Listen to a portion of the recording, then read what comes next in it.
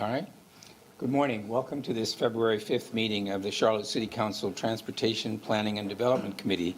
We'll start as usual with introductions, beginning over there. Sir. I'm Brett Baldeck. I'm the Communications Manager for CAPS.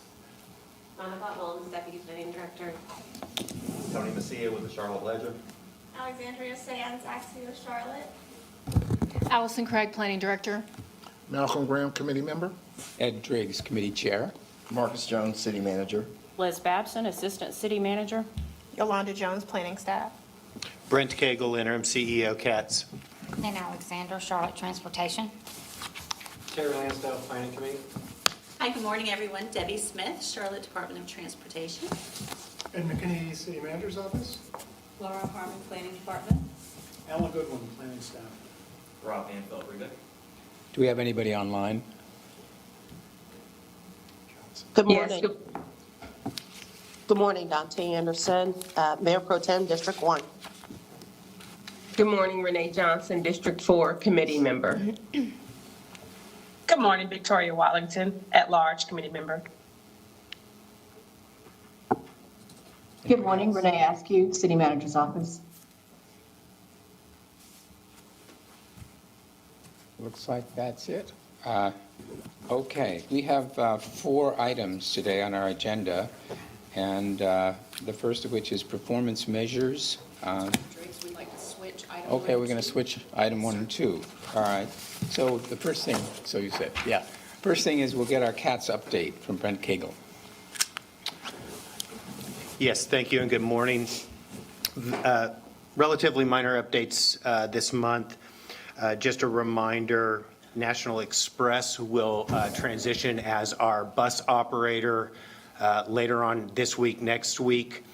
We will also be planning, now that their team is transitioning and they're taking over, to introduce their management team to the committee and to the MTC as they come on board, but we're excited about that transition. And then the last update is the FTA, through their contractors, has been conducting over the last several months maintenance and operations special review, as well as a financial management oversight special review. Both of those reviews are nearing the end. We are working with the FTA's contractors to schedule exit interviews on those. Once those exit interviews are complete, we would expect that their document in the form of a draft report should be issued for both of those reviews. We don't have a time frame yet, but we know they're nearing the end. They have completed their field work and document reviews by and large. And all the other items that we have been following are basically ongoing, maintenance, things like that, right? Correct, sir. The items from the work group are ongoing. We continue the truck or wheel assembly maintenance. We continue working with NCDOT SSO related to the directive that we spoke about last month. And all other things just continue, they're ongoing. I will note the aerial structure inspections, the bridge inspections have completed now, and we will be waiting for a final report from the engineers. Just as a point of reference, we worked with the engineering or the bridge inspection firms, so anything that they identified in the field, they noted to us and we immediately addressed. But the process is, once they are complete with all of the inspections, they issue a final report. So they will be working through issuance of the final report. But the situation as reported last month is basically the same in terms of those vehicles being sidelined and resuming service as they are maintained. Yes, that is correct, sir. Okay. Any questions? I'd like to welcome Committee Vice Chair Marjorie Molina to the meeting. Good morning, Marjorie. Good morning. I apologize. I was having some problems getting on this morning. Yeah, I know that technical stuff. It's tough. Yeah, I'll see y'all in a few. I'm actually in transit. Ms. Johnson, you have a question.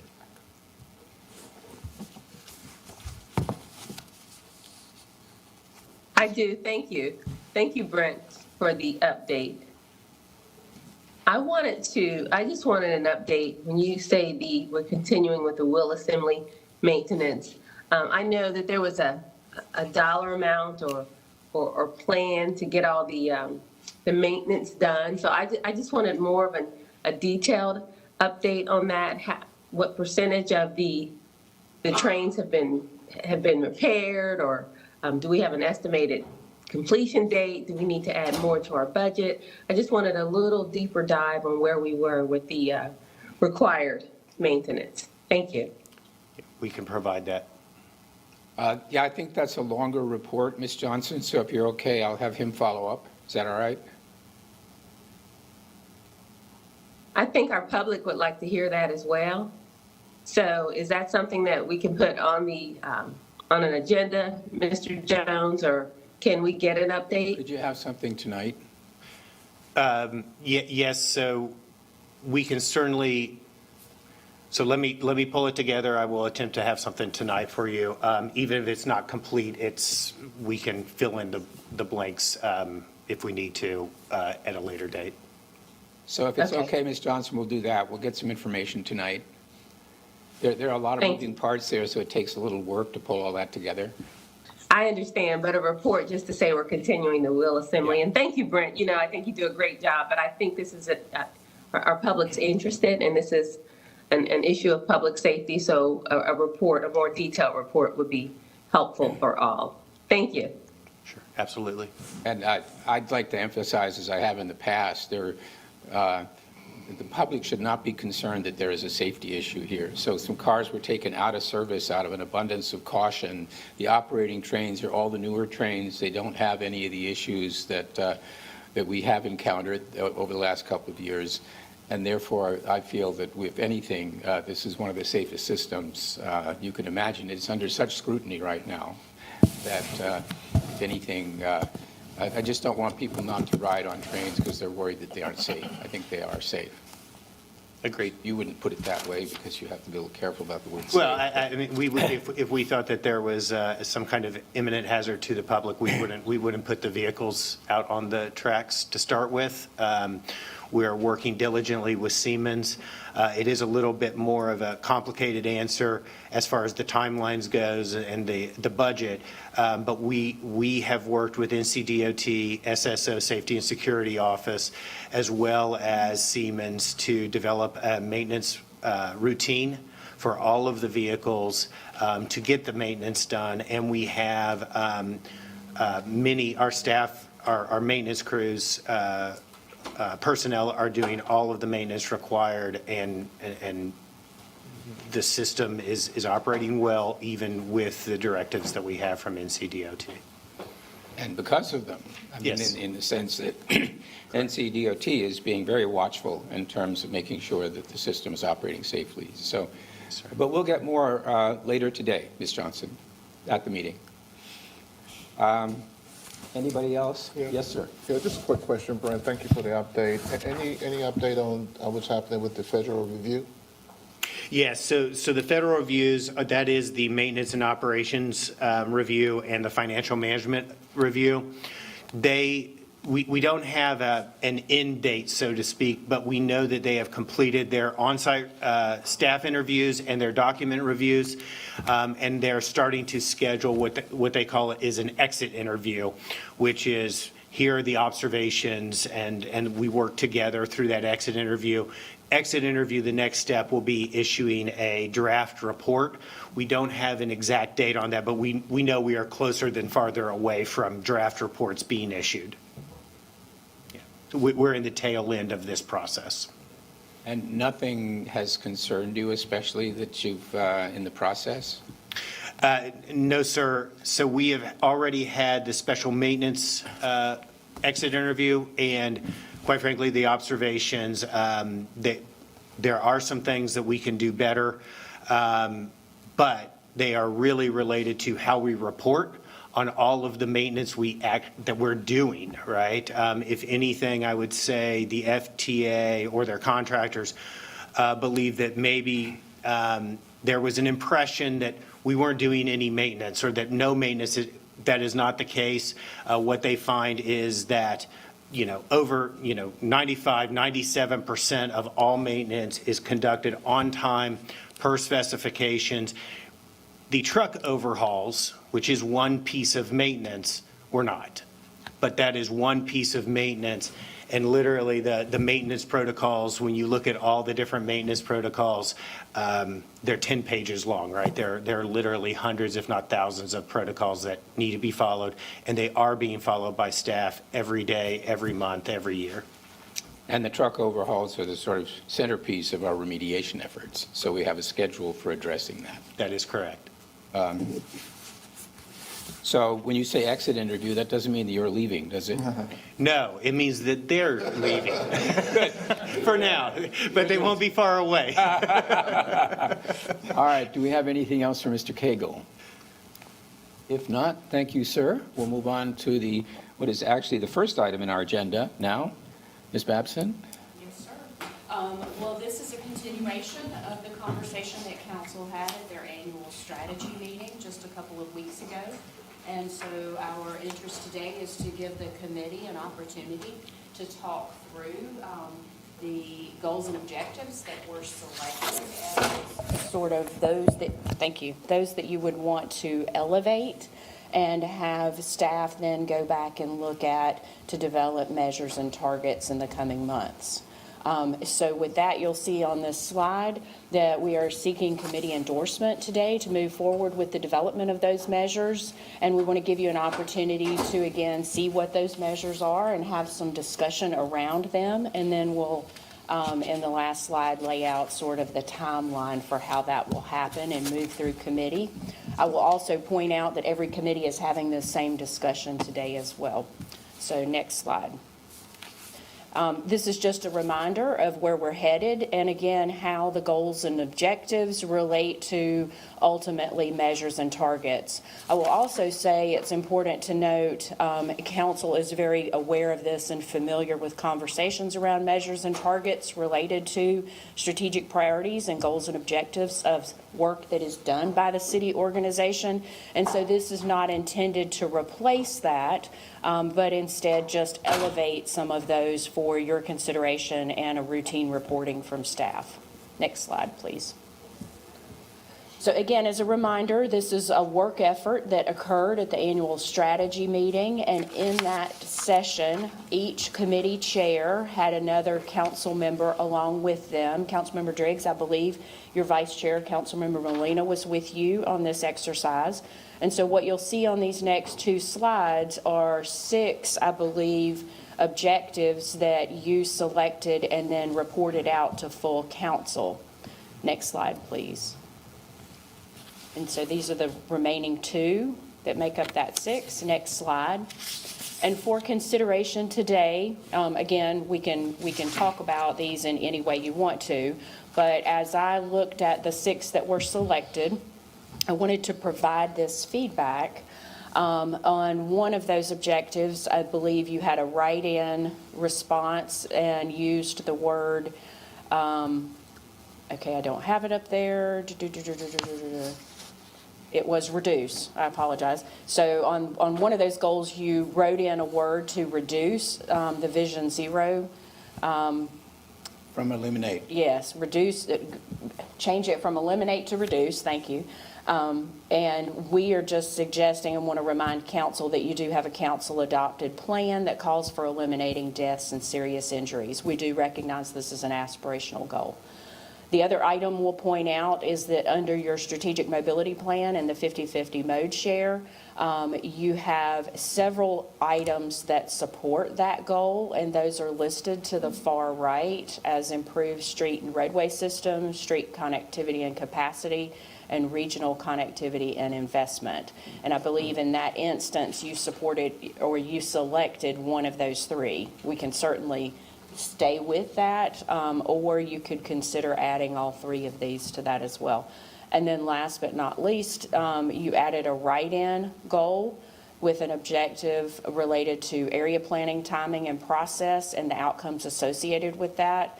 And again, as I mentioned earlier, I would just remind council and this committee that we come to you every month with information and updates around the area planning and UDO work.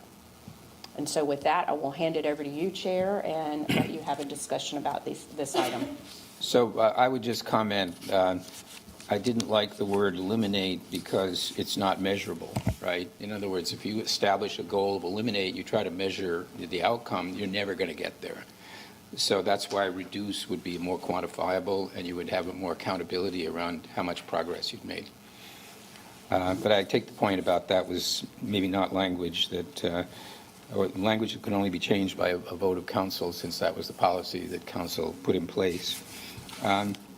I will say generally, I thought our process for arriving at these was a little rushed. We had to choose from very long lists of priorities, many of which were important.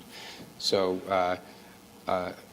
personally, I'm fine with identifying these, but I don't want even the appearance to be created that somehow that means that everybody else takes a back seat.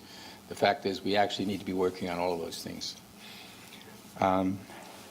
Any comment from the committee? I think your observation was similar to mine in terms of many choices to be made in a short period of time. All of them are valuable initiatives that we ought to continue to monitor and move forward. I'm okay with the list. I'm not married solely to it, but it's a good process to keep it moving forward. I have Ms. Molina. Thank you, Mr. Chair. I fully agree with you. I think what we found in that list was an enormous list of deliverables. And that word eliminate versus reduce was one that the chair and I struggled with because, like he said, that's not measurable, right? To say eliminate and we don't have a way to show progress. If we show reduction, then we can show our efforts to eliminate it over time. And I think that's a better approach as opposed to just solidly saying, eliminate. So understanding that we still have steps to do for the adopted initiative and some stakeholders still to try to bring to the table. I like reduce a whole lot better than eliminate. And there was a lot of overlap too, right? For other committees and things of that nature that kind of created an opportunity for us to make sure that, we didn't choose something that was outside of the scope of what we do for this particular committee as well. So just wanted to put that out there. All right. Thank you, Vice Chair. Ms. Watlington? Thank you, Chair. I would just add that, first of all, I'm very happy to see that we are putting metrics to these items and across all of the committees, because we know that people do what you inspect, not what you expect necessarily. And so I'm just glad to see that we're putting some real metrics towards our goals. I see it a little bit differently. I believe that eliminate is the objective, and any results that we would provide will be related to the actual number of fatalities and serious injuries or serious injuries. So we can absolutely track that as the metric. Whether or not we achieve the goal, I think is a little bit different, right? It's not a yes or no, we did it or we didn't. It's the goal is to eliminate. Did we reach zero? No. What number did we reach? I think the metric is the same regardless. So to the extent that we'll meet the same intent without having to try to make an adjustment that would require a council action, I think we can still get where we're trying to go. Thanks. I agree with that. I think my only point was if you had reduce and you had numbers, like target numbers that you set for yourself in terms of achieving that reduction, rather than just having updates to see whether there had been a decline, then we would have a reference, right? Like if you bring it down by 10, that's what you intended to do. If you bring it down by 15, that was overperformance. If you bring it down by 5, it's underperformance. So I would like that kind of accountability around these outcomes. I can see with the goal being eliminate, what I'm hearing you say is you just want a glide path to get us to the goal, and then we can track whether we're red or green versus the glide path, but the numbers are going to be the numbers. Right. Our glide path will never, however, go to zero. I mean, the behavior of people and so on, there's a certain amount that you can't realistically hope to eliminate. I mean, let's not get bogged down on a semantic quibble. I think the intent is clear, and we will be interested to see what kind of metrics we're able to look at in the pursuit of our goals. So I'm fine. It's just, I would like to see us establish a schedule of some kind or some reference that tells us whether or not we're doing better or not as well as what we set out for ourselves. So is Ms. Molina, Ms. Molina? Yes, thank you, Mr. Chair. And you took the words right out of my mouth, right? I think before we could even say that we would align metrics, we need a schedule, right? We don't even know what a project baseline based on what we just assigned would look like, right? So without metrics, I don't think we could delve into too many details. But I do look forward to delving into those details and, working towards what would look like elimination. Well, I'm sure we'll hear more about this. Ms. Babson, how many of these on this list already have available data so that we can start out with some starting point and then actually have measurement as to our progress? Great question. I haven't dug into every one of them in a lot of detail, but having spent my previous life in the transportation department, I'm very familiar with the two that are on the screen. And so as it relates to Vision Zero and our strategic mobility plan, we do have some metrics and measures associated with those goals and objectives where we can start to provide you information. The Vision Zero, obviously, that's a plan that council adopted more than 5 years ago, so we have a tremendous amount of data associated with the safety on our streets. And then again, the mobility plan is fairly new, but we have started to develop measures around how to make sure that we are moving in a direction where we're achieving those goals. And then if you will go back to the next slide, slide 4. Yeah, that one. On the comp plan, there's been a tremendous amount of work associated with the comprehensive plan. Allison might be able to speak to this even better than I can. But we do have a comprehensive plan dashboard, and so we've identified a number of items within that plan and those goals associated with supporting and achieving that vision. So we've done quite a bit of work in that space as well to identify ways that we can measure achieving these goals. So I would just ask that we have more opportunity to come back to you in March and dig a little deeper in all of these areas. So, Ms. Craig, do we track right now these 10-minute neighborhoods? Do we have a starting point? So, that one's a little bit harder to track. So that would be one that I think we're still developing on how best to do that. And we're, of course, watching very closely to what the council discussions are and these performance indicators and how we can be in alignment with that. And so being able to use the dashboard to help relay that information as well. So there's a lot on the dashboard that still, it might be data that we haven't even started collecting or data that's not spatial in nature. So it's a work in progress. Right. But anyway, the plan is then, as we go forward, to create a more accountable framework, right? Like something measurable that we're watching in order to track our success in the pursuit of these goals. Yes, sir, that's Right? correct. Absolutely. Okay. So where we can, we'll establish those measures, and where we identify gaps, we will commit to the committee and council when we will be able to develop those and come back to you and report out. For me, the 10-minute neighborhoods are difficult. They're desirable, and there are a lot of places where they can work, and there are a lot of places where they just don't. So we're going to have to get real about that. All right. Anybody else? Mayor Pro Tem? Thank you, Mr. Chair. As we go through this exercise today, Ms. Babson, for all of the committees, I hope that we can keep track of the redundant goals as they cut across the committees, and they need to be redundant in order to get to the finish line. But I would like for us to just make sure that we're keeping track of those that are in fact cutting across multiple committees, ensuring need to, and if they need to, that's great. But if they don't need to, then we should be able to streamline our objectives and our metrics. Yes, ma'am. Thank you for that feedback. So you said you wanted an indication from us. It's not an action item as such, so I guess without objection, committee, we encourage the staff to move forward with these. Does that work? Yes, sir. Thank you. We will be back next I don't- month with more Not information. hearing any objections? Okay. Good. Our next item is a planning update, and for that, I turn over to Ms. Craig. Thank you so much. And if you could pull up my presentation, that would be great.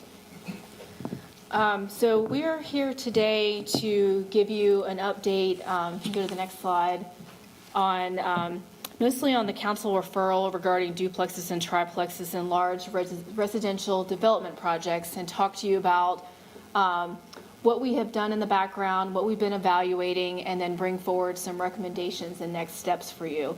At the end of the presentation, we'll give you a brief preview of some future planning topics that I know you discussed at your retreat. Just wanted to acknowledge that we're working on them and that we will be back in front of you shortly.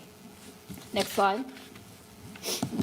So the council referral, I wanted to use the exact language just to remind ourselves, because it's been a couple months since we've been back in front of you to talk about this. But the city council referred to staff to recommend alternative options, including a schedule for potential changes to the UDO for allowing duplexes and triplexes and larger projects developing by right in residential zoning. It's kind of a mouthful, but really. Just for context, remind people, this was kind of ignited, I guess, by one case in particular, although issues are happening, like in my district and around.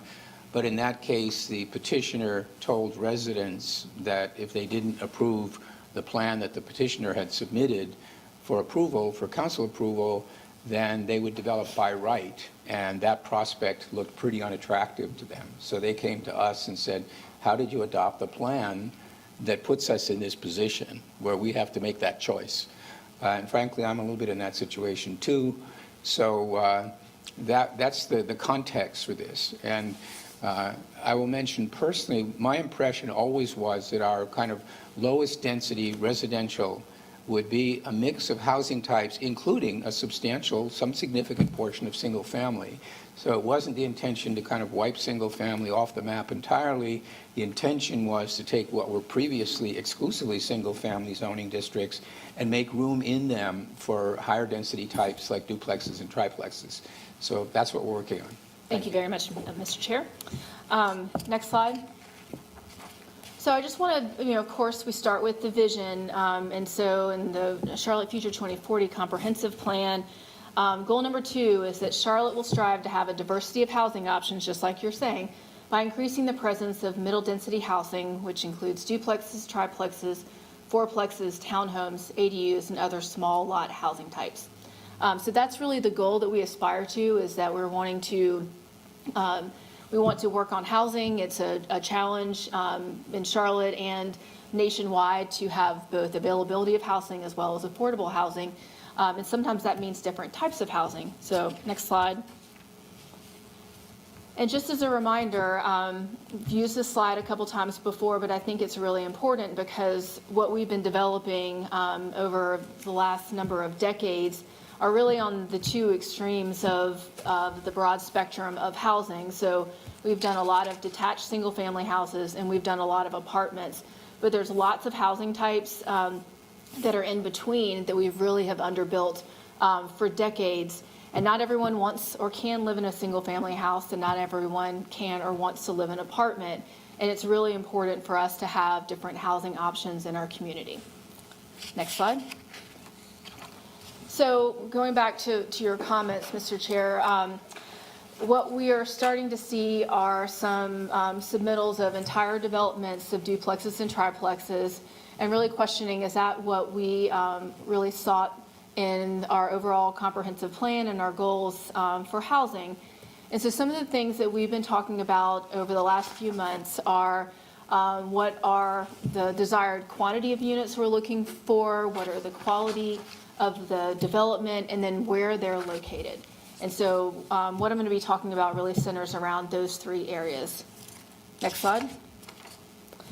So when we came to you all in June, we talked about one of the considerations that we were exploring, and it goes back, there's a specific comprehensive plan goal related to this about wanting to have different types of housing and in our development projects. And so one of the things we entertained and we talked to you all about was, okay, maybe we have this sort of, once you introduce duplexes and triplexes, maybe there's a requirement that a certain percentage is single family and the other is duplexes and triplexes.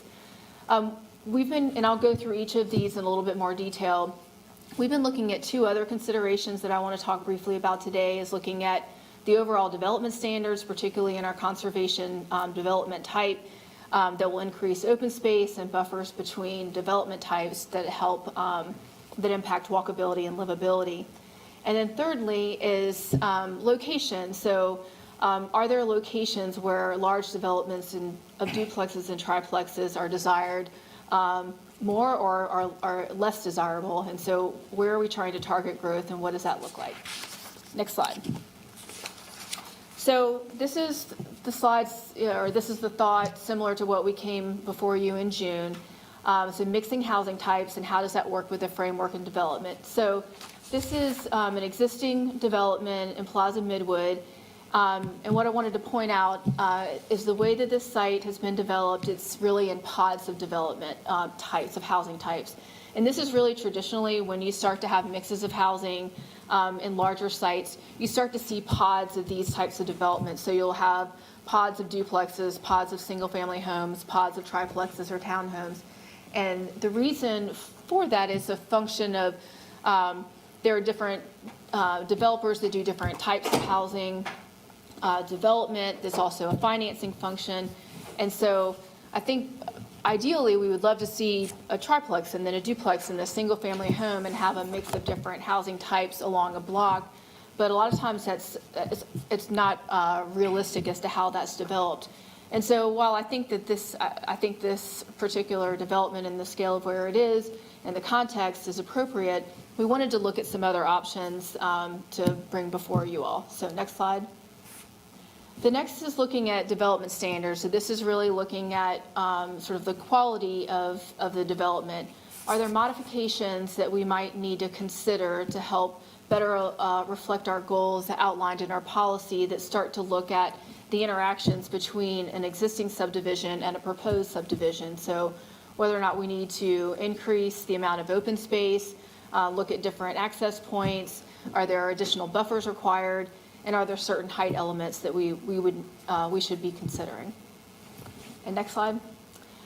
And then the last consideration, this is really looking at location, but by location, you're still, potentially also talking about quantity of units, is looking at our activity centers, our transportation corridors, our strategic investment areas that you've been talking about recently.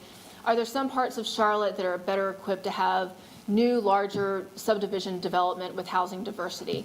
And so the map on the right is something that we've been talking internally about, as well as with our partners with Charlotte Department of Transportation. And what this map is showing, two different things. So I'll first call you to the areas highlighted in red. And so these are parcels throughout Charlotte that are 5 acres or more that are zoned N1A, B, or C, so our lower intensity residential areas. And then in the purple or the hot pink or whatever color you view that, those are our community and regional activity center place types. And so some of the thoughts that we've been considering is that as you start to look at where you're starting to concentrate density, looking at 10-minute neighborhoods in the form of centers, are there certain parts of the city where maybe it's more appropriate to have density than others? And so it could be some of the things we've been talking about is when you're away from those centers, maybe the intensity of development should be less, but then conversely, when you're closer to a center, should it be more? We've been seeing a large increase in the number of townhomes being proposed through the rezoning process in particular. And this is an opportunity for housing ownership. I know that this was something that you all talked a lot about at your retreat. And we've seen a pretty large increase in the number of closings that are townhomes versus single-family homes. So is there enough of an opportunity here as we consider locational criteria to also consider that? Next slide. So my recommendation to committee today is to send this to the UDO Advisory Committee to explore these three things. So these can get very technical and very nuanced and detailed in terms of when you start talking about regulatory language. But we've really spent some time when the UDO went into effect to reconvene the UDO Advisory Committee and ensure that we've got a number of individuals that represent the community from all different council districts, the affordable housing, the development industry, sustainability. There's a lot of individuals on this group. And this is really why they're here, is to be kind of a think tank. But for a referral, I probably would have already gone to that group for discussion. But I felt, though, because of where this is, that it was important to come to committee first and talk about the three directions that we're considering changes, and get feedback from you all, and then bring it to the UDO Advisory Committee for more discussion. Next slide. So the timeline for this is not, I know that this has been in play for a few months, and so I'm not intending for this to continue on for the same amount of time. Really wanting to have 2 UDO Advisory Committee meetings this month to talk about this specific topic and get discussion and direction from the community and the development industry, and then come back to you all in March with an update from the advisory committee and really move in April and May towards finalizing approach and next steps for a future text amendment or amendments, depending on where this goes. Next slide. And then again, this is my last slide. Just in conclusion, I just wanted to acknowledge that there's some questions at the City Council retreat about area planning, wanting to know where we're heading, what we're doing, and so we couldn't fit all of that in the presentation, of course, today, but we'll be available to give you an update at the next committee meeting, as well as an update on the tree canopy analysis work that we're doing. So next slide, I think that's it for me. That's a lot. Yes, sir. Committee, questions? Ms. Watlington? Thank you. My question is just for clarification, because I know that we've had this conversation a number of times during zoning meetings, and I'm thinking about a particular petition that is open right now where we were discussing this topic to be taken up by the advisory committee, but it was specific to areas that were developments that were larger than 5 acres, and that really didn't meet the need when it came to established neighborhoods and interrupting the character of that neighborhood. So I wanted to make sure that I understood where that fell within this discussion. So that's really, that's the heart of what we're talking about. So, so what I want to consider is for those parcels that are 5 acres or more, that we look at locational criteria, we look at development standards, and then potentially even a requirement for a mix of uses when we introduce those duplexes and triplexes. So this is the heart of that question. Okay, so what I'm hearing is 5 acres or more. I'm asking about 5 acres or less. Okay, sorry. No, you're fine. So the reason for the 5 acres, and of course this is up for discussion by committee, but the reason for the 5 acres is that is the traditional threshold that has been in our development ordinance, that 5 acres or more are a large subdivision. A lot of times when you're in the 2 to 5 acre range, you can't really get the street network in, and so you don't see a lot of developments in that category because there's not enough land to actually be able to do a full subdivision. And so hence that's where we landed at 5. Okay, so then it feels like there's a need to really separate the two topics. So there's this topic that's about how do we build a subdivision that's got mixed use, but I don't yet see anything that actually addresses the issue that's on the table in regards to neighborhoods that have, say, an established density or something of that nature, and they're faced with these enormous, relatively, developments that really interrupt the fabric of their neighborhood. So that's the piece that I was hoping that when this was brought up at the last zoning meeting that would be discussed here. So I would offer that to the room, that I'd really like to see, in addition to this, in terms of making mixed use subdivisions, I'd like to see us address this ongoing topic around how do we make sure that what we intended for increasing density does not negatively impact our other goal of retaining identity and charm. Thanks. And Ms. Watlington, I have a comment about that too, but I'd like to hear Ms. Johnson. Thank you, Mr. Chair. You know that I piggyback off what Councilmember Watlington says. I absolutely agree. We know when we were developing the UDO that there were only 33% of the subdivisions that did not have an HOA to protect them from this type of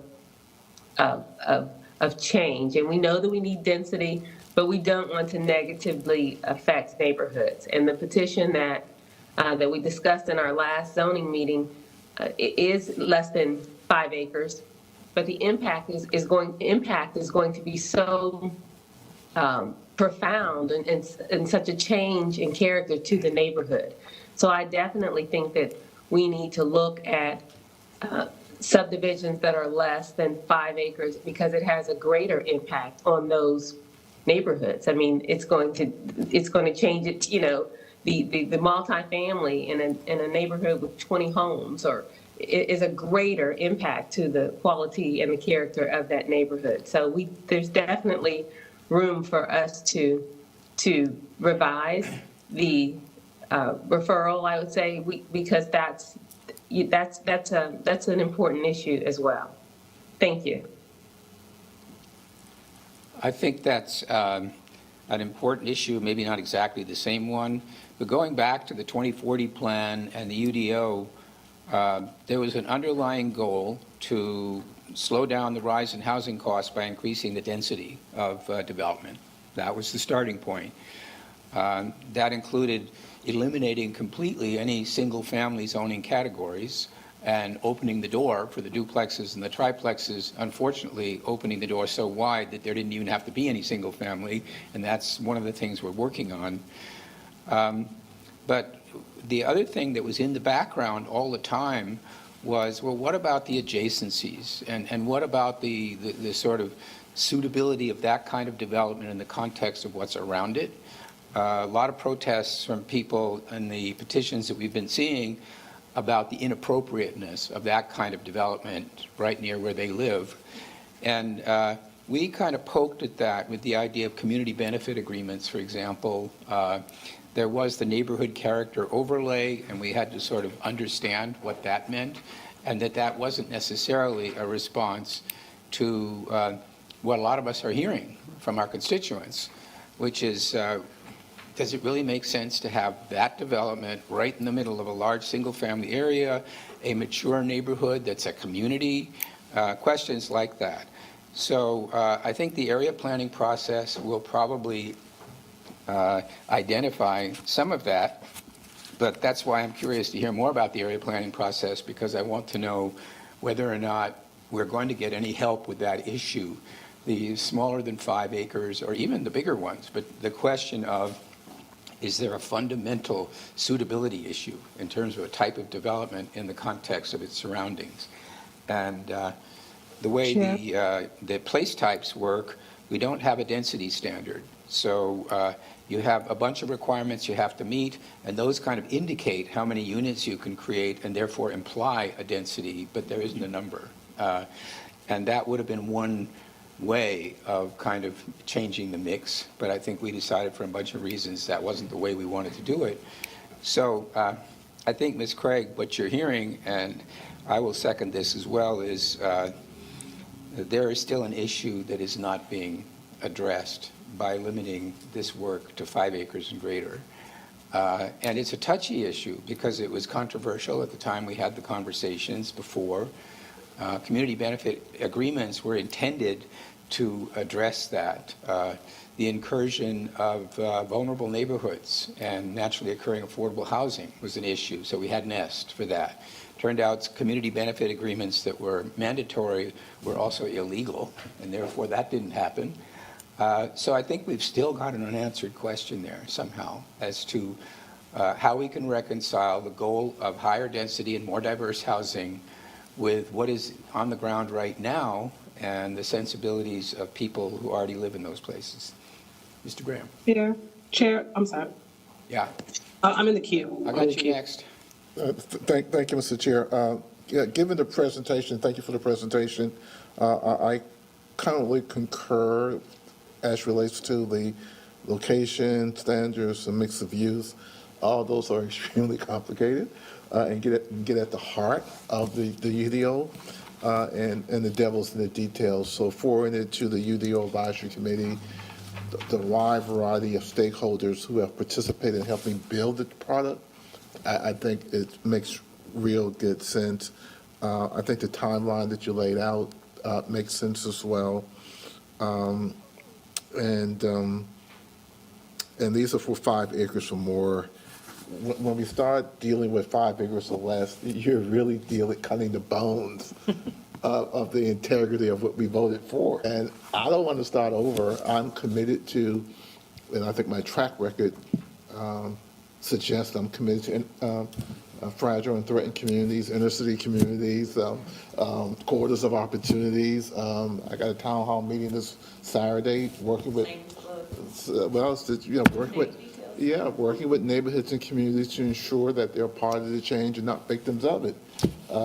Underscore change, right? And that's what we're dealing with. And so I think there was a reason why we said 5 acres or more, right? Because we didn't want to really relitigate the UDO. And if we go lower than that, I think that's what we do.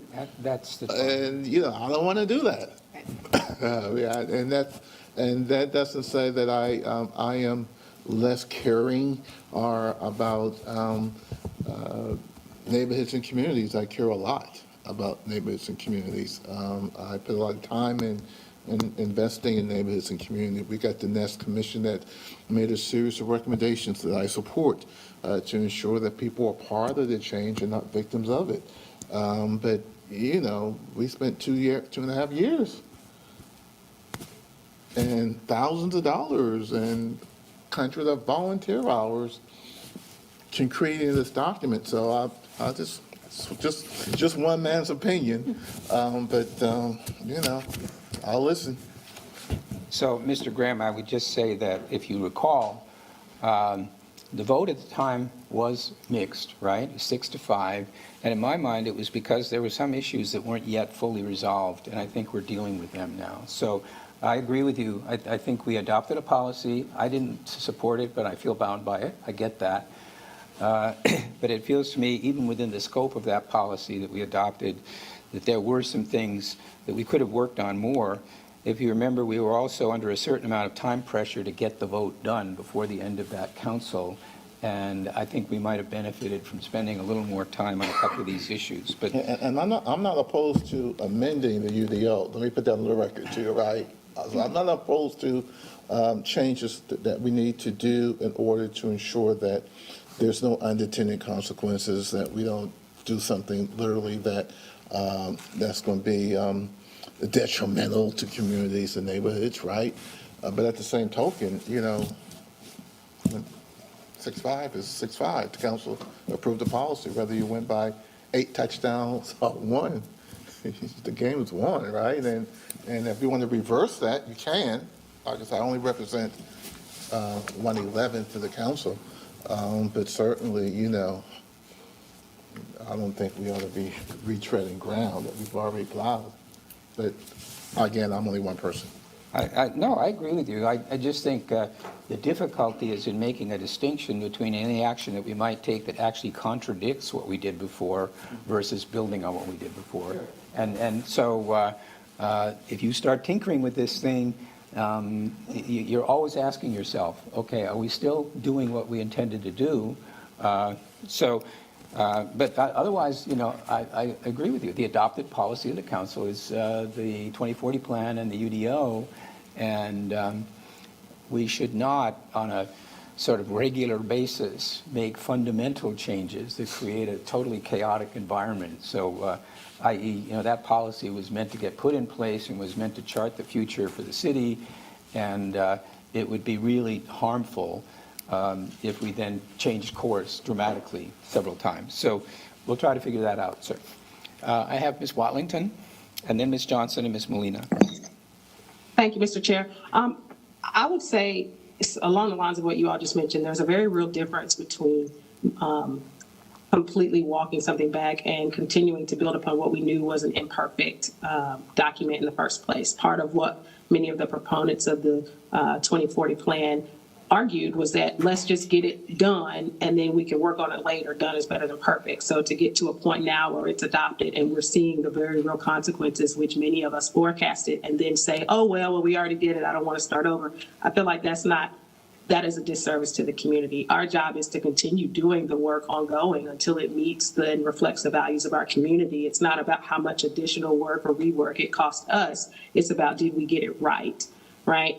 And so there's always going to be an expectation for me as a council member and as a resident in this community that we're assessing the work that we do. And if the actions, if the metrics, if the outcomes that we were looking for are clearly being negatively impacted, we have a responsibility and obligation to do something. And we see that very clearly here. And for me, it is not okay because I don't live, like many of my colleagues, in neighborhoods that have HOAs. It's incredibly important to me that we continue to get it right and that we don't turn a blind eye simply because we've done the administration of adoption.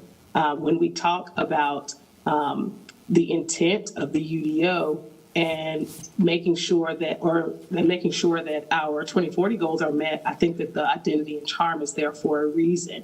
And if we're not serious about that goal, then we need to have a conversation and be very clear with our constituents about that. But we cannot, in the one hand, say that certain goals are important and then others can fall by the wayside when people time and time again are telling us there's something broken here. I don't know if any of you had an opportunity, but I did actually sit in a community area planning workshop, and I can tell you with certainty, this is not being discussed. What's going on is particular areas within that broader area, say an intersection, a place where we would expect we would have a community center. Those are the things that are being specifically questioned within those rooms. When people bring up things like this, and we're told that that's not really what the scope of the workshop is for. So I say all this to say that while I, like you, Mr. Chair, feel bound to the policy, I absolutely feel responsible to continue to work on it. And I've been in enough of these spaces and I've been close enough to this work that I'm not willing to accept that we can't talk about it in zoning because it's a policy issue. And then we get here and we talk about a different topic and then we're told, well, we've already worked on the other piece.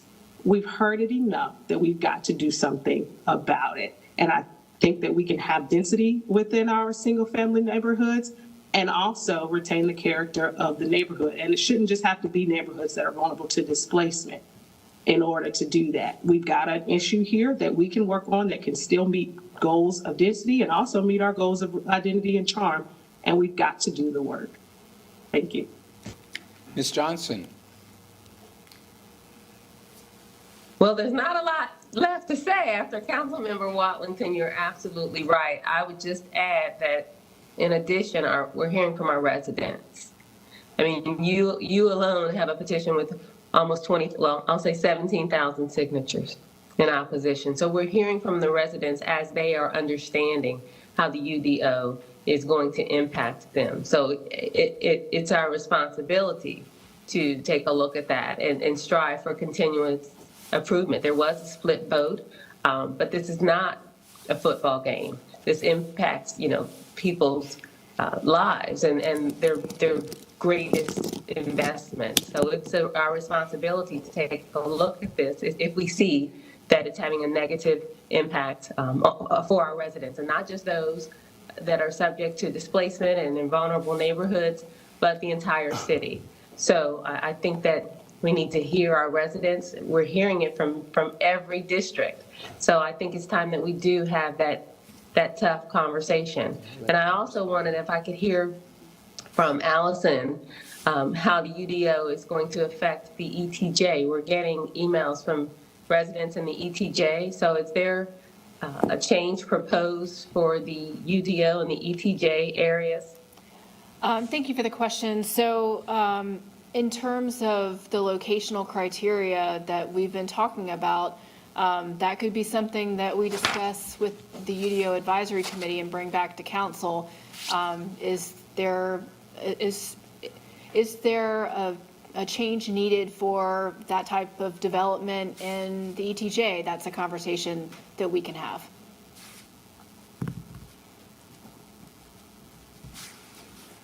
I'm not advocating for that. I was asking if that's on the table because we're getting emails from residents in the ETJ asking about that. So I just wanted to get that clear on the record. Yeah, so Councilmember Johnson, when I'm on the slide that I talked about locational criteria, and are there some areas that are more appropriate for growth than others? I would consider areas that are adjacent to our centers and our strategic investment areas and our transportation corridors to be more appropriate for density and growth than potentially the ETJ. So when we talk about locational criteria, that can be part of the conversation. Thank you. And then if we're looking at specific areas of location planning, can we also look at prioritizing the infrastructure in that area so we are seeking balanced growth? If we're looking at kind of the redevelopment areas or priority areas, we also want to be conscious of looking at the infrastructure in that area as well. And then I have one last question. Opportunity zones, there's federal opportunity zones, and I don't think that Charlotte's taking advantage of those. Is that, if we're looking at locational priorities, is that something we would take a look at?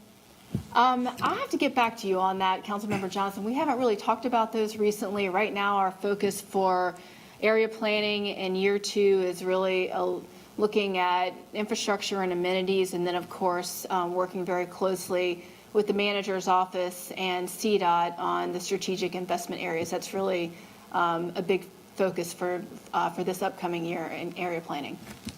Okay, thank you. Ms. Johnson, we did quite a lot of work on opportunity zones a couple of years ago. Didn't identify a way that the city could leverage those. There have been a lot of opportunity zone investments in Charlotte privately, but I don't know that we ever figured out how the city could capitalize on those to try to further our priorities. Yeah, we formed the corridors of opportunities. Yeah, right. So, Ms. Molina, Ms. Anderson, I did want to give Mr. Graham an opportunity to respond since he was directed. I'm sorry, I didn't hear what Mr. Graham said. The corridors of opportunity. That's how the corridors of opportunity was kind of born, based on the lack of really the type of engagement needed to capitalize on the federal opportunity zones. We haven't actually seen any transactions, have we? It's been tough, right? It's hard. We can't get into it, and I don't remember it in enough detail to try and fully exhaust the topic, but we did quite a lot of work, and it just proved to be very difficult to pull together, maybe a city incentive with the structure of those opportunity zone investments. And so it just hasn't happened that we've been a party to one of those. Yeah. So again, Mr. Graham, if you want, I've been on council since 2019, so I mean, maybe it's something that staff can take a look at and see if there's, since we do have those opportunity zones now, maybe there's an opportunity that yeah, I mean, Ms. Craig, maybe we can take another might look. fit now. So it's something to take a look at. Thank you. All right, yeah. Did you want to briefly respond before the other speakers? No, I just want to say once again that, I'm not opposed of amending the UDO. And I'm certainly cognizant of what's happening in the community. I'm in the community a lot, and I'm hearing a lot. I'm just don't want to cut the flesh and the bones, right? Well, and if we do that, again, we really have a different conversation that council may be willing to have, but it's a different conversation. I would be worried about kind of charting a completely different course and then disrupting, because it's hugely disruptive. We've seen that already. I would just comment briefly, the growth that we're experiencing and the things we need to do are going to cause pain. It's disruptive. People don't like change. So our challenge is to kind of pursue our goals and minimize the dislocation and the pain. I have Ms. Molina, Vice Chair. Thank you, Mr. Chair. I I wanted to speak specifically about, and again, I've been on council since 2022, but I've been a community stakeholder since 2004. And so watching and understanding what needs to happen and the reason why the actual, 2040 plan and the UDO was adopted, it's important to understand, I guess, why, right? We have a lot of single-family homes. You have the missing middle housing that can accommodate more residents.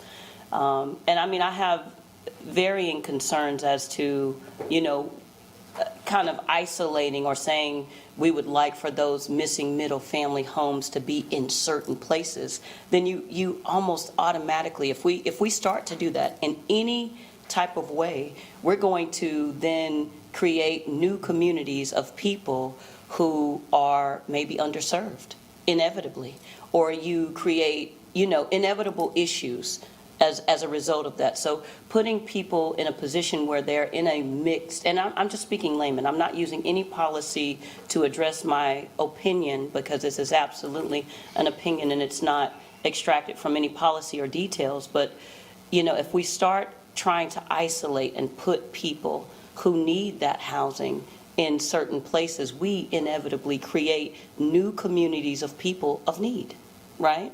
And so if you keep them in a mixed area, then they actually get more resources as opposed to them being isolated and put in just one place as a result of what they can afford and what they can't. And so I think that's actually a plus of a lot of what's missing in the missing middle, right? Allowing people to have access where they wouldn't, or where they would be otherwise isolated. That's first. And then I say secondly, the extraterritorial jurisdiction, I think that's completely separate and apart, right? Because the history behind the extraterritorial jurisdiction, it has its own word, it has its own meaning. States, some of them use it for a buffer. Some of it is meant to be included, some of it is not. And so I think and then even to the extent of how they're actually included in our decision-making, right? They do have implementation in our decision-making by way of our boards, right? If I understand that correctly. That's correct. And I'd like for you to isolate that, by the way, because because they don't communicate with us directly, they don't vote for us directly, but they have a touch point. What is that touch point? The Planning Commission, so the Planning Commission is composed of county representatives, city representatives, and CMS. And so that's one major touch point. Okay. And so and that's really your advisory board for zoning and planning committee that then comes to city council. So that's a major touch point right there, is the Planning Commission. And is that the only one, or is there more? As an example, on our UDO advisory committee, I was very intentional about ensuring that we had ETJ representation on the UAC, the UDO advisory committee. So there's a number of different places where they can plug in and be able to provide feedback. And I think that's important, right? Because hearing directly from them, where do we hear from them? How do they get to participate in this process? And what exactly does the Planning Commission do? So the Planning Commission is our sort of a regulatory requirement by state statute. They have two different committees. We have one of our committee members right over there. So the Planning Committee can advise on sort of the larger, more comprehensive, like plan amendments, comprehensive plan, the type of things. Then you have your zoning committee that advises you on your smaller zoning issues or your zoning petitions that you have. And so they're an advisory board that we listen to, and confer with, and then they advise city council and make a recommendation like you see in your rezoning petitions each month. Okay. And the reason why I'm really trying to extract and make sure I isolate the details, right? Because the extraterritorial jurisdiction is something totally different, right? Even their touch points with us is totally different. So I represent East Charlotte, right? And so we have what you call the Far East, and adjacent to a lot of the community members out there is the extraterritorial jurisdiction of community members that are completely and directly impacted by decisions that we make. Saturday, I spent 3.5 hours with our community in Matthews. They have a project that's coming that's abutting their neighborhoods. And so they have a vested interest, right? And so they sat down, we had a great meeting, and I don't want to, go off on a tangent. And so it's not saying that we can't or don't or shouldn't, I guess, take in those additional details, but I want to be completely and, clear and specific with the public and not use those two things interchangeably. And so because I've come on the council and because we have this adopted policy that I understood very clearly that we'd be working to make adopted changes over time with, I'm like I said, I see isolation being an issue. So I think we need to be very careful not to isolate the people who would need that missing middle and put them in just one place. It's a dangerous thing. Yep. I would just mention to that, if people in the ETJ feel underrepresented, we do the work we do in the ETJ by virtue of an interlocal agreement with the county, right? So the elected officials who are answerable to those people are the county commissioners who approve the terms of our interlocal agreement. And they basically delegated the responsibility for planning and for the processing of these petitions to us. And therefore, if you do have an issue as an ETJ resident, you can approach your county commissioner and say, in the context of the interlocal agreement, we find the following, and we would then, if we heard from them, take that into account. Okay. And that's great to know, Mr. Chair, because I think that's, when we say that, right, we mean, it sounds as though we're not doing what we should be doing, where in fact we don't have a direct touch point with them at all, right?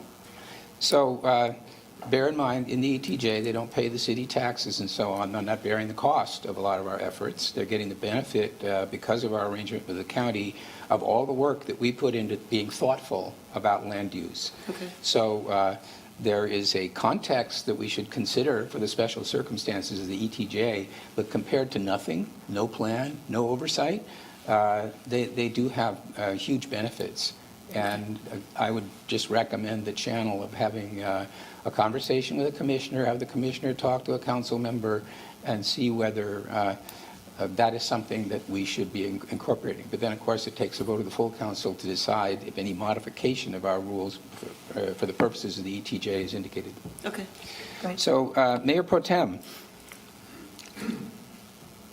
Thank you, Mr. Chair, and this discussion has been a really good one, and I'm glad that we're having it in committee. I just want to ensure that, and I'm fully committed to the fact that the UDO is a living document, and there will be modifications as we get further in the runway of it being online.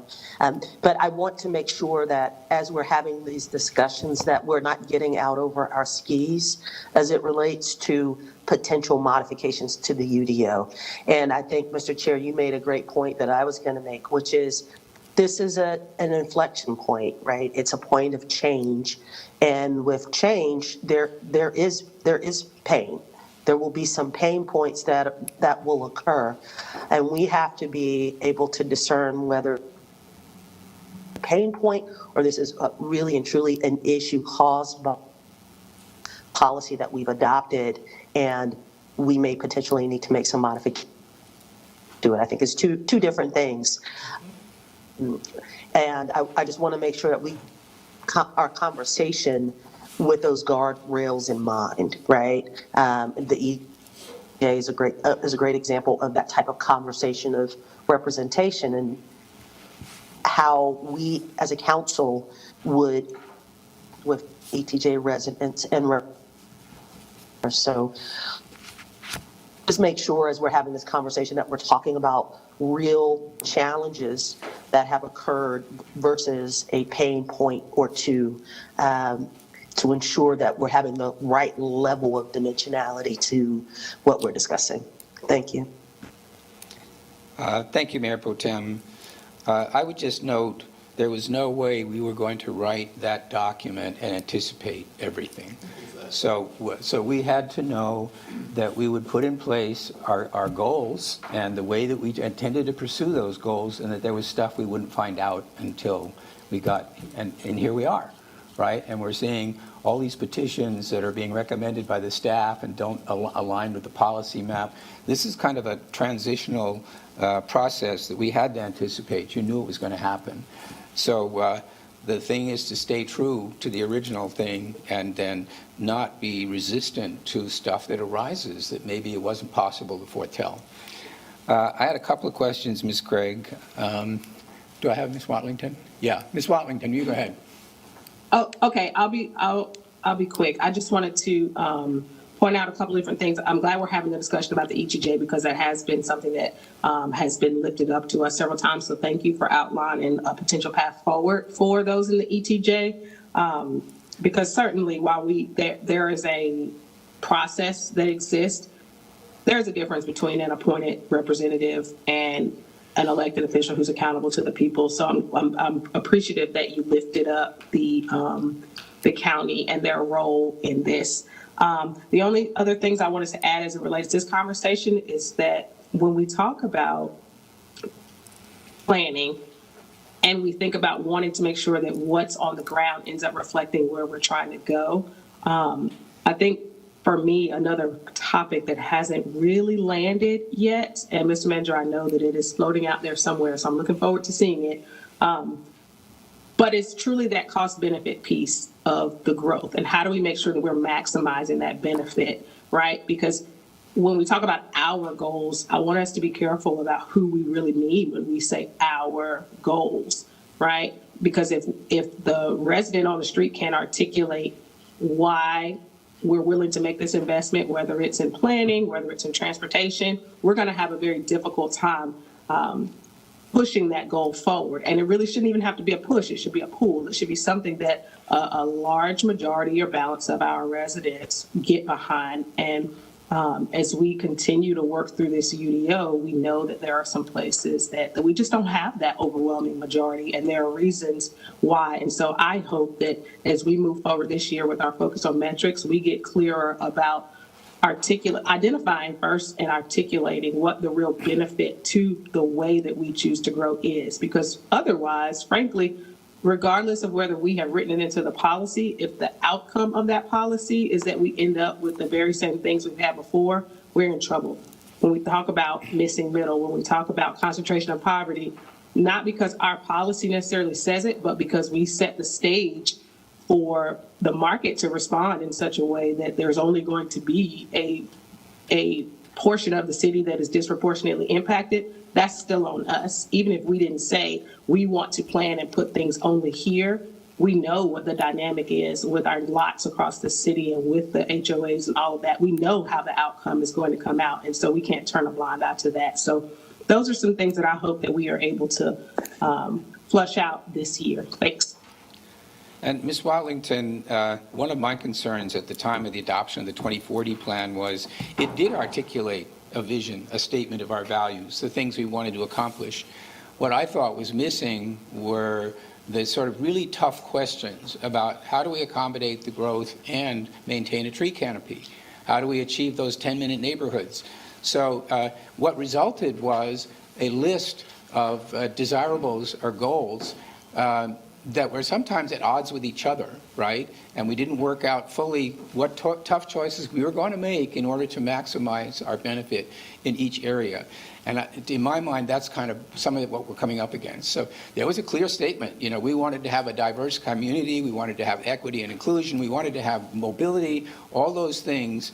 But now we're getting down to kind of the nitty-gritty of like a sales tax for mobility and the trees. How do we resolve the trees? And this is going to be hard work for a while. We're not done yet. I did have a question, Ms. Craig. The history of the ETJs was that up until, I forget what year exactly, there was involuntary annexation. And so Charlotte was gobbling up the surrounding area. And then a law was passed that you can't do that. They have to request. And so what is the status now? What is the area of the ETJs in Mecklenburg County? I'm not going to have the numbers off the top of my head, but you know, you're right. It's now voluntary. So one of the things we've been talking about is, as we consider ETJ, is do we need to take another look at our annexation policies, just because they haven't been updated since that change was made. Right. And I think there's been some questions that have come up when we've had some cases come through, and I think it's a fair time to take another look at that. You mentioned the targeted growth areas. Are those, is the designation of those the result of an action by council, or is it work that you're doing? Like, have we had any role in deciding what those areas should be? You, of course, always have say in these conversations, but what I'd like to do is take some of those conversations about where we might recommend to the UDO Advisory Committee. As an example, one of the things we've been talking about is within a certain proximity of our centers, like those are areas where we want to target growth. That's where you're concentrating infrastructure. That's where some of the work that the manager's office and CDOT's doing with strategic investment areas. They're also, really looking closely at those centers. And so, of course, whenever we come with any recommendations that come out of UAC, that'll come before you all, and you, of course, have say and final say. So I would just recommend that after you do that, before we adopt the targeted growth areas as a criterion, that we all sort of reach agreement about what that is, or what the basis is for identifying those. Okay. I guess my last question was, you had a slide up there about the next steps. Based on how things are going, your 5-acre policy, when would you anticipate that could actually be adopted? There are some things that we'd like to do pretty quickly, which is why we're scheduling 2 UDO Advisory Committee meetings this month. And so would like to bring what recommendations come out of that group to you all in March if there's sufficient time on the agenda. And so it's really once we have an agreement, about a path forward, then we of course have the typical text amendment process, which requires a public hearing. It's got to go to committee and then come back for a decision. So it could take a couple months once we have a clear path forward. So this is an information item, but I think once again, you were looking for at least a nod from us. I think what I would say is the referral you got didn't have 5 acres in it, right? So what you're hearing is everything you said is fine. However, within that existing referral, we should expand the scope to pay more attention to the smaller lots and some of the issues that you've heard from committee members here. Is that something that you can kind of take on board? Sure. So colleagues, I hope that we'll get a more robust follow-up to what you suggested and I suggested concerning those smaller developments. Everybody okay? Good. We've got one more item, a mobility update from Ed McKinney.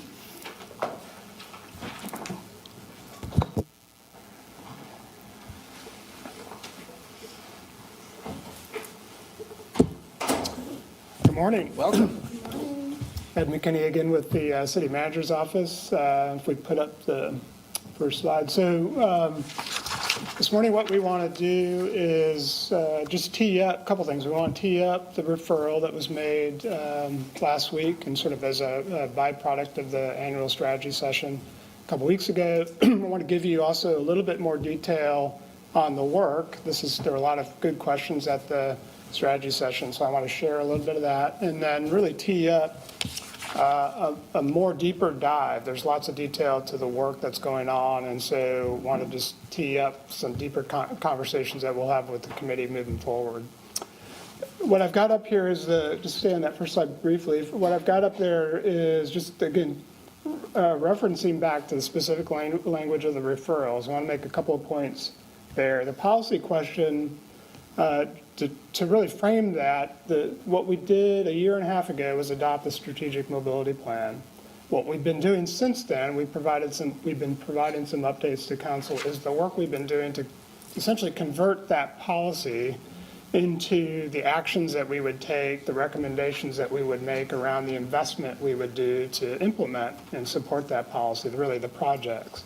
And so the way we frame up this policy question is we've been doing a lot of conversations with council, but probably now is a good time to clarify and focus that the approach that we've been sharing is the approach that council wants to take, and we're sort of confirming that strategy and the work that we're doing. And then really from that, we want to obviously get into the details, share the specifics around the projects that are emerging, and talk more again about the process that we'll take to convert those projects to actual implementation and delivery of the infrastructure projects through funding as we move forward. If you go to the next slide, So we've been teasing you a little about the areas. So this is probably the first time you've seen the map of that. We've referenced this back at the strategy session, the 16 areas. I'll talk a little bit more detail about those in a moment. I want to go back to this diagram and this process that we've been talking about, just to kind of reconfirm a few things about how we got to those areas. So again, the vision, both the strategic mobility plan, but that plan was really based on the 2040 plan. So this was, and that mobility plan is sort of the implementation policy around the broader vision of the strategic or of the 2040 plan. We had that work that we also did about needs, just documenting across the city all the infrastructure needs from a transportation standpoint. That's the simple reference we make to that is the 2000. So all the projects across the city. Our need or our process then was really to take that need and focus, right? That was a list that was beyond our ability to implement, certainly in any short period of time. And so what we did was really find a way to analyze sort of the need, the kind of the scale of that work, and think about the details of our policy to sort of screen down and identify these focus areas. I'll just mention how that work occurred and maybe make reference to a few things that was talked about this morning. So safety was one. So we took the high injury network, where the crashes were happening. That's a data point that we could map. Allison has been referencing these areas of growth, really the activity centers. So we took that and mapped it. Another example is a data point that we use around transportation disadvantage, and that's places where there's concentrations of older, concentrations of younger, lower access to cars. So we can document where those areas are, again, with a focus around our mobility policies to provide more choice. When you put those together and start to layer them, there's sort of a heat map that gets created, right? Where we have safety issues, where we have areas of growth, where these places of disadvantaged mobility, they create sort of a heat map. And so that's the priority. We created these sort of focused, specific data-driven focus areas to really put us in places where we know we could have real impact, again, based on our policies and our goals.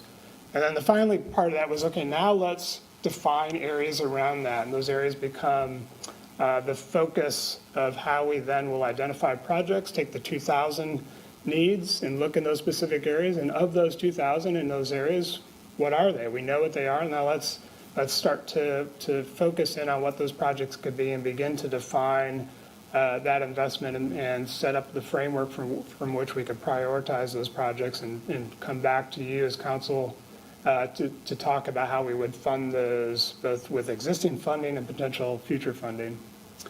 If you go to the next slide, again, a reminder about that, just to summarize what I've said, it's data-driven, so this wasn't sort of an arbitrary exercise, just identifying areas across the city. We really used the mobility data to put us there. It's comprehensive, so this is citywide. We took that data to make sure that we were covering all areas of the city. Again, with the notion that we had to screen down the needs across our city in key areas. We mentioned this at the strategy session. We use the word playbook simply as a reference for something you're familiar with the corridors of opportunity. But I want to be clear, the plays really are the projects. And so what this will result for us in these strategic areas is the projects. So those become the plays. We define those, we prioritize, and then based on funding, we act on them. The projects themselves will be scalable. We talked about bundles. I want to clarify that as well. We have needs that are sidewalk gaps. We have needs that are future signals. We have needs that are pedestrian crossings, bike facilities, congestion, and impact. When we talk about bundling, in certain areas, there's the sort of the composition of those needs that create places of investment, so that you might have a corridor that has several of those, and we can do those over time in kind of a phased way. So when we talk about bundling, it's really just making sure that we understand the sort of collection of projects that have impact on each other, but allows us to be scalable and implement them both short-term and long-term. And then, again, the value of doing all of this gets us a list. It's more focused than what we've had before. And it tees us up, again, both for our current funding, our future funding, taking advantage of federal grants. So this becomes a way that we can more quickly really adapt and take advantage of any number of funding opportunities moving forward. So what I want to do, go to the next slide. I want to give you just sort of a few snapshots of some of the detail. We've mentioned at the strategy session as well that we're building all this work into what we call a story map, which is really taking all that data and information and putting it in a platform that the community can see it. So it'll almost be like a website that has all this information. You'll be able to zoom into these areas. We'll have some information about the analysis I mentioned so that you can tell that story for the community in a complete way and they can understand the details. Ultimately, again, this gives you the snapshot of the 16. You see those areas and you see all these lines and dots, right? Those represent the projects themselves. You'll be able to focus in on those, again, as a community member and understand, the specifics of those, some of the details about how they relate to other projects, and again, understand about their impact in relationship to where people live and to sort of the needs that they see in their community. Again, this is just a snapshot. We'll share with you moving forward. We're putting more detail and kind of building this out. We'll be sharing, hopefully we'll have this ready for our next conversation with you in March. Next one, just to dive in a little bit more detail, I'll just show a couple of these areas. So as you zoom in, you'll have a little bit of description and some understanding about the details of these geographies. You can see now there's sort of a key to those dots and those lines, so you'll be able to understand what those projects represent. Again, when this is sort of fully ready to go, you'll be able to click on those lines and dots and be able to get more detailed information about the specifics of the projects. Next slide, I think, is just another example. So again, just to give you a sense that you'll then have this map, you'll be able to move around, you'll be able to zoom in and kind of understand the details of this work specific to moving forward with these projects. I think the final slide, just pull up, just kind of again where we're going next. We're doing lots more work to get into the details of those projects, so we'll share that with you. We'll talk about the community engagement process. Some reference has been made to the area plan work that will happen later this year. This work then becomes a great way for us to start the conversation with the community where we're talking about the needs that we already knew, started to strategize about how we would sort of pull them to implementation. But then we can, again, align them with the conversations around the broader expectations that the community has around these area plans, tying the mobility infrastructure at least to the growth, the place types and all the expectations in each of the community area plans that will be developed. And then moving forward, there's still a tremendous amount of work to take those lines and those dots and put feasibility around them, begin to design them in more detail so that we can understand the cost in a more specific way. And, we'll talk about that process, but one part of it that you might remember and understand is the advanced planning program that the manager set up a couple of years ago, where you take projects that are sort of better understood and move them into a phase in which more detail and design really happens, so that when you're done with that advanced planning phase, pretty specifically the cost of that project, and then they become investment opportunities that then the council recommends for bond funding moving forward. So there's a process we're going to define that has a little bit more front end, this kind of feasibility work that would then put projects into advanced planning and move forward. So we want to share with you how you would take all these lines and dots and start to build a program, kind of a machine of moving these projects more for implementation. So I'll stop there. Again, we want to just tee up the referral, talk a little bit more detail about where we're going, and really hopefully become the sort of the starting point for conversations that will move forward with this committee starting as early as next month. So Ed, my understanding of this process was to specify in greater detail what we wanted our streets to look like, what kind of outcomes that we wanted to accomplish in the context of other conversations, strategic mobility, Connect Beyond, and so on. I think it would be helpful for us, and unfortunately we're just about out of time, but what I would like to do is work with you to kind of pull together sales, the revenue from the sales tax, right? And so we talked before about a plan that would be like a 1.80% rail, et cetera, and that needs to tie into this, right? Like, this doesn't address issues of funding. You've got private funding from developers in the context of redevelopment, according to our the UDO. You've got city funding. You've got some state funding for the state roads. So in my mind, I'm trying to pull this together, right? So I talked to Connect Beyond, and we're talking about a 1-cent sales tax. So that would be needed in order to make a lot of this happen. And the policies that affect development, like what the burden that's placed on developers when they develop something, got to have the 8-foot this and the 6-foot that and this street structure.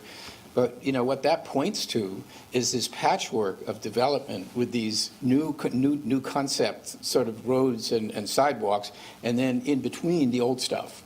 And so I would like to be able, I think this is great work, by the way, because our plan, our so-called plan, was never actually a plan. It's a list of 2,000 projects, right? So my understanding of what you're doing is beginning to shape those into a sequence or a priority structure and align that with the resources that we will have in order to have a way to move forward.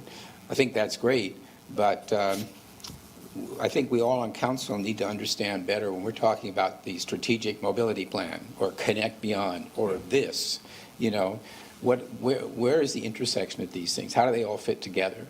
And I think for the moment, that's all I have. I'll be curious to see in greater detail what's happening down there in South Charlotte. It's funny I chose that one. I knew you'd be interested. Yeah. Just a quick comment on what you said, and I was going to sort of mention this. We talked a little bit about this at the strategy session. You're absolutely right. Simply put, you could almost describe sort of 3 layers to this, right? There's the strategic work that we're doing, really the city projects. You've got the larger transit plan, and then you've got the Connect Beyond, right? And they all are important and work together. Collectively, they are one plan. The point I think we talked a little bit about at the strategy session was there's work happening concurrently. We need to continue to do this work at the scale of the city. The work we're doing is aligning, very specifically with those bigger plans, so there's no disconnect there. But we need to continue to do our work at the city level to make sure that we're ready.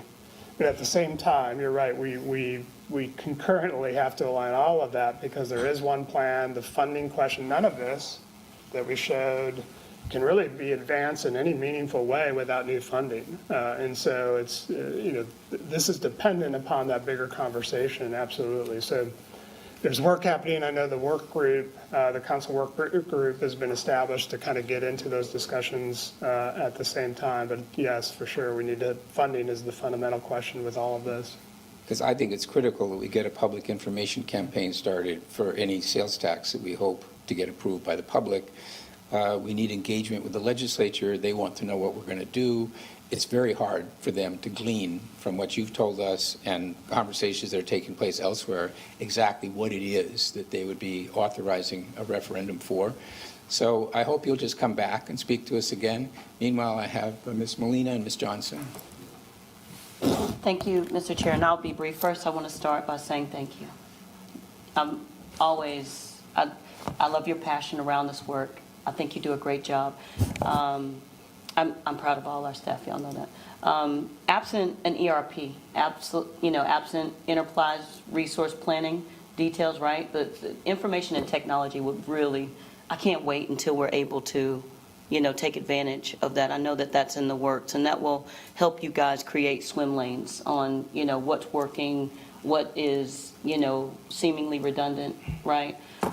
But, if I was a community member, I got to bring this up because it's absent here. That's why it's very important for us to kind of paint that picture properly, right, of the other things that we have in the works, right? If I was a community member and I was looking at this, I'd say, wow, especially the community members that I represent, and you know them well, they're going to say, wow, they left East and West Charlotte out, right? Because you really don't see a whole lot of dots there and you don't really know what else is going on. So, I think, and there's already a lot of illustrations, so if you put more dots on there, it's just going to look like a whole new, just red, white, blue, green, all that map. But some way, and I mean, I don't want to tell you how to do the job. You got the why or the how. You know, we tell you what, you tell me the how. How do we really illustrate that to the public to let them know everything, you know, that we're working on that's going to make their lives better with reference to transportation and our planning. So I know that this is transportation specific, what we can do right now, what the plan is right now, absent any future planning, but, you know, how do we let them know what else is happening concurrently with these plans? So maybe there's something that we can share, like, you know, this is what we have planned for this, you know, but also, you know, from a transportation, I'll just say East Charlotte, I gotta say East Charlotte for an example, right? We have high bus usage, we have, you know, plans that we're discussing around how we're going to update, you know, our transportation with reference to buses and et cetera. You know, letting them know, you know, especially, I see that that's Far East, I know it's Far East, I can tell just by looking at it, I know it.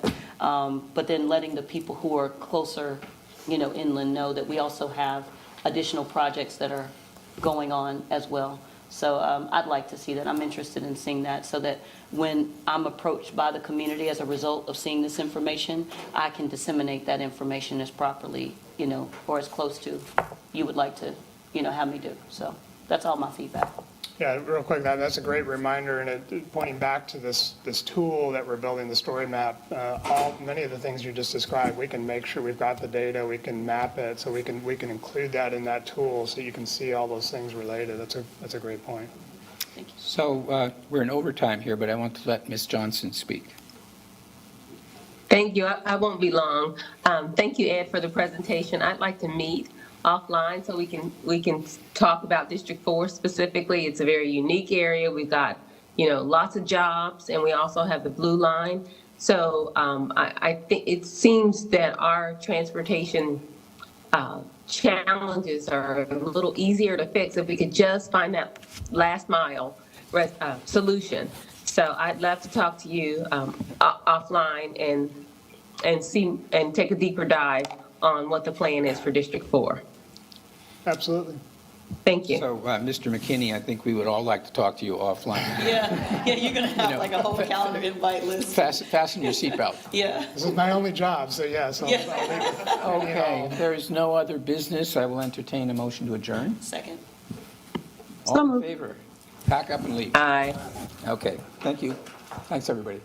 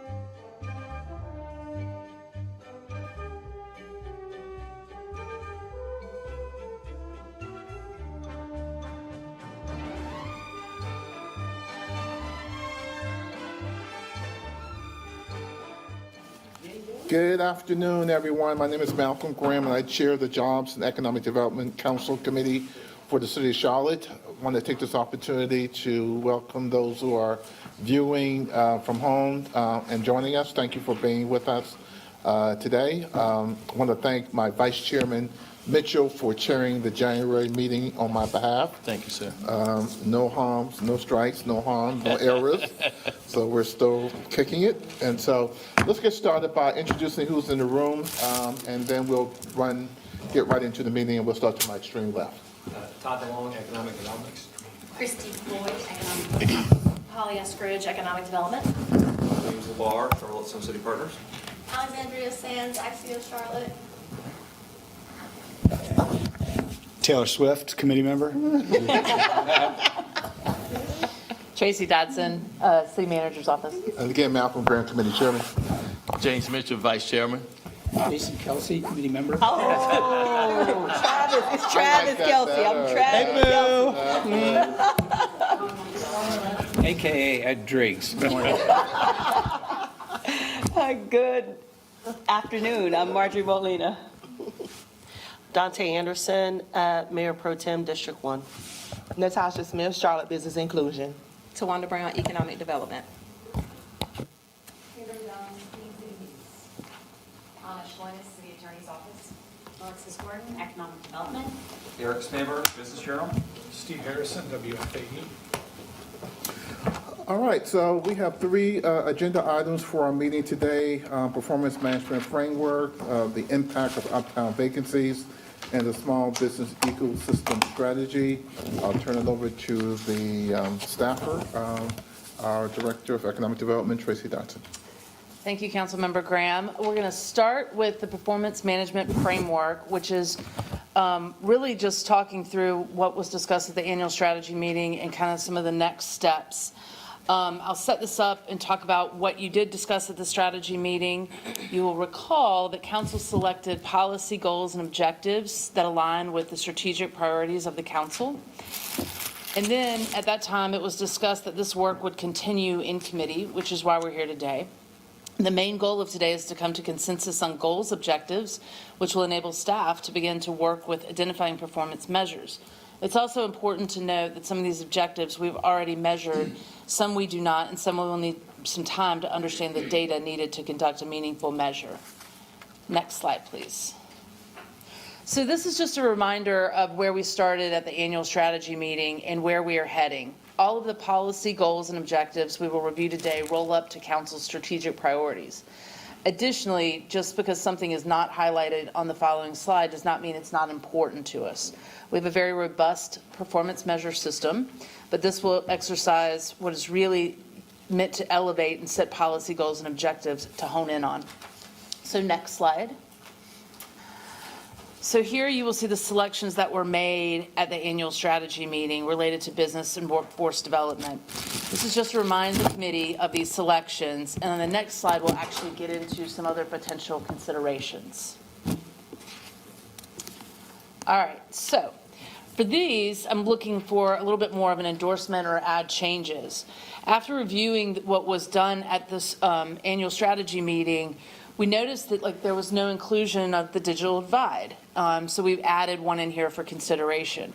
We also noticed that the goals and objectives related to traditional economic development weren't as strong in what was highlighted at the annual strategy meeting. So again, we put some ideas out for consideration that we can talk more about. Last slide, and then I'll open it up for discussion. As I said, we're looking for council endorsement of goals and objectives so staff can begin aligning performance measures for these that'll come back in the March committee discussion. Also in March, we will return with measures that align to the goals and objectives the committee has endorsed. And what has been done historically is council will approve the performance measures framework through the budget process. All of this work is going towards the goals that we've laid out at the retreat. Better understand how we're making progress towards the council's policy goals, communicate that to council as well as the public, and then hold ourselves accountable as an organization. So with that, Mr. Chair, I will turn it back over to you. Thank you, Ms. Dodson. And just for the record, there's no one joining us online. Everyone's present and bright. That's very impressive. everybody. I love that.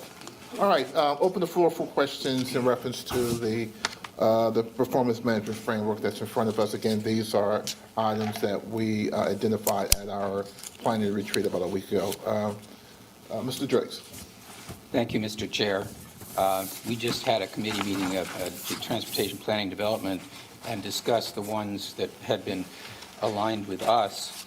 I think two issues. One, the process through which we identified these was pretty rushed. And so our ability to be very thoughtful about each of the options that were on offer was limited.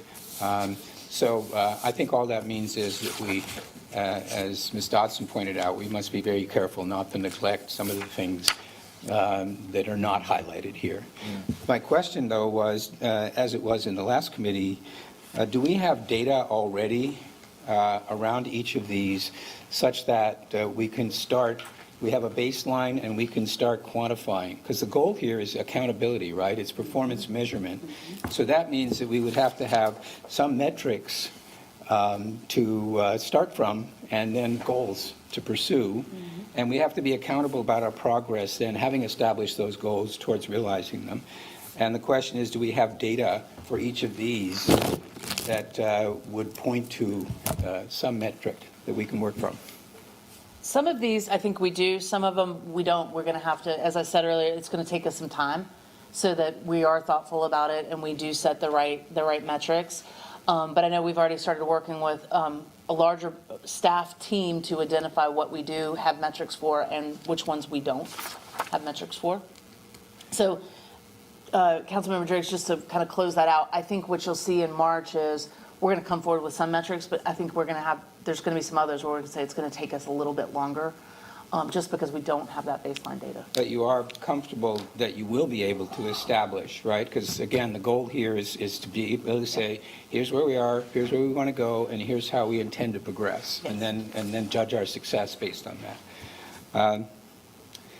The other thing I've noticed in here is strategic mobility plan, invest in our mobility future, protect our future mobility need, fund mobility, great, very near and dear to my heart, but again, what exactly are we going to be tracking on that one? Because, there's a process right now, engagement with the legislature, there's Washington, there's Connect Beyond and all of the other communities. So that is actually a very big one. Yep. And in order for us to kind of say, okay, in 6 months, we intend to have done the following. I just point out that that one could be very hard, yep. I think. Agreed. Thank you, Mr. Chair. Thank you, Mr. Draggs.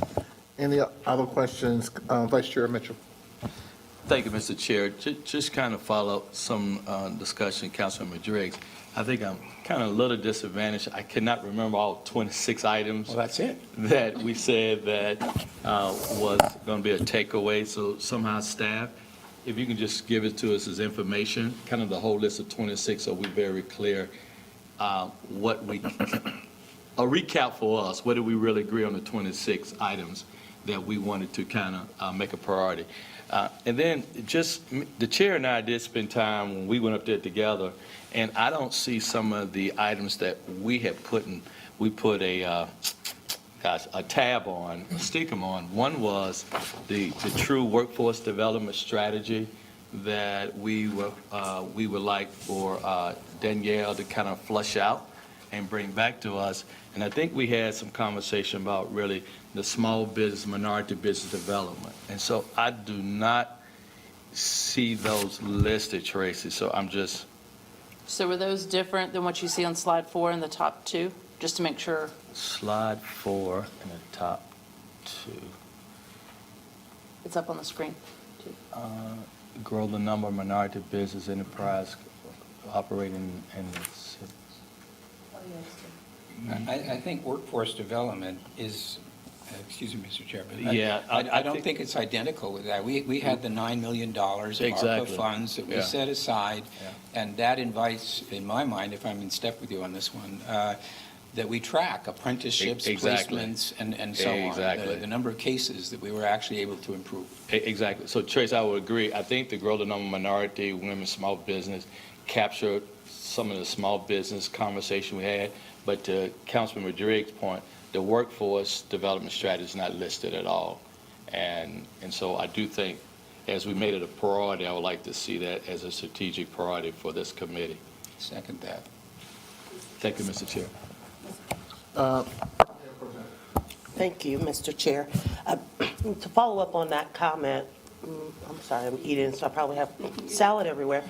But to follow up on that comment, we had a conversation around, workforce development is a breakout all in itself. We lifted that up last term, as well as the digital divide. And when we were at the retreat, we had a conversation around whether there should be presence, a workforce development and a digital divide presence in these other strategic priorities, or should it encapsulate everything within its own, right? And I'm not sure that we got an answer to that, Mr. Vice Chair.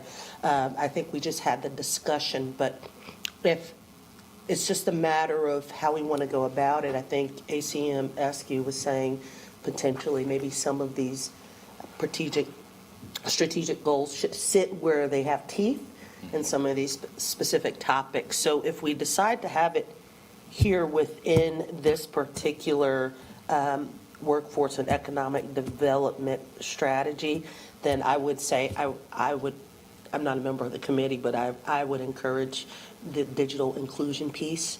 We have a lot of activities already going on, and so it's measurable as well as it relates to that. And it's definitely foundational for the work that you all do as a committee. We will accept that friendly amendment from you. Ms. Molina. Thank you so much, Mr. Chairman. And to not belabor a point, I am extremely interested in workforce development. And so understanding the purpose of why we're here, right? We're here to describe the what. Staff is really here to dig into the how, right? And so how do we do that? What tools do we have at our disposal? And if I'm understanding you correctly, Mr. Vice Chair, you're really wanting to see more of like what we intend to do as a result, right? Exactly. Is that what you're looking for? No, you're fine. Mr. Chairman, and if you remember, Councilman Molina, there was some even conversation about how do we take construction project and make workforce development a part of our initiative. Mm-hmm. We do construction projects. So to have a discussion how that looks and how we can incorporate it, I think it should be a priority for this committee. Yeah, and I have to say I agree with that 100%. I've always been of most of what we do, everything that we do has an inextricable nature, right? We talk about housing, inevitably we have to talk about how someone's going to earn their living to pay for that housing, right? And then we have to talk about how they're going to get to work to, get to that job to pay for that. I mean, it's just a completely inextricable nature in all of what we do. But, strictly dealing with what we deal with in this committee, workforce development to me is, in my opinion, a very, very high priority. So I'd like to see kind of some granular information on, what exactly are we going to just establish the how for or the what for, Okay. I was talking about workforce development. Ms. Frazier's not here today, but I did speak with her at the retreat about her making her initial presentation to the committee. And so we're going to try to schedule that relatively soon. So it's apparent that that's a high priority for everyone. It is to me as well. It's kind of the blocking and tackling of what we do here at the committee. All these football analogies today. The Super Bowl. The Super Bowl. Is this weekend, Go right? Chiefs. Go Chiefs. Yeah. So that's really, really important, and I know it's important to Councilmember Bakari as well in terms of apprenticeship and workforce, et cetera, et cetera. So we'll make it a priority to getting her in front of us sooner than later, so she can kind of lay down her foundation for us, so we all can begin to understand the goal and the objectives, and more importantly, the measurements. That's right. I think that's what everyone's going to. Okay? Spot on. Mr. McCarty. Taylor, yes. Thank you, Mr. Chair. So there was a lot going on at the retreat. We covered a lot of ground, and I think one of you nailed it, which is like, okay, what do we do now? Where do we go? I think it's really important. The most strategic step that we can take in our first step forward here is going to be not what we're going to do, but, and this is nuanced, but what we're going to measure, what we're going to start measuring. And if you think about the entirety of every committee and every topic, whatever it may define out, you know, taking on more than 6 or so of these major objectives is going to be difficult. That's a lot, especially when you consider the question of what we're going to measure. Economic, so for example, increase economic impact in mobility. That might be a macro level measure. Another one might be reduce congestion. So these are big things.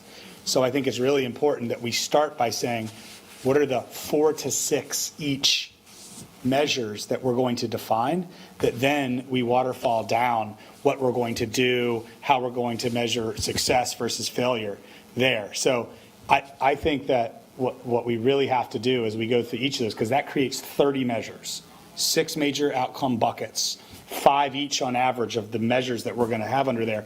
All of a sudden, it turns into a really big spaghetti bowl already just by taking on everything. So when I had jotted down some notes, these don't have to be the things, but like stripping out, trying to reverse engineer it into these other topics and just saying, okay, we're going to recruit jobs.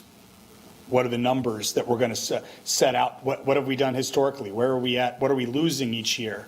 So some measure of like historical, current, and then what our forecast objective is around recruiting jobs, training workforce, recruiting economic events or whatever it might be. These are things like, you know, Super Bowls to concerts to whatever you can imagine, right?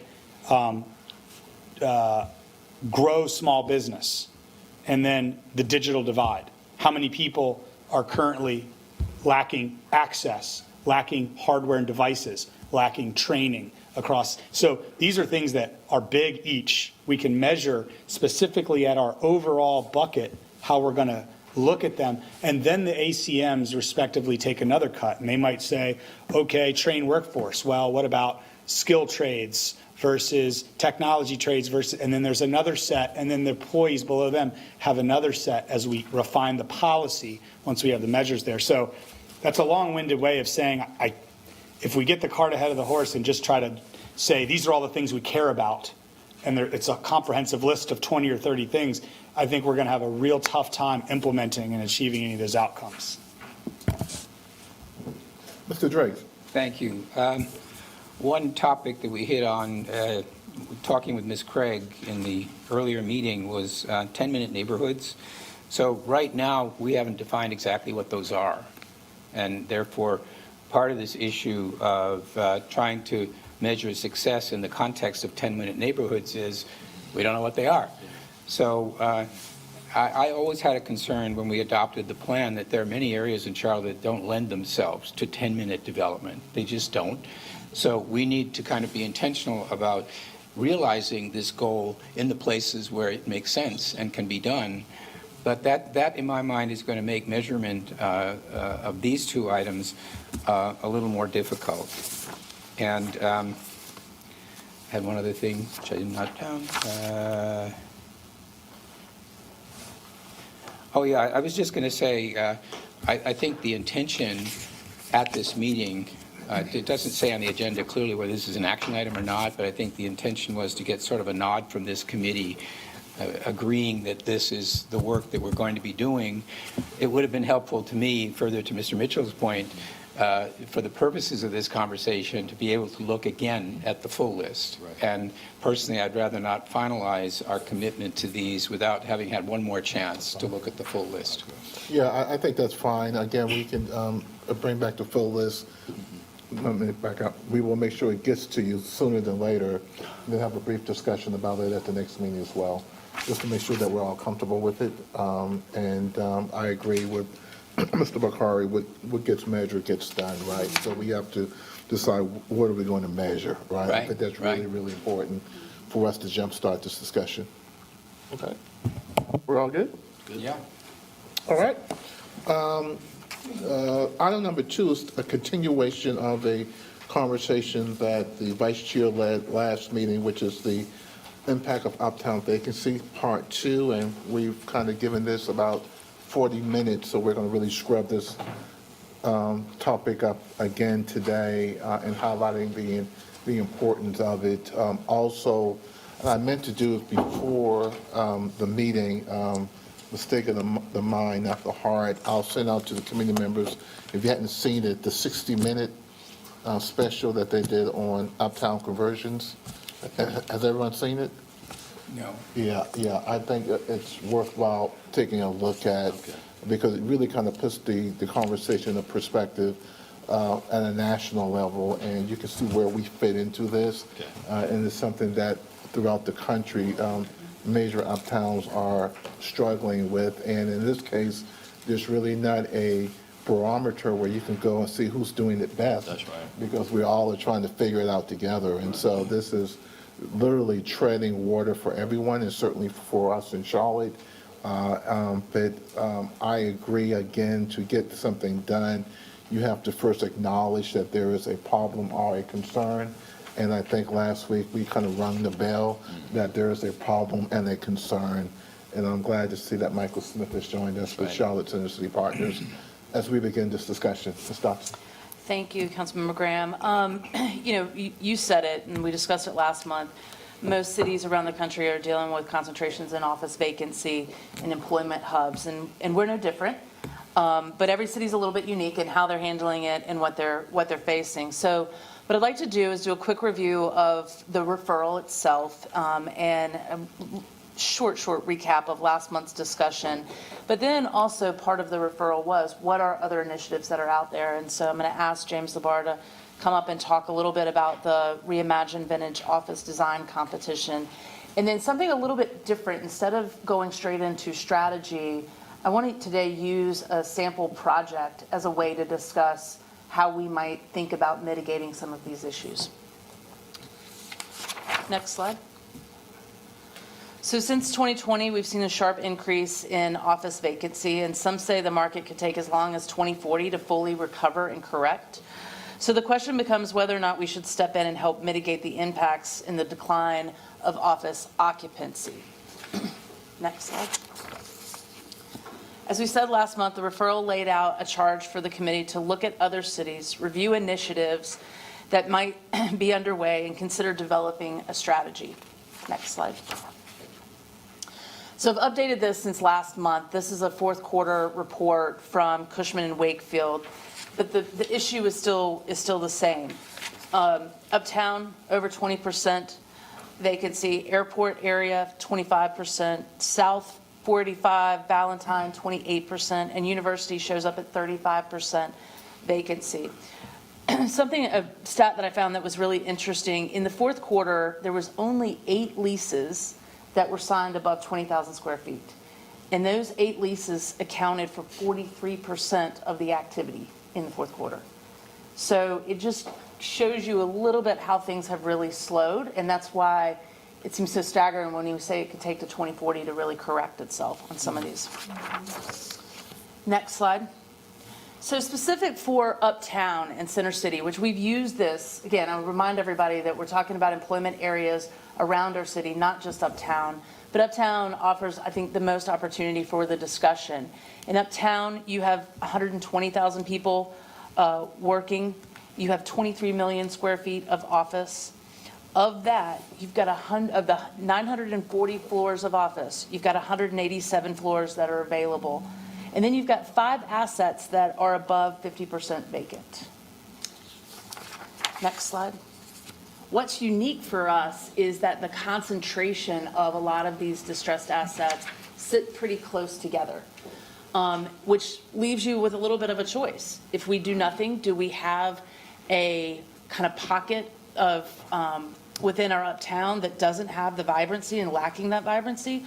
Or if we turn a couple of these assets around and reposition them in a different way, does it keep that vibrancy throughout that area within our center city? So these are the questions that we raised last month, and that we as a staff at a staff level continue to ask and talk to people in the market about. But will our investment expedite the correction? How long should we be talking about this? I don't see this as something that goes into the future forever, but it's something that maybe we're strategic about certain projects over a year, 2 years maybe. How feasible are conversions? You get different stats from architects to 60 Minutes about how many projects are actually worth or able to convert. And you've even heard demolition of some of these office buildings being put out there. Is that a real possibility? And then what is the impact of doing nothing? So again, these were just questions we continue to dig into as we start to try to figure this out. I want to now ask James LeBar to come up and give you a little bit background on their initiative in this space. Welcome, James. Thank you, Mr. Committee Chair, council members, and City of Charlotte's Economic Development Team. Thanks for the invite. Sure. At the end of last year, we started really understanding the problem that is happening across downtowns and started scanning all other markets to see how these markets were reacting to the amount of vacant office. And we saw a variety of solutions. One was to scan the entire market, identify what can be converted, and go forth there. Other ones resurrect programs that happened in the past in order to address the current situation. One of the markets we found most interesting was the city of Seattle. They ran essentially a call for ideas. And thinking about the Charlotte market, a call for ideas, people would ask, what the heck is that? So we ran a competition. Ours was a little bit different. Seattle, all based on going from office to residential. Here in Charlotte, with our economic development momentum being a little bit different than Seattle, our office stock being a little bit different, where we sit in the United States being a little bit different. We opened that, instead of just going from office to residential, it was office to anything. Residential, upfit office, institutional uses, think higher education, think childcare facilities, think of public plaza spaces where it could be more publicly activated by the amazing nonprofit cadre that we have here in Charlotte. So with that, launched the competition. The other piece that we were looking at was to help move the market along. The conversation prior to the Vintage Office Design Competition was how many buildings are in foreclosure, how many floors are vacant, what's coming next. We wanted to take the idea and say, what can we add to Uptown to strengthen it? What can we do to secure the tax base? What can we do to complement existing uses that are not there? What can we do to strengthen the existing office as we go through this time? And so with that, put the call out, got several submissions.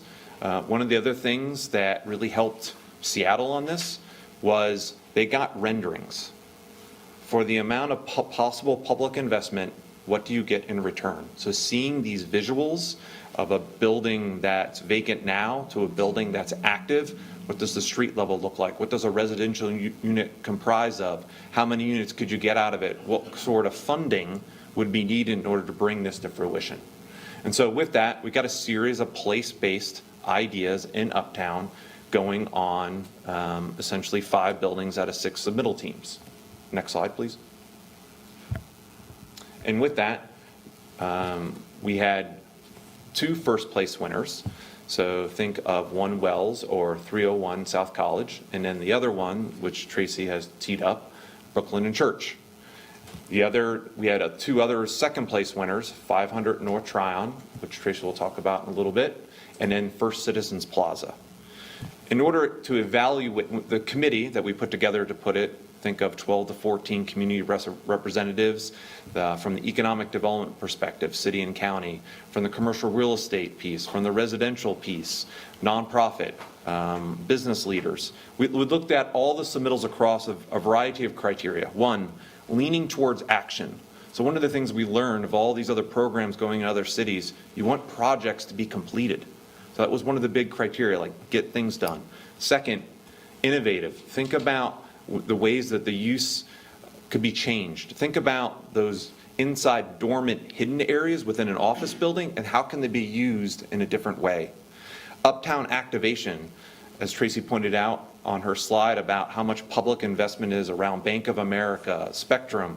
Think about activating these spaces and relates to that public investment. I think Brooklyn Church really kind of hit upon that edge, adjacency and the way that they're thinking about that site. Economic development purposes, the Councilman Bakari's piece from last committee. Think about the supply side, or think about the demand side as well. So looking for solutions that address not only the supply, but also the demand. And then think about the public benefits that could be delivered with a public investment.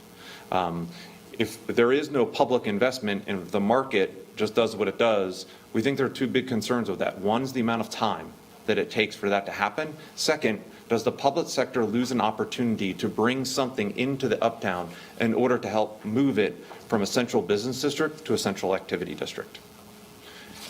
And then, so those are a series of pieces, what we've learned. Last point to make, and then really look forward to questions. Just recently, Rent Cafe put a report out about office to residential conversions. In the United States right now, there are 55,000 apartments being converted out of offices. There are 150,000 in the planned pipeline. Big cities that are doing this, DC, almost 6,000 apartments being converted. New York City, the next one, Dallas, right? Dallas is a really interesting case. They have no incentive program.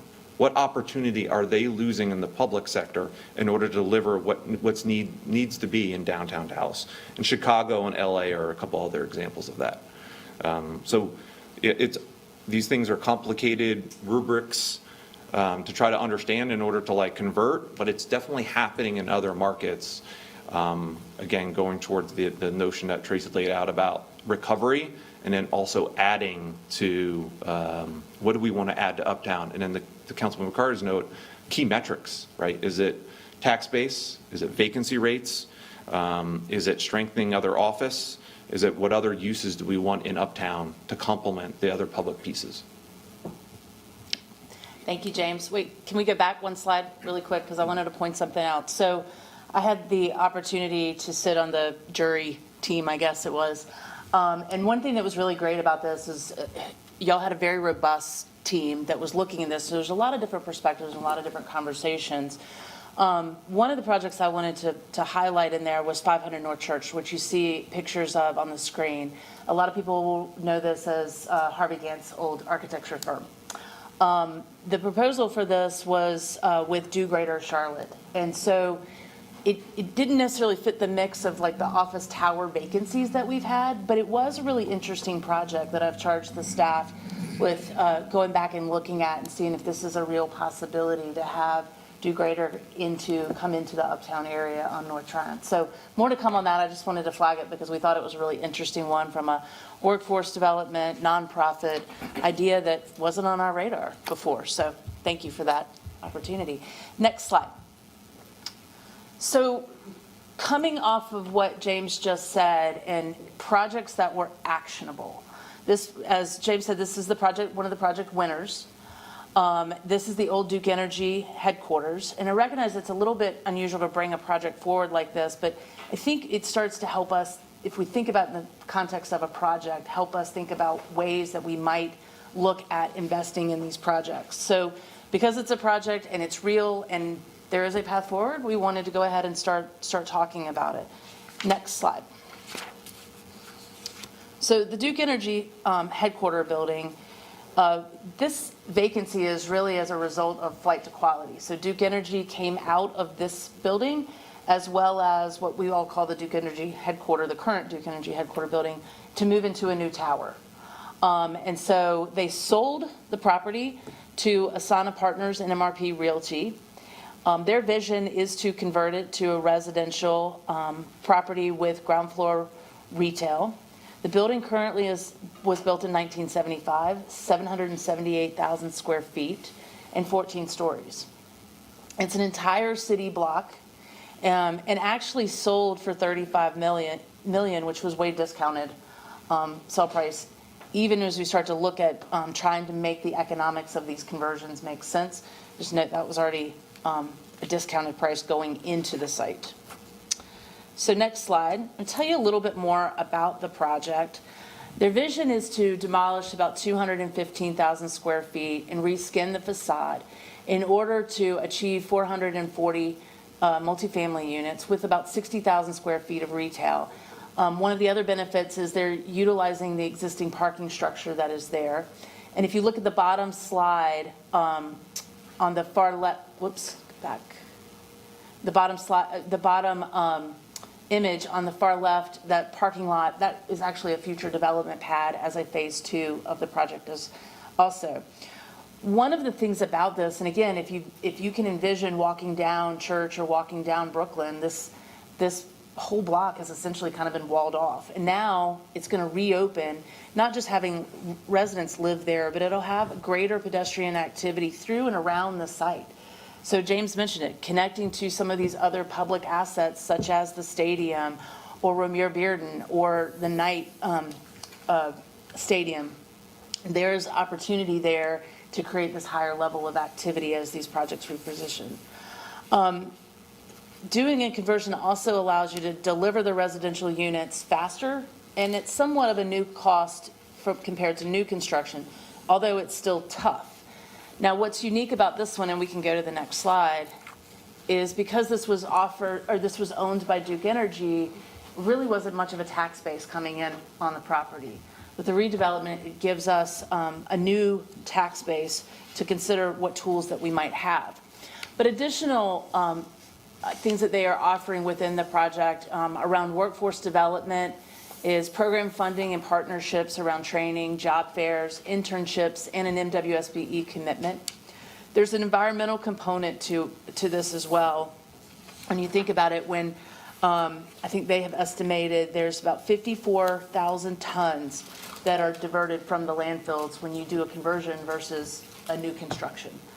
So we have to think about that. They're also partnering with Duke Energy on a demand response automation, which reduces energy usage during peak periods. So there's a good partnership there. And then again, as James said it with a lot of these, it's just adding housing into our center city and diversifying it further from a employment center to an activity center. So for today's discussion, I really wanted to use this project as to see, as we've talked about these issues in Center City, is there an appetite for public investment in a project like a Brooklyn and Church? Do you see the benefits of it? What type of benefits would you like to see in a project like this? This particular project is a potential tool is a tax increment grant, or TIGs, as we've done before on projects, because it hasn't been on the tax base. Other projects, a TIG might not be the right tool for it.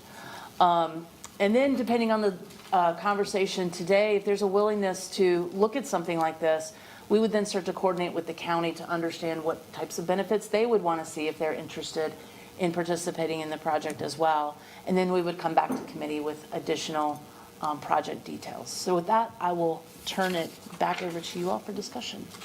Thank you, Tracy. And let me reiterate, right now, there's not an act of the council or the committee to do anything. Correct. At this point. So this is just an opportunity for us to get an idea what a conversion project may look like and feel like. So you don't have to talk specifically about this project. You can talk very general about uptown conversion, for sure, and things that you would like to see with this as a backdrop. I think the county is taking a look at this, so you should know that as well. But for our purposes, this is a general conversation, general discussion with a wink and a nod towards bullet number 1. Is there an appetite for public investment in Brooklyn and Church or in uptown conversions in general? So with that as a preamble, I'll make 2 comments on my own, and then I'll let the committee have their way. I think we ought to do something, right? I think we can't pretend that this is not happening to us. So we have to take a look at how we can help publicly and private investments. Developers are going to cringe when I say this, because I know the complexity of these projects, and I know the balance sheets and the affordable housing was kind of missed in general in terms of how do we incorporate affordable housing in these vacant office towers. How do we introduce affordable Real estate relates to retail space. If a public investment was to be considered in any project generally, right? Housing, affordable retail space for small businesses who want to operate in an uptown environment where the barrier to entry in many cases is cost and rent and those type of things, right? And also we ought to take into consideration the number of other public investments that we are making in uptown, whether it's our investment in Spectrum Arena or our investment hypothetically with other partners that we may be having conversation with, i.e. Temper Sports and Entertainment, investment in transit in uptown, our philosophy in reference to crime and public safety, and how does vacant buildings play a role into that. I mean, so I hope our conversation is broad enough that would take all those things into consideration, and I will turn it over to Mr. Drace. So I realize we are not talking about a transaction structure, but having some idea of what it might look like would inform us as to whether this conversation is going to lead anywhere, right? And so I'm wondering, I mean, we're not talking about it now, but has there been any discussion with the other parties in pencil about how this might work? Is that just something you're not willing to share yet, or is there really no idea whatsoever what kind of public involvement might be needed here? No, we have had discussions with the property owners about the use of a tax increment grant tool and what that might yield if we did that. We've looked at it in it. I don't have a target for you today, but we've looked at it in the number of years, as well as, you know, what it takes, 50% or 45% or 90%, and what that yields and what that does with the gap. And then we've also married that up with the public benefit and what our TIG investments could go towards, right, and part of the infrastructure of the project, and does that make sense? So we've started to play with those pieces, but before I totally baked the cake, I wanted to hear from you guys, because this is a different type of reasoning or rationale for investment, so I really wanted to make sure that we had the opportunity for you all to weigh in on what types of public benefits you would want to see before we got too far. So, you know, I would say it's very appealing, right? I like the idea of creating the residential units, and I like the activation at that location. It does need to be seen in context. You know, we don't even know where the stadium is going right now yet. The thing, I guess, that I'm wondering is, this is like a private sector investor, and so how are we defining what the public interest is? Like, how are we defining what amount? We want to avoid that vacancy because that has negative implications for uptown. There's some value there for that. But then we might ask the question, okay, is there going to be any deed restriction or other affordability around the residential units? And you can't double count. Like, if it takes money from us in order for them to be able to do this, then that's one thing. If we then add on the idea that we want some sort of affordability, then that's another thing. So we would need to think about whether we were accessing housing trust funds or what we were doing in order to motivate affordability, which I think ought to be part of the conversation, given our priorities. My general comment would be yes. You know, I appreciate the thinking. I would be interested to know, for example, Mr. Labar, you said conversions in other cities. Have the projects in other cities had public money? Absolutely. So whether it be in this time frame or in the past, right? So Lower Manhattan, after 9/11, and in order to try to bring that sub-district back, they had the 421G program, so that was a tax abatement piece, so that very large public investment there. And then there's a variety of cities that are doing this now. Calgary, Canada, being one of the best examples of bringing just a straight up grant into the equation. Other ones would be, I would say, Chicago, the leading city right now. They have an old financial district on LaSalle Street where they have identified a TIF format in order to help bring those conversions and then also bring a series of other activities there. The other pieces they might seem more pedestrian, but they're also very important from our understanding from the development side of things. Navigators within city government in order to help understand, because this is a new thing that many people in the roles now have not seen in this generation. So navigating that piece. How does the relationship between the project and tax assessor work? Relationship between the fire department, between zoning and codes, right? So looking at that as I would say sending a strong signal to the development community that Charlotte is looking to do this. So I think offers significant value just by expediting the path through the city processes. We've heard how expensive it is just to deal with government. That might be something we would want to look at. I would say in general, definitely interested. I like the thinking, and particularly at that location. I'm just kind of curious about what tools we're talking about. I've said often in the past that TIG is not free money. Just because we're trading away future tax receipts that we wouldn't receive otherwise, we are still diluting our total tax base in relation to the needs that the growing city has. So it's not costless, right? Just understand our tax rate is calculated based on how much revenue we need in order to provide city services. And when you exclude certain properties from that revenue, then it implies a recalculation of the tax rate. There is a cost there. But doesn't mean we shouldn't use the tool, but let's not imagine that it's free. Otherwise, I look forward to hearing more about it. I think it's an exciting idea. Mr. Mitchell. Thank you, Mr. Chairman. First of all, I want to thank Center City Partners for you being a partner working with us on this initiative, particularly bringing the private sector to the table. I think it is key as we try to work together. The private sector need to be a true partner. Tracy and Mr. Chair, I'm a yes for all three bullet points. I'll be curious to see, we can come to what benefits we're looking for.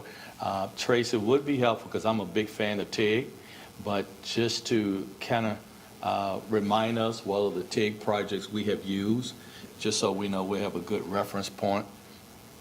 And thirdly, I do like one box in this competition. That's the 60,000 retail space. We hear over and over from our visitors who come to our great city that one thing we're lacking is retail in Center City. So that checks a big box for me. So thank you, and looking forward to moving forward on this great opportunity. Mayor Pro Tem. Thank you, Mr. Chair. I love this approach of having the competition and thinking about, these distressed properties that are highlighted on 7. I agree that this is a benefit across the board, and in particular for this site, there's a lack of activation as it relates to retail, but there's a bit of a canyon effect there that could be perceived as not particularly safe, around the stadium. And I know in Manhattan and Lower Manhattan, when they did the work after 9/11, it was very thoughtful about trying to open up some of those spaces that were very much a canyon effect to instill public spaces and retail. And so that's a great opportunity here. For this building in particular, when we talk about housing, I think if we decide that we want to do something like this, that this is a great opportunity to ensure that the housing is accessible from a workforce perspective. So the workforce housing, and those individuals that are sitting at that, 50, 60% AMI, working every day, we need to have more units online accessible to those residents. And I think this is a great opportunity for us to think about how we can impact there. And then on slide 7, and I know we're just talking about Brooklyn and Church right here, but on slide 7 where we see that cluster of red buildings relative to Spectrum Arena, I think that is, you can quite often look at challenges as opportunities to reimagine spaces. And just that cluster alone of properties, I think it's a great opportunity for us to reimagine that part of Uptown. So I'm a yes. I think this, I look forward to what's to come in terms of, the innovation in this space. I agree with you, Mayor Pro Tem. The rub is the workforce housing and how you make that affordable. And I think, again, I can't speak for the council, I only speak for myself, but based on our conversations about equity and housing, I mean, if we're going to invest money for convergence in uptown, affordability is a no-brainer. That has to be a part of it, which is going to impact cost for sure. And even, as I said earlier, affordable retail space. If there's going to be a public investment and there's going to be retail, then it has to be accessible for a number of folks who want to take a part of that. So I kind of get it, and I also get the complexity of that as well. Councilman Molino, you've been looking at me. Yeah, thank you, Mr. Chair. Actually, I'm sitting here, I'm looking at Michael Smith, and I'm nodding yes, right? And I'm happy to see you guys in the room. Thank you for being here. I think it's, great to have you guys at the table as very important stakeholders in this decision-making process. And I literally was going to say, I was going to talk, look, we're talking workforce. We're talking about reimagination, right? And as we continue to look at, our workforce opportunities, again, the inextricable nature of what we do and how it builds one upon the other, right? I think we really got an opportunity here to reimagine. And I mean, I love the idea that we get our ideas from other places, but I think we have the flexibility to do as much as we can imagine. And the beauty of bright minds that come and compete is that you can ensure that, the best is bubbling to the top. You got all of the talent coming, pooling itself voluntarily, saying, this is what I have, this is how I think, whatever. But the best of that is going to bubble to the top. And then we got this new opportunity to imagine not what others are doing, but what Charlotte can do, right? As we think through workforce development, as we think through living wages, because the one thing that I said, I remember, and I'm not going to date myself, but, and somebody's going to laugh when I do date myself, so I'm just going to not say too much. I know. But like I was a teenager in the 90s, right? But I remember in the 90s, you could be a high school student and drive a school bus, right? There was a such thing as being a high school student and being able to be a senior in high school, right? And still drive a school bus, but we don't have that anymore. So now we have like high school bus drivers, or we have a shortage of bus drivers, right? And likely we have that shortage because, don't you start, James. I see you. James, leave me alone. You and Malcolm, both of y'all. So I'm in that millennial generation, but I still remember what the 90s were, right? And I remember that people, my older sister, her generation, she graduated in the 90s, and I remember she had peers that were in high school that were driving school buses. Now school bus drivers can't afford to live in our city, and we need them desperately. I'm a mom, I'm a single mother, I live in car rider lines.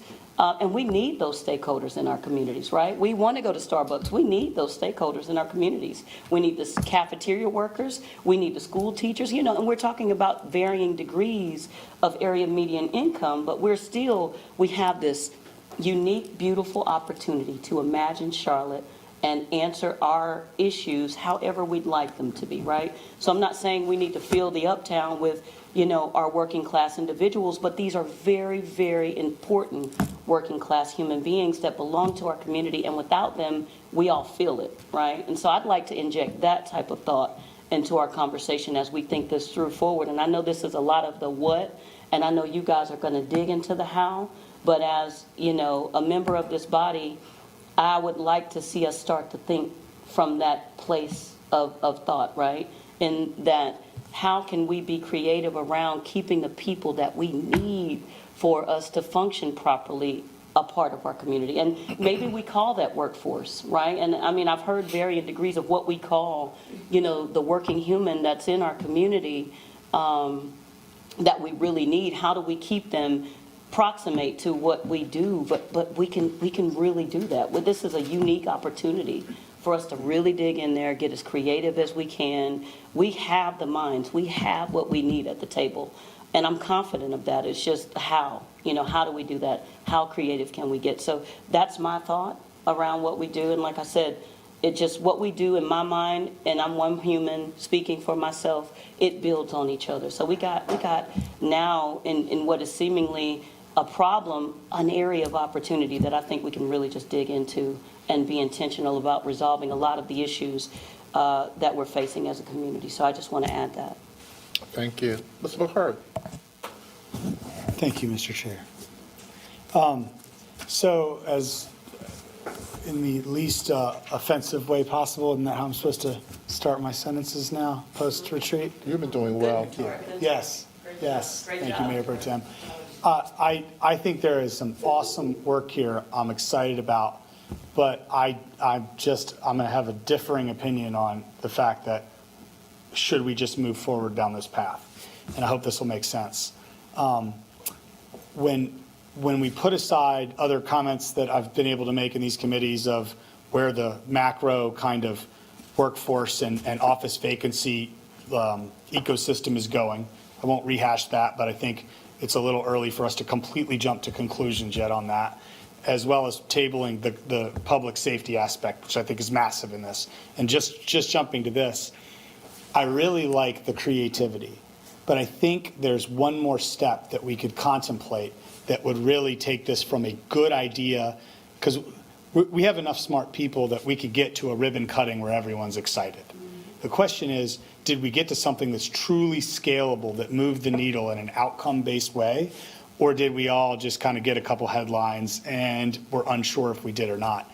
I think the difference here goes back to something you said there, which is how I talk about supply and demand.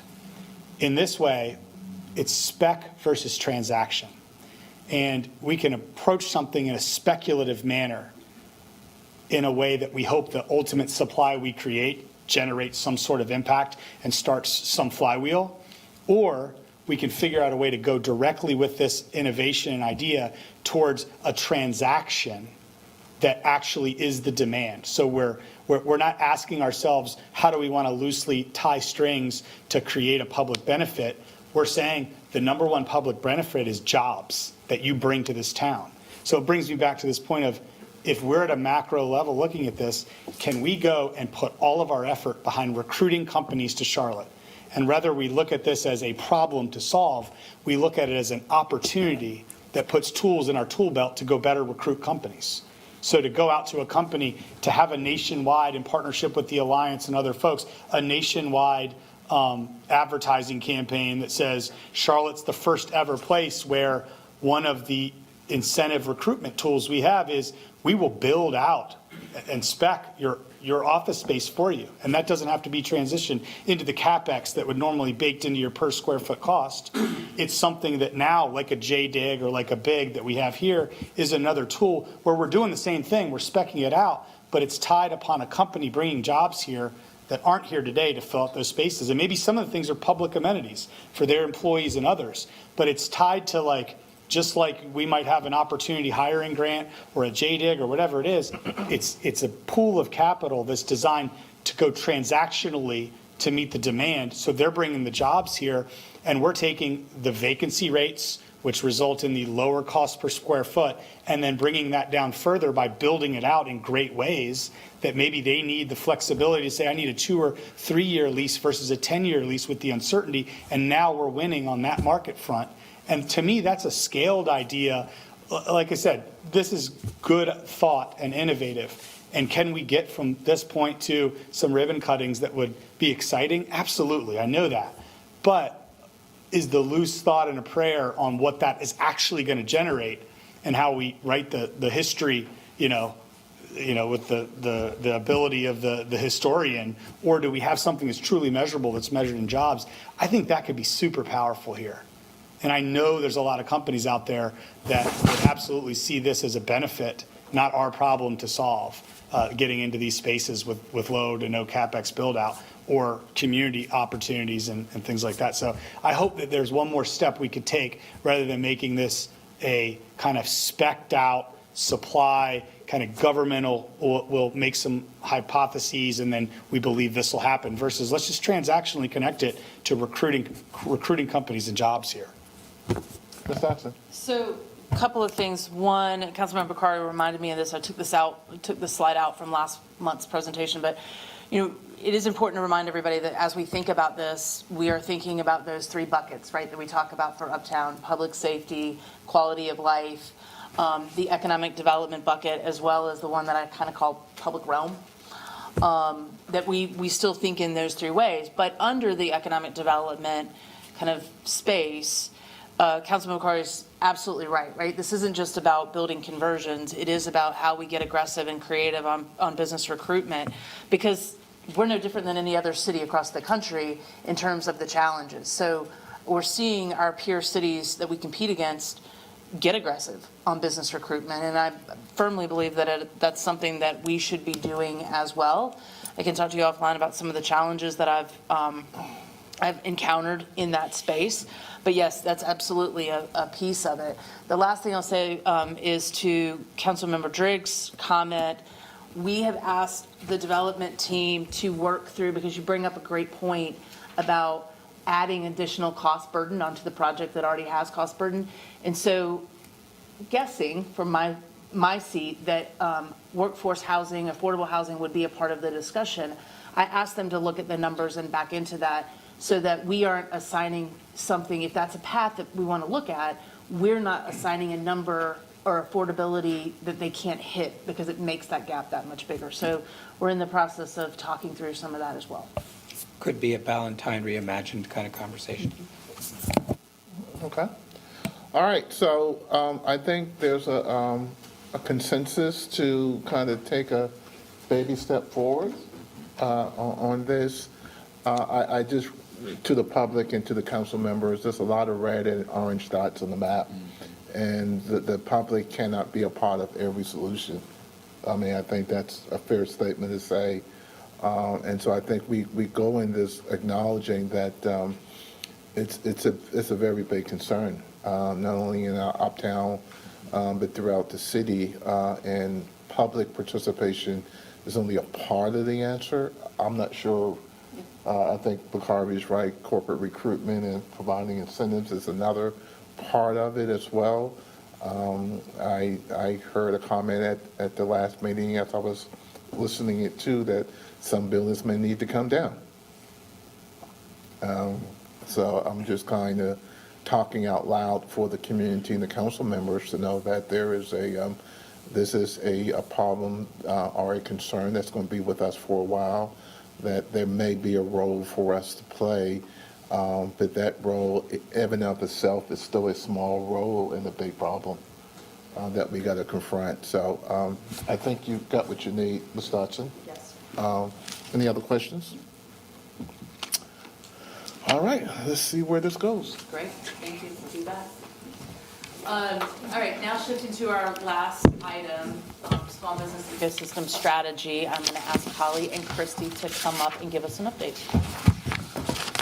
Welcome, Holly. And again, I said at the retreat, part of, what we do is this committee gets a lot of attention because we talk about big, large, sexy things that people care about. But the blocking and tackling that we do is our small business, our workforce development, our CBI program. Those are things that really go under the radar that this committee does and that staff does on each and every day. And so I just want to welcome you to the committee and thank you for the work that you do. And I think we look forward to kind of hearing about this ecosystem strategy. Well, thank you so much for having us and for those kind words. Small business and equity around the small business space is something that we eat, sleep, breathe every single day and are incredibly passionate about and work very closely with our teammates in CBI on as well. So this strategy, I talked about it in the retreat. I'm going to turn it over to Christy because Christy Floyd is really the lead of this work, and I feel like it's important for her to tell the story about what we're doing. But this is an amazing opportunity. It's something that's never been done in this city as an organization or in this community this thorough, and we really appreciate your support. So I'll turn it over to Christy. Thank you. Thank you, Holly. Thank you, Mr. Chairman, Committee. Thank you for having me here today. As Holly said, you heard a little snippet about this at the at the council retreat, but I wanted to give you an update on where we are in the process on this small business strategy and give you a little recap of what you heard, because I know you heard a lot that week. So last year, City Council approved $800,000 in ARPA funding for this small business strategy. And the goal of this is to come away with a comprehensive plan that will help increase the equitable opportunities for all small businesses. We're asking our consultant to take a really deep dive into our small business ecosystem, and that's going to require them to do a lot of work with our small business resource partners and our small businesses to help them to gain an understanding of what our strengths are and also what opportunities we might have to do something different. You know, this whole reimagined concept. So what's out there that we might be able to do something different? We have never done this type of study before as a city, so we're really excited to have this quantitative and this qualitative data that we're going to get from our consultant about our small business ecosystem. You know, we've said it before and we say it every time we talk to you, small business data is really hard to come by. And that's because there's not one central source for the data. There's data here, there's data there, it's all over. So we're asking that consultant to really take a look at the data and all of those sources and bring them together. We want to be able to use this data to help make decisions about future investment. Define small business for us so we can make sure that we all understand. Yeah, so small business is defined in a lot of different ways, and so we are defining it as businesses that have less than 50 employees, and that can include even solopreneurs, businesses that are in business for themselves. Does that also include annual income? Or just under 50? Yeah, it's number of employees. Yeah. Okay. Okay, next slide. I wanted to give you an update on where we are in the process. We began this work in mid-2023, and we began by taking a look at studies in other cities. I wanted to have a really clear understanding of what some of these small business ecosystem assessments are comprised of, so we can put everything that we want into our scope of work. We want the consultant to have a really comprehensive plan when we come out of this. So our RFP has been issued. I have in my hands 22 proposals from vendors for this study, and our selection team is taking a look at those. Our selection team includes staff from Economic Development, Charlotte Business Inclusion. We have a staff member from the Corridors of Opportunity team, but we've also asked some of our resource partners, County Economic Development, and a member of the Business Advisory Committee to join us in reviewing these so they can advise us. We want to have a really full perspective on this and select the right vendor. Our hope is to have the selection completed by the end of this month and have a vendor in place because we want to go ahead and get that work started. Our plan is to have the study completed by the end of this year so we can go ahead and begin implementation. Now, once we have a consultant in place, we're going to work with them to create a strategy to give you regular updates on what we're doing. This is not the last time you're going to hear from me about this until 2025. Don't worry. We'll come and give you updates all along the way or where we are in this process. So we're really excited about this. Like I said, it's something that we've never done before, and we just are looking forward to getting started. More information to come. Okay, more information to come, but are there any questions right now? Mr. Drakes? So what is the end result expected to be? Like, are you planning on having programs that target the businesses that have been identified or described by the study, or what will you do? So we're not going into it with an outcome in mind. We're going to sort of see what's out there. You know, they're going to talk to our resource partners about what programs are out there, what services are out there, where are their gaps, who is not being served like they should be. And maybe it's programs, maybe it's services, maybe it's partnering with our resource partners to create different things or to do things differently. So we're going to really rely on the data that's collected in the focus groups and the interviews to really tell us what should come out of it. But just be more specific about our small business priority. And yes. I do want to say one thing I think that is really important here, and we are very, very fortunate that we have such strong relationships with our small businesses and our partners. So we have been able to create things like Amp Up Charlotte that do have those continuous metrics showing success. But what we're going to be able to do here is say to you all, okay, here's the study. And it's looking at the ecosystem as a whole, but it's also going to look at us, you know what I'm saying, the city. And so it will be informed in saying, when we have this implementation plan, to say like, okay, when we ask for support, this is actually data-driven. We're not, we've gone through a strategic process when we come to you and say, okay, this is the expansion, you know what I'm saying, of a city program, or this is what the recommendation is. So we're very, very excited to be able to do that. Could we see the RFP that was issued? That would help us Yeah, understand, absolutely. what it was you asked them to do. Thanks. Sure. Thank you, Mr. Chair. Mr. Mitchell. Thank you, Mr. Chair. Kristen, Holly, thank you. Continue to do a great job for us. I agree with the chairman. This is important. I mean, if we could be known to be the most enticing city for small business to thrive, I think that's a good win for our city. And thank you. You have reached out to resource partners along the way, so I agree with you, Holly. We have a great relationship with the organization. And I look forward to it. I mean, this tie into our priorities, right? One of our 6 priorities was small business. And so thank you all. Looking forward to see who wins at the end to do this heavy lifting for us. So thank you. Mayor Pro Tem. Thank you for the presentation, and I agree that this is valuable work. When you mentioned the individuals or entities that were involved in the interview process, can you mention those again? Sure, the folks on the selection team? Yes. So we have a staff member from Economic Development. We have a staff member from Charlotte Business Inclusion. We have someone from our Corridors of Opportunity team. We have someone from County Economic Development. We have several resource partners, and then we have a member of our Business Advisory Committee. Okay, great. Have you interfaced at all with the CLT Alliance Foundation in this work? They are one of our resource partners, yes. Yes. Excellent, because I think it goes very well in concert with what you're trying to accomplish. Fantastic. Looking forward to the outcome. Thank you. Quick question. Are we doing a look internally, or also are we looking outside of the building in terms of the scale and the scope of the procurement opportunities that all these major corporations have for small businesses? So in terms of the RFP? Yeah. So you're saying, is this plan going to address how do we connect small businesses to the corporate community? Yeah. So I think it could. I mean, I think what I believe is going to come out, and again, I don't like to restate, what I think, but when you're doing these interviews with small businesses, I mean, that's a constant thing, right?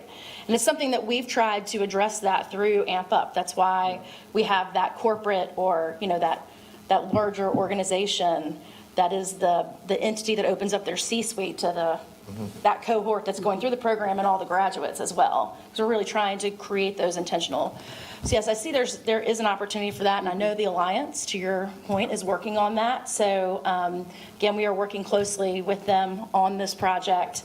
So I think there will be some synergy around this. I can't tell you definitively what that would be, obviously, but it is going to come up. Just in your conversations with those guys, I mean, if I was a small business owner, they buy more goods and services than the city on an annual basis with less hurdles to jump over. And they can be a lot more flexible in their spending habits than we can be from time to time. So hopefully there is a connection with the Alliance and others as we kind of talk about this whole ecosystem. That's a big part of it. But yeah, so hopefully as you just kind of talk to your partners and say, hey, what have you done lately? Mr. Bakari. Thank you, Mr. Chair. I'm glad you guys are working on this. I can't believe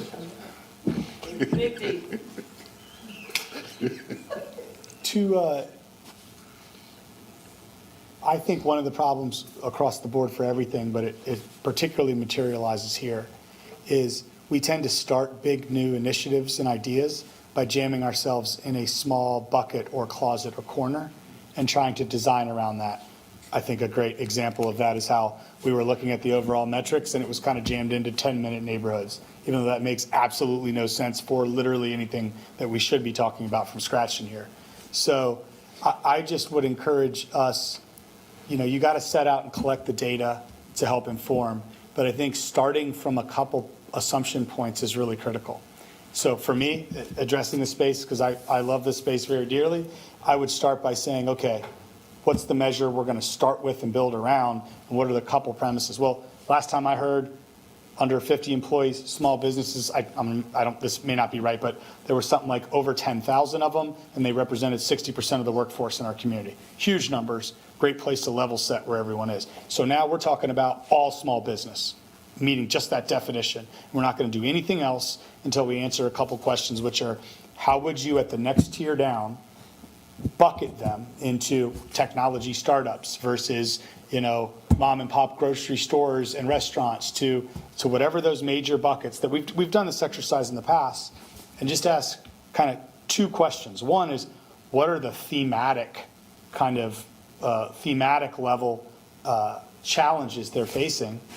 And two, what is the inventory or menu of solutions that's out there? So for mom and pop restaurants that need capital, might be very different than a small business that could be Bank of America or Wells Fargo's vendor if it was on the radar. So I think when we start there, then we overlay certain components like CBI, other things like that. If we start in one of those perspectives, we lose this whole 60% of the workforce is represented there. So I would encourage, and I'm glad to work offline with you guys as needed, as you're working through the RFP and you have it, they'll kind of collect the data in the direction you point them. And I think you have to give them, we have to make some assumptions and point them in a direction that could be proven wrong. But hopefully if we do it properly, it'll be enough, because folks, and particularly consultants, can literally bring back anything we want. So I think it's important that we scope this and go down this the right way now, because it's been a lot of years that we've kind of deprioritized it overall. All right, ladies, we look forward to you coming back before the committee and giving us periodical updates along the way. Again, this is one of the blocking and tackling things that we do that I think everyone's really, really interested in, the outcomes. One question to Ms. Dotson before we leave, and then it's not an agenda item, and I asked her if she would just kind of tell us where we are with Eastland. Bro. Nothing like being put on the We're about spot. to leave here. No, and I'm gonna look at Todd if I say anything incorrectly. My understanding is that they have gotten back a series of the engineered drawings to then go out to bid, and they've done that to get cost estimates, and we should have that in 2 weeks, 2.5 weeks, something like that. And so then we'll be able to better refine our numbers to understand what level the public investment needs to be at. Okay, so, Mr. Bukhari. If I would add to that, I think it's really important, like, this is going to be a deep level of detail all the way to at a bid level where there aren't going to be any questions at that point of, is this correct? I think we have to, as a group, make sure that whatever conversations and being ramped up we need to do to make sure we're being ramped up as a whole council of all stakeholders in parallel, that we try to figure that out, just making sure that we don't waste time once all this critical path that the staff has been running occurs. Yeah. And I opened up a can of worms. No, I'm not going to talk about It's not on the Eastland. agenda, It was Mr. something Chair, else. so I don't think we should get too deep. No, and again, I just want to remind the committee that it's not in committee. This topic now is with the council as a whole, but I take a little ownership of it since it came from the committee and it's been out there for a while. Mr. Mitchell. Mr. Chairman, committee, just two pieces of information. One is, James, you mentioned about Seattle, Chicago, and D.C. If you can give a list of other cities, we're about to meet with some of our colleagues at National League of Cities, March 10th through 13th. So give us the time to have some dialogue with those representatives. And secondly, Tracy, just for the new person on the committee, can you give me a list of all the referral items we have for this committee? I'll be interested to see what is our backlog of items that have been referred. Thank you, Mr. Chairman. And Councilman Mitchell, we'll get you that list. We'll work with James and team, but we have a list. Okay. Actually, we have a big binder of plans and initiatives from other cities. Okay. Motion for adjournment? So moved. Mr. Lee adjourn?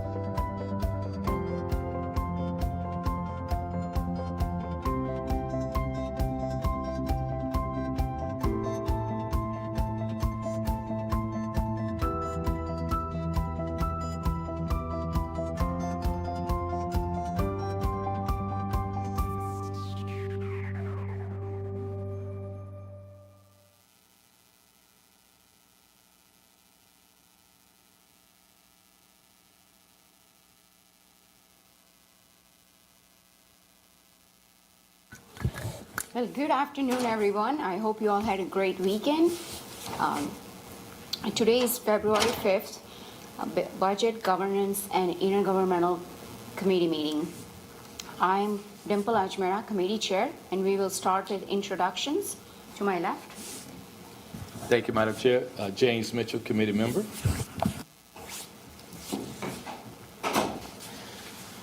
Luana Mayfield, Committee Member. Sean Heath, Assistant City Manager. Dana Fenton with the City Manager's Office. Charlotte Lamb, Strategy and Budget. Ryan Bergman, Strategy and Budget. Dante Anderson, Mayor Pro Tem, District 1. Okay. Ethan Smith, Strategy and Budget. Hannah Bromberger, Strategy and Budget. Jennifer Allen, Strategy and Budget. Oh. Mr. Hillman. Robert Hillman, Democratic Party. Remember, we'll make us up out the time. Member will make it among other things. No question. Teresa Smith, Finance.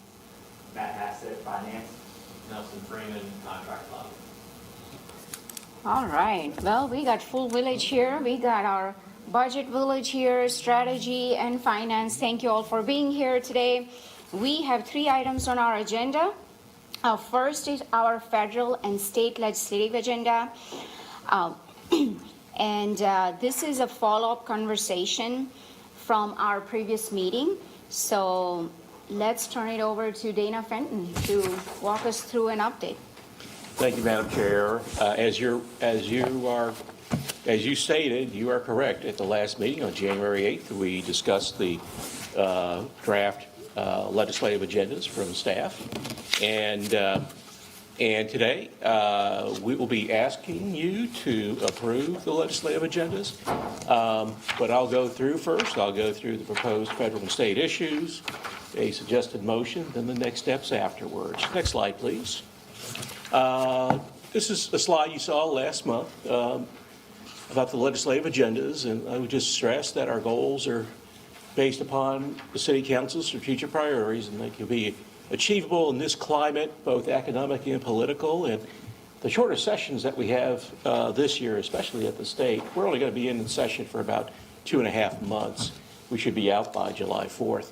And then the requests need to be actionable through budgets, legislation, or grant request. And then more importantly, do no harm. We don't want to do anything that's going to open up a can of worms unknowingly. So next slide, please. These are the legislative issues that that we have. And I'll go through those. Next slide, please. Under the mobility, of course, we talked about last time, we'll be focused on the federal side of trying to get more resources to build out our strategic mobility plan. While at the same time, we'd be trying to work with the state to secure the authority to provide the local matches of those projects. And then, of course, getting back to the federal side, we'd try to also support federal resources for passenger and freight rail initiatives. Next slide, please. Aviation.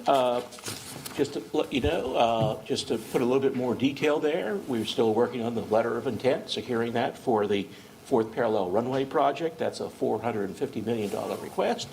And again, I don't expect to see any indication as to whether it'll go ahead and approve it until at least a permanent FY24 budget is adopted by the Congress and signed into law by the President. That's been the typically when the FAA makes these commitments, they generally want to wait for that budget to be adopted, and in this case, as you know, they haven't done it yet.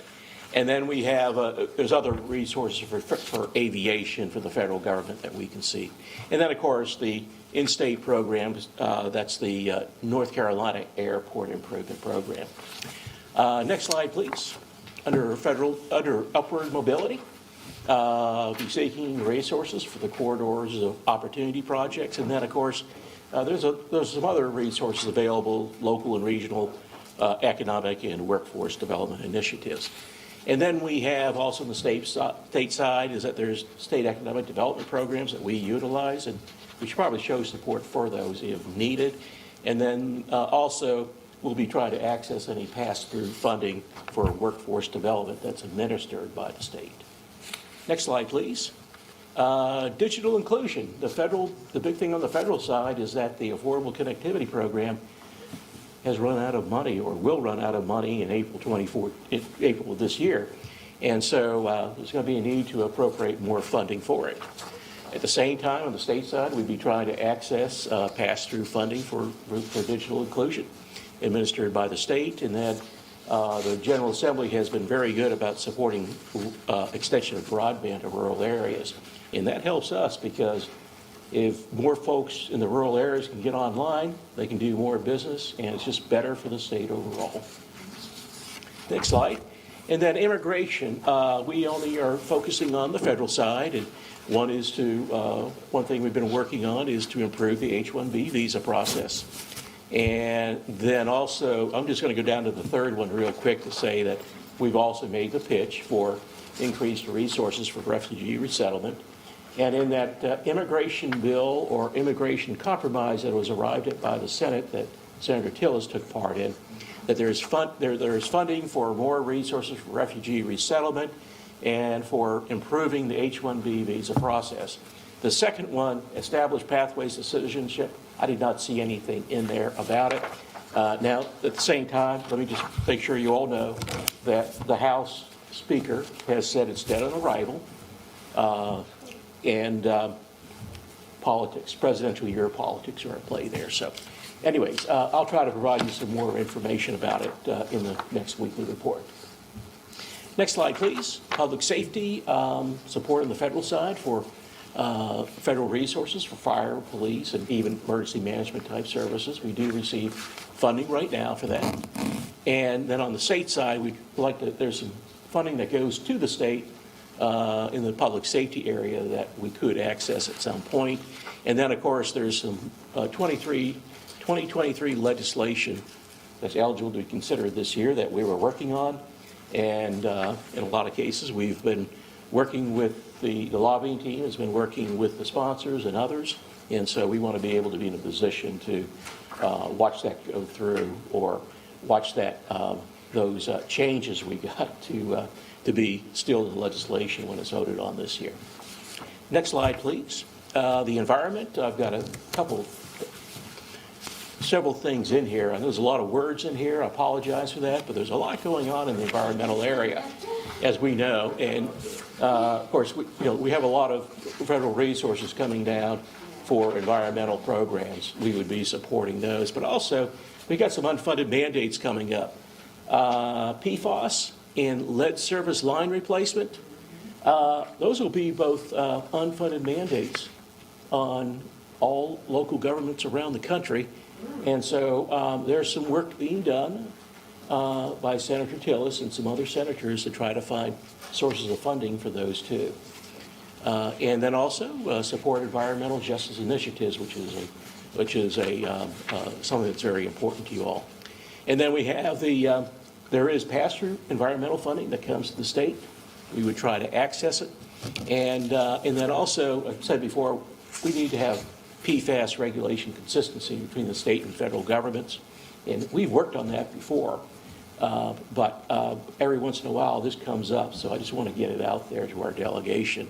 And then, of course, we have some 2023 legislation to be monitored. And next slide, please. And housing support for federal housing programs. There's, you got CDBG, you got the Home Investment Partnership, and other programs like that. And there could be an attempt in the House to try to scale that back somehow. And of course, I brought up last time the federal housing voucher programs. We're not asking, let me just to clarify for everybody, that we're not asking for increased authority to require landlords to accept vouchers, but rather what they're saying is that the program, the way it's administered, could use some improvement.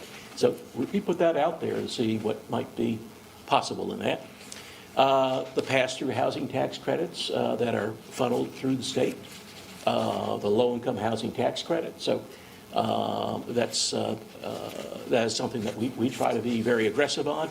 And then finally, there is some 2023 legislation eligible to be considered this year we'd be focused on. So, Madam Chair, I'm going to just pause right there in case anyone has any questions on this so far before we get into the suggested motion. Yes, thank you so much, Mr. Fenton. That's a lot of information, data download. But I certainly appreciate the work that you have been doing, Dana, to keep us updated with your periodic weekly emails. I certainly appreciate that. I think those are very helpful. I do have 3 items that I would like to uplift. I certainly appreciate Senator Thom Tillis's efforts on immigration reform.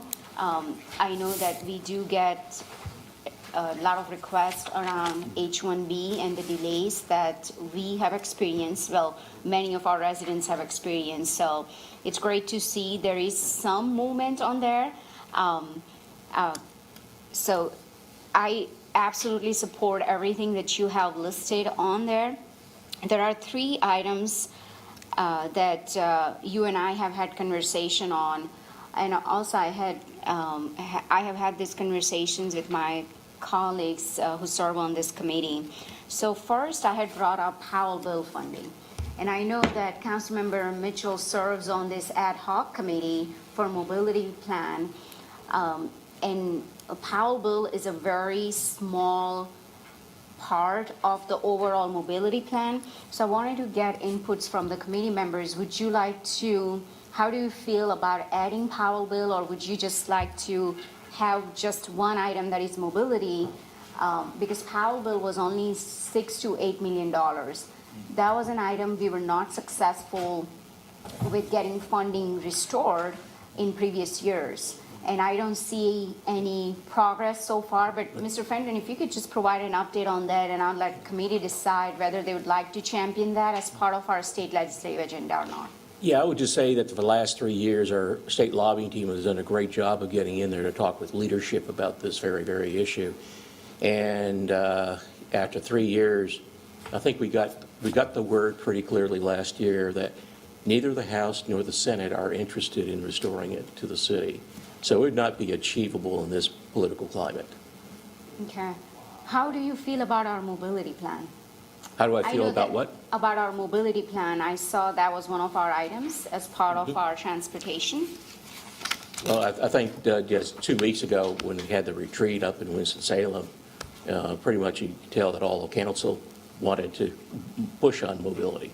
So, but I don't know what else I can say about it. In terms of the kind of traction that it's getting from the state legislators so far?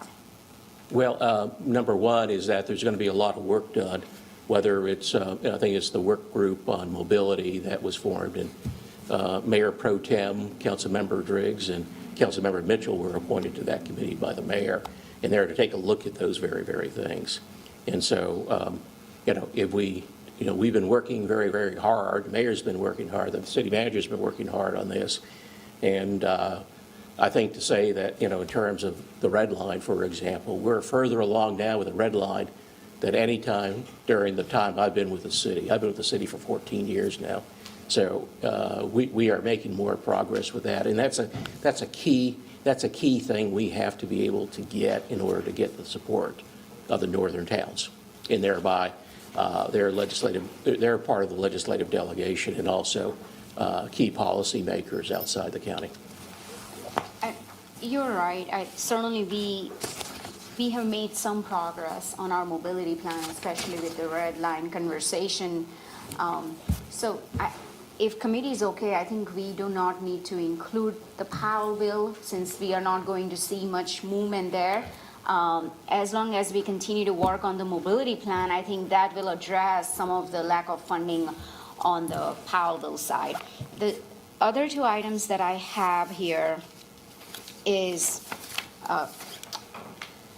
state funding. So last year, with our state legislators' support, we were successful, and our lobbyists and Mr. Fenton, we were successful with securing funding of up $20 or $30 million to recruit an asset to our city that will be a tourism asset. And I would like to advocate, and I would like us to champion that we use those funds to recruit additional tourism assets or use those funds to maintain our current existing tourism assets. So if we can add that to our legislative agenda, I would let our committee decide on how they feel. But I think that is an important legislation funding that we absolutely need to further our economic development goals, our tourism goals. Madam Chair, I can tell you, just as we spoke before the meeting, is that that $20 million for Project Breakpoint, the General Assembly has already probably decided where it's going to go. So we're actually too late to the game to ask for something like that. And also, just last year, the meals tax was extended for another to 2060, and that provided a lot of room in the amount of debt that could be issued on the meals tax. And also, a lot more projects can be taking place. So I would like to hear from committee members as to how they feel. Ms. Mayfield? Thank you, Madam Chair. Dana, for a little clarification. So we lobbied our representatives. We did receive the funding for the 20 million. It was for a specific project, but you're saying now it's up to the General Assembly has the ability to say what that 20 million that was approved for Charlotte can go to versus us being able Correct. to ask. That's correct. It was specifically, it was a special allocation. Okay. And it was for Project Breakpoint. Right. Yes. Which is not going to happen. Right. And so in that case, we never received the money, so we do not have the discretion to reallocate it. So if we have another potential hospitality ask, we will have to start the process over to go and solicit for support. Yeah, with all these prospects and all the different types of projects, Right. you're going to have to work up in Raleigh on anything that comes up, not to have some money available to do something that may come up. You need to have either a firm commitment or some sort of agreement in principle or something like that. We were doing actually the people behind Project Breakpoint were doing a lot of work on that, and the General Assembly felt very comfortable with it. So the actual potential partners was doing a lot of the heavy lifting. oh, yeah. Okay, so It that funding is not there anymore because it was identified specifically for that project. If we have another opportunity, again, we start the process all over again. That's correct. And you mentioned that there was funding meals? Was that in The there? extension of meals tax. Extension of the meals tax, yes. Okay, I have a different question, but I'll ask it after we get through this. So I understand, do you want to Yeah, weigh in? Go ahead. yeah. Just a follow-up. So Dana, I think it'll be helpful if we can improve our communication, because I think some of us was Yes. not aware that the funding had shifted. And so we totally understand. It was earmarked for a particular project, but I do think a simpler, Charlotte, unfortunately, you weren't successful. We will partner with you, but due to you were not successful, the $20 million have been reverted back to our budget, just so we all have been on the level playing field. Yeah, it was never in our budget. I don't think it was in our budget. But I thought it was in their budget. Yeah, it's in their budget, yes. Right. Yeah. So they appropriate in their budget. I just think, and we was basing on, we thought then we would have those funds if we've been successful. So the fact we were not, I just think a communication piece, want to make sure that we all on the same page. And Madam Chair, I think you might need to inform everyone this evening about that we no longer have access to those 20 million. It was isolated to just that particular project. Okay, thank you. I agree with Councilmember Mitchell. It was in their budget. It was specifically allocated for this specific project. So what I would like to instead advocate for is that, because we get tourism projects all the time, whether it's our existing assets or whether it's new, trying to recruit something else, right? We have a line item on our state legislative agenda that we seek state funding to boost our tourism assets, whether that's existing or that's something new. So that line item is always there. How do you all feel about that? Because I just think that many times we are filling the gaps, that cities filling the void and gaps. But if we have this item, whenever there is an opportunity, we will bring this up to our delegation. And I know we are all going up to Raleigh sometime, I think in a couple of months, in April, is that? So I would like to bring this up so there is always a topic of conversation on this. I'm going to ask the staff to take the slides back to the upper mobility slide. Okay. Because under Upward mobility. under the state side, it already says support state economic development programs. And I don't think you really need anything in there, to be honest with you, because a lot of times, again, when we talk about a specific project up there, there's a process that Ms. Dodson goes through to talk about that with them. And I don't want to put anything, I prefer not to put anything into the agenda that somehow affects that.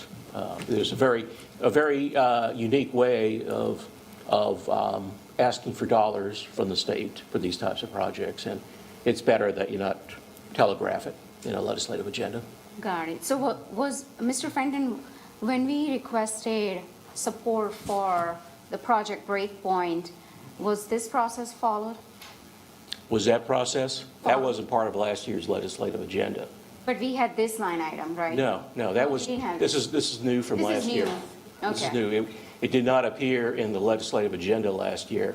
As I said before, at a previous meeting, everything that's in there is really part of your strategic priorities. And that was not in that agenda. Okay. So I think this kind of covers everything. It covers recruiting new companies, whether that's asking for tourism, funding for tourism. So if committee is okay, we can move on to my third item, the last one, I promise. Is there a number of items that were requested by our police chief? So police chief have brought this up at our retreat, as well as many public forums. He had asked for additional funding for the DA's office. I know that's an issue, additional funding for juvenile support. And there was a specific bill, I don't remember, what is it called, raise the age. He wanted to assess the impact of that. So I know that we don't have that list. I had requested that from Chief Jennings, and once we have that list, I would like that to be added to our legislative agenda. I certainly appreciate the work that you all done to fulfill one of the requests. Actually, we were very successful in addressing the Pretrial Integrity Act, and that was something championed by Chief Jennings last year. And you, And all of us on the council. So you were the one in committee who wanted to be added. so if we can have similar plan in place for this additional items, I think certainly that's a lot of, that's a long list he has. right. But I think we need to address those items. Yeah, I can share with you that the mayor made a referral to the Housing, Safety, and Community Committee, which I know 3 of the members here, Councilmember Brown, Councilmember Ajmer, and Councilmember Mayfield are on. They're going to start talking about that at 4 p.m. today. Yeah. And because it's been referred to that committee, it's not appropriate for this committee to take it up. And you'd have to wait for a recommendation to be made to the council and then a referral to the city, into this committee in that case. So it's just premature. I also talked with the chief today about that. He said 2 weeks ago that he didn't know what the solutions are, that he just wanted it to be studied. He doesn't even know what the changes would have to be made, if anything, to the raise the age law, for example. And in terms of what the budgetary needs of the DA and other offices are, he doesn't know what those are either. But that's been a familiar issue to us throughout the years for the DA. Okay. Madam Chair, can I make a point? Yes, hold on. So certainly there is a lot more work that needs to be done, and I know Councilmember Mayfield, myself, and Councilmember Brown do serve on that committee, so we are discussing that later today. But, when we are discussing those items at the Housing and Safety Committee, we are discussing a policy at the local level. We are not discussing the items that will be added to our legislative agenda. I think that's the job of this committee, to figure out what gets added to our legislative agenda, recommend that to the full council, and then lobby our state and federal delegation. But I don't see that being discussed today. Is that right, Ms.? I know Councilmember Mayfield is the vice chair of that committee. Madam Chair, if I can, and Dana, if I'm hearing you correctly, your expectation is when we have the conversation in our committee this afternoon, the recommendation could be for it to be referred to this committee in order for it to be a part of the legislative conversation. Because I understand what Madam Chair is saying, that if it's legislative-wise, we should be the ones having the conversation. Is your expectation that housing referred? And Mr. Heath had... I think that also just want to point out, I think Councilmember Ajmer just said it a moment ago, that this needs to be studied to find out exactly what we have to do, if anything. And that if there were to be a recommendation out of the committee, then it would have to be a referral from the Housing, Safety, and Community Committee to the City Council. So, and I think Mr. Heath had a response. yes. I'll be very brief. So we are going to discuss this at 4 o'clock this afternoon.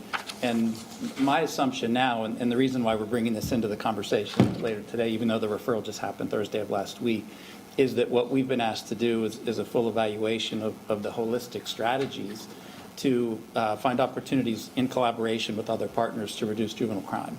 And in my view, all options are on the table at this point. It could be city-specific programming, partner programming, policy changes at the local level, policy changes at the state level, investments at the state level, investments at the local level, and that we would do that holistic analysis through that committee referral. And there could be, I could envision a piece maybe that's broken off and requires some additional conversation in this committee at some point. But I think our preference from a staff perspective would be initially to have all that work housed through that one referral to the Housing Committee. Okay. So Councilmember Mayfield, we will have continued conversation on that, and we'll bring that up, because this is a living and breathing legislative agenda. It's not something we are going to just close it for the rest of the year. So I do have a couple of folks in my list. I just want to recognize Councilmember Brown, who just joined us. I have Councilmember Anderson, followed by Councilmember Mayfield and Councilmember Mitchell. Thank you, Madam Chair. Actually, Sean just did a great job of summing up intentionally what I wanted to say. So we really just recently had that referral to the Housing and Public Safety Committee, and we want to wait until they have some actual time to work on the referral, to come up with some recommendations before we bake anything into our recommended legislative agenda. So I would say it's a bit premature at this point, but let's see what happens out of that committee over the next few weeks. And as you said, it's a living document, so we can bake that in. But we need to be in lockstep with what the holistic strategy and approach is before we bake it into our legislative agenda. Thank you. Madam Chair, if I could also bring up, thank you, Mayor Pro Tem, but also if the committee makes a recommendation to the council and the council says let's add it to the legislative agenda, then we can do it, yes. But right now, we just can't.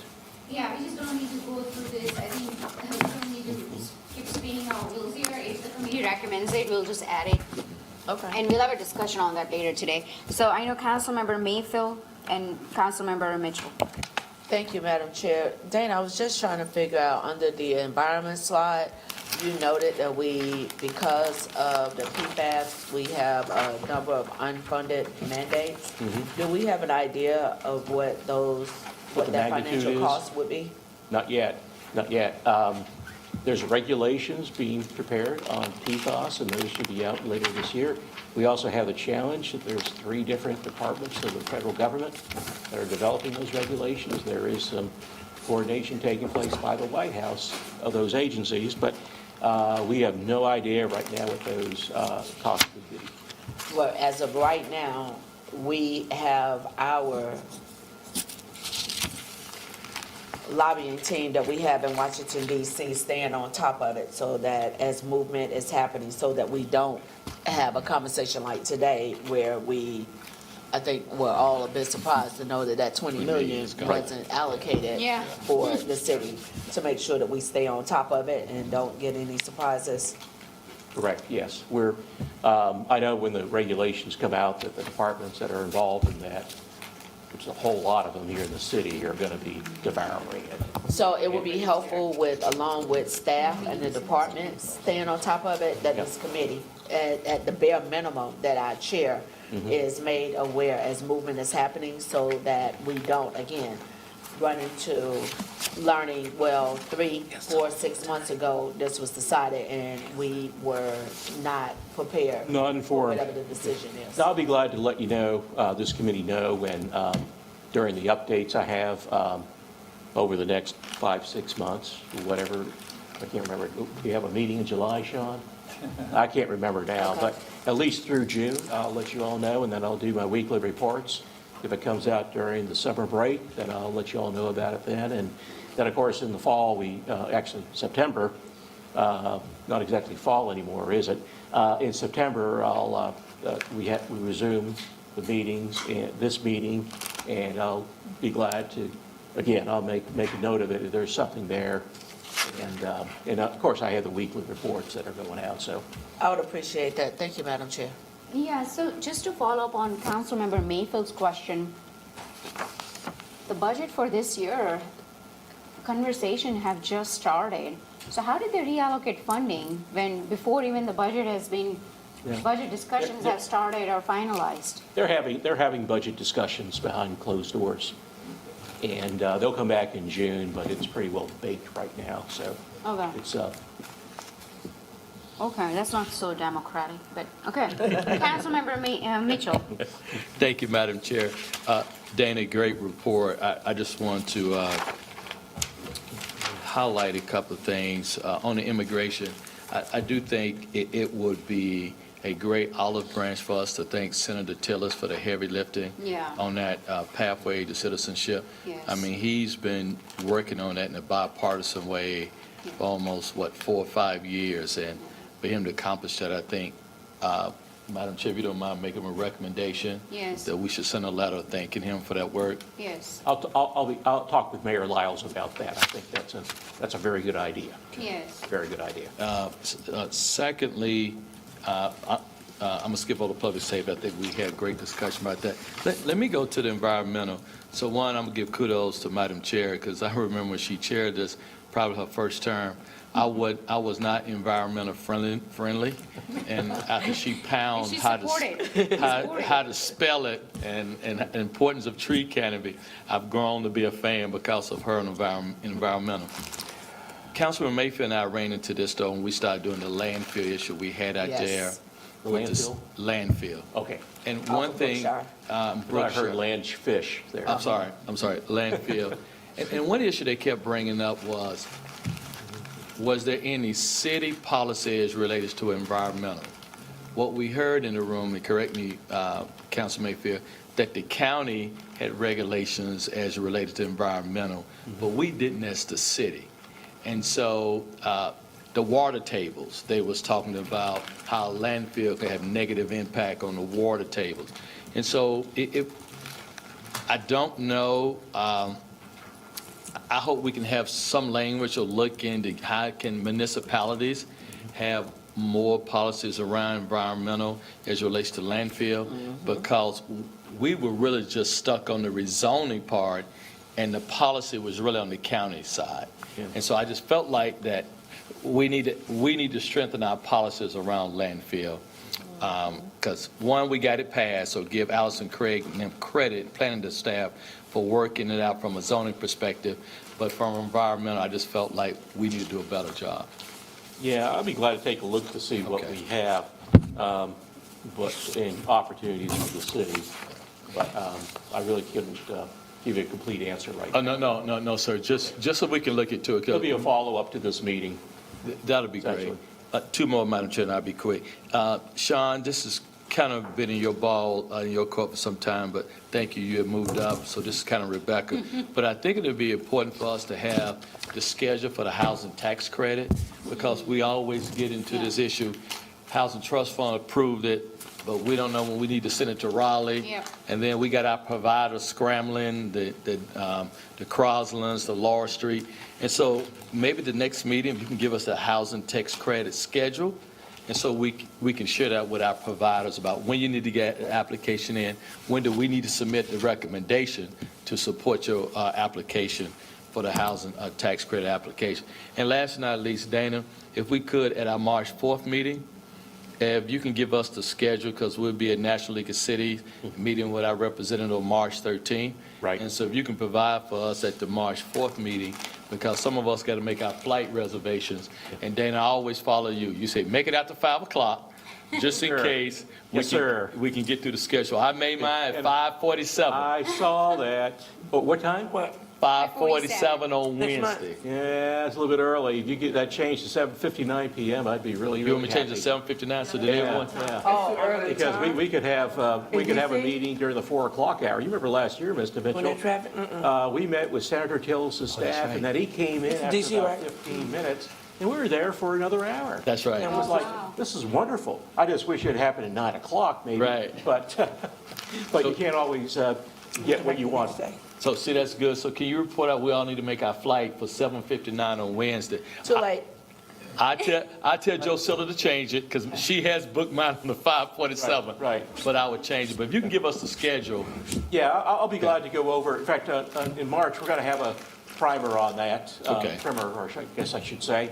And we'll be going over that. And but also the exact schedule for that day.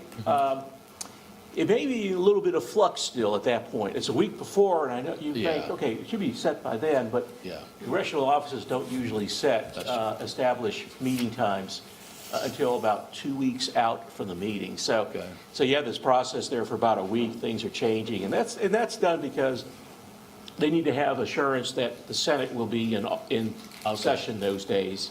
So it's a. But the takeaway I heard, 7:59 p.m. flight on Wednesday. Yeah, I gave that to all the all the staff in the Office of Constituent Services. Oh, you did? Yes, ma'am. All right. Okay. You Thank you, got Madam the Chair. 7:59 flight. Okay, 'cause I got to have Joe Siller to change it, because I was on that 5:47, but I changed it. No way, not in D.C. I was on the phone. You can take that from Miss American Airlines herself. No, it didn't. I just have one last item, which is the R&D credit, research and development credit. I know that CRBA, our Business Alliance, has been advocating and working with Senator Burr and Senator Tillis on R&D credit and how expiration of that could locally affect our region economically. Have we considered adding that to our legislative agenda? This is the first time I've heard that Okay. stated as a potential federal legislative objective. I haven't heard anything from the CRVA on that. If you could just. Or is that the CRBA? CRBA, the Business The Alliance. Business Alliance, okay, Yes, okay. not the Visitors Authority. Okay. Yeah, I think I saw something in their legislative agenda about that.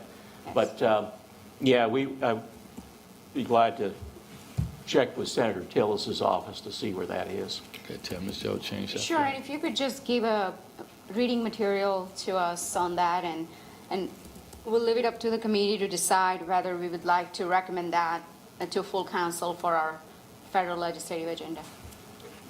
All right. Okay? Any other questions? So, anything on federal, state legislative agenda? Are we all good? We resolved all the crises in the world? I could ask staff to go to slide 13, the suggested motion, because we'll need to. Oh, yes. The committee will need to adopt a motion to proceed expeditiously, so we Okay. have legislative agendas in time for the NLC conference. Madam Chair, can I ask a quick question? Yes, ma'am. So, Dana, what you're asking for is for us to motion this out of committee, but we also just had a discussion that 3 of us are on the committee for this afternoon. If we Yeah. wanted to have the conversation added, what does that look like if we move to accept this recommendation? Well, I don't think you need to do anything for that. Instead, if there are recommendations coming out of the Housing, Safety, and Community Committee to the council, and then they adopt it, that would be fine too. That works. And so that can be done. That, we have, in the last, in 2021 and 2022, the city council added, 2021 and 2023, the city council added 2 things for the long session. So I don't think you need to do anything at this point. So what I hear, Councilmember Mayfield, is that we can add it later once we have robust discussion at the Housing and Safety Committee. That's what I think. So I guess this one would not lock us in. It would not I don't lock, see it would any not lock wording. it out. Let's put it that way. Yeah. It would not Okay, lock we'll it not out. lock it You out. can add it. So I guess maybe if we can add a specific language, more items to be added. That's probably something you need to say tonight at the committee. Yeah, so forum. we can do that. I will bring that up, but So do we need to, just for clarification, Madam Chair, when we make this motion, do we need to have the additional line in there to leave space for additional items to be added? that's a good point. Yeah, I think we should, for Housing and Safety Committee's recommendations. I don't think that right now, I think that the mayor and council would want to take a look at those before they consider something like that. But, certainly if Again, if the Housing, Safety, and Community Committee comes back with recommendations and Mayor Council approves that, accepts it for action this year, then it would be added to the agenda. I think Mr. Heath has his hands up. Yes, So I'm over my skis and outside of my sandbox on this. But, so I'm assuming that council will always have the ability to modify Yes. your agenda. And it's just a question of timing. And, can we move fast enough on the referral through the Housing, Safety, and Community Committee, where that committee will have an opportunity to hear a briefing and be presented some options and weigh in on those options? Because my sense is there'll be a number of policy considerations, and there may not be a full consensus on it. So how quickly can we move through that? And then once we've moved through that, Housing, Safety, and Community Committee may have a desire to see certain items added to the legislative agenda. Can that happen quick enough for this to be built into the 2024 Right. legislative agenda, I guess would be the question, or 2025, sorry. So what would be the timeline, Mr. Fenton, for us to, because, they have short sessions and long sessions, and I just want to make sure that we share with our colleagues who serve on Housing and Safety Committee alongside Councilmember Brown, myself, and Councilmember Mayfield, that there is a sense of urgency here. If they would like us to champion something as part of our state legislative agenda, here is the timeline. Yeah, I'd be glad to provide that to you. We're looking to, after tonight's council committee discussion and action review next week, we would like to come back to the council to get consideration of what the committee proposes for the agendas. And then the short session doesn't start until April 24th. So you've got a couple months there to get something out of committee to the council. And if something's really time sensitive, then I'm sure that the mayor would consider adding that to, in fact, I know the committee chair or the vice chair in this case, if something needs to be reported out in this month, next month, and April, then I'm sure it'll be done. Okay, so we'll share that timeline with our Housing and Safety Committee. And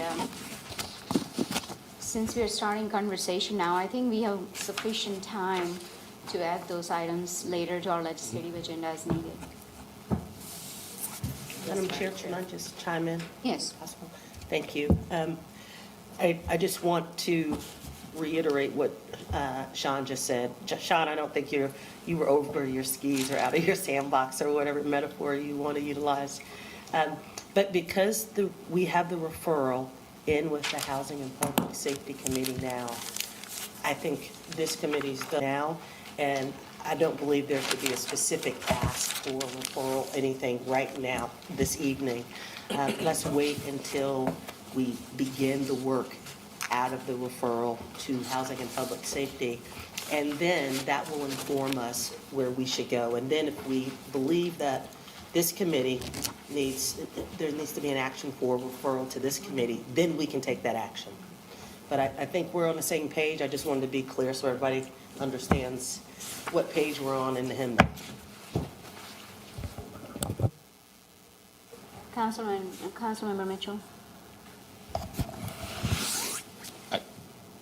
If I'm hearing everyone correctly, I think there's a thought of how can we be flexible in this motion that will allow additional items to be added to our legislative and state agenda. And the best way we can do that with the few words as possible, I think will cut down on confusion. So, Mr. Mitchell, I'm going to ask staff to go back to slide number 10, the public safety slide. And it reads at the very beginning, support policies and funding that further initiatives of lower crime, increase community safety, redeploy resources to areas of highest and best use. And I'm not going to read the rest of it there, but certainly it sets up the ability for the council to add in something after February 26th.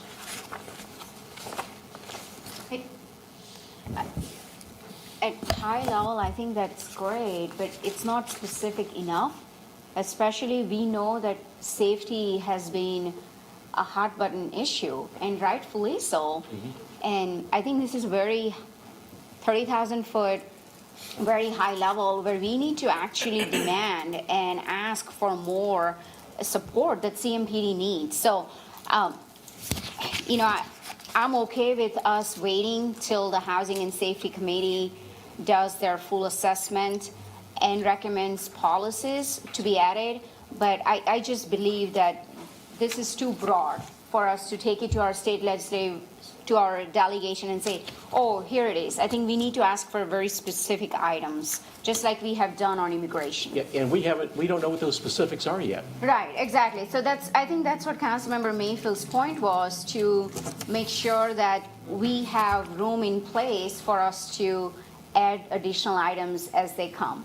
Well, that's this is a policy document of council, and they can change it at any time. Right. It's not up to me or to Sean. So I will share that with our colleagues later today, that this is a living and breathing document. We will come back as we see additional items, not just on safety, but whether that's on economic development, whether that's on transportation and infrastructure, or public safety. So I think we spent good amount of time on this item. No, you gave me an hour or so. If staff can go back to the suggested motion on slide 13. Oh, yes, that's where we are we now. have a motion.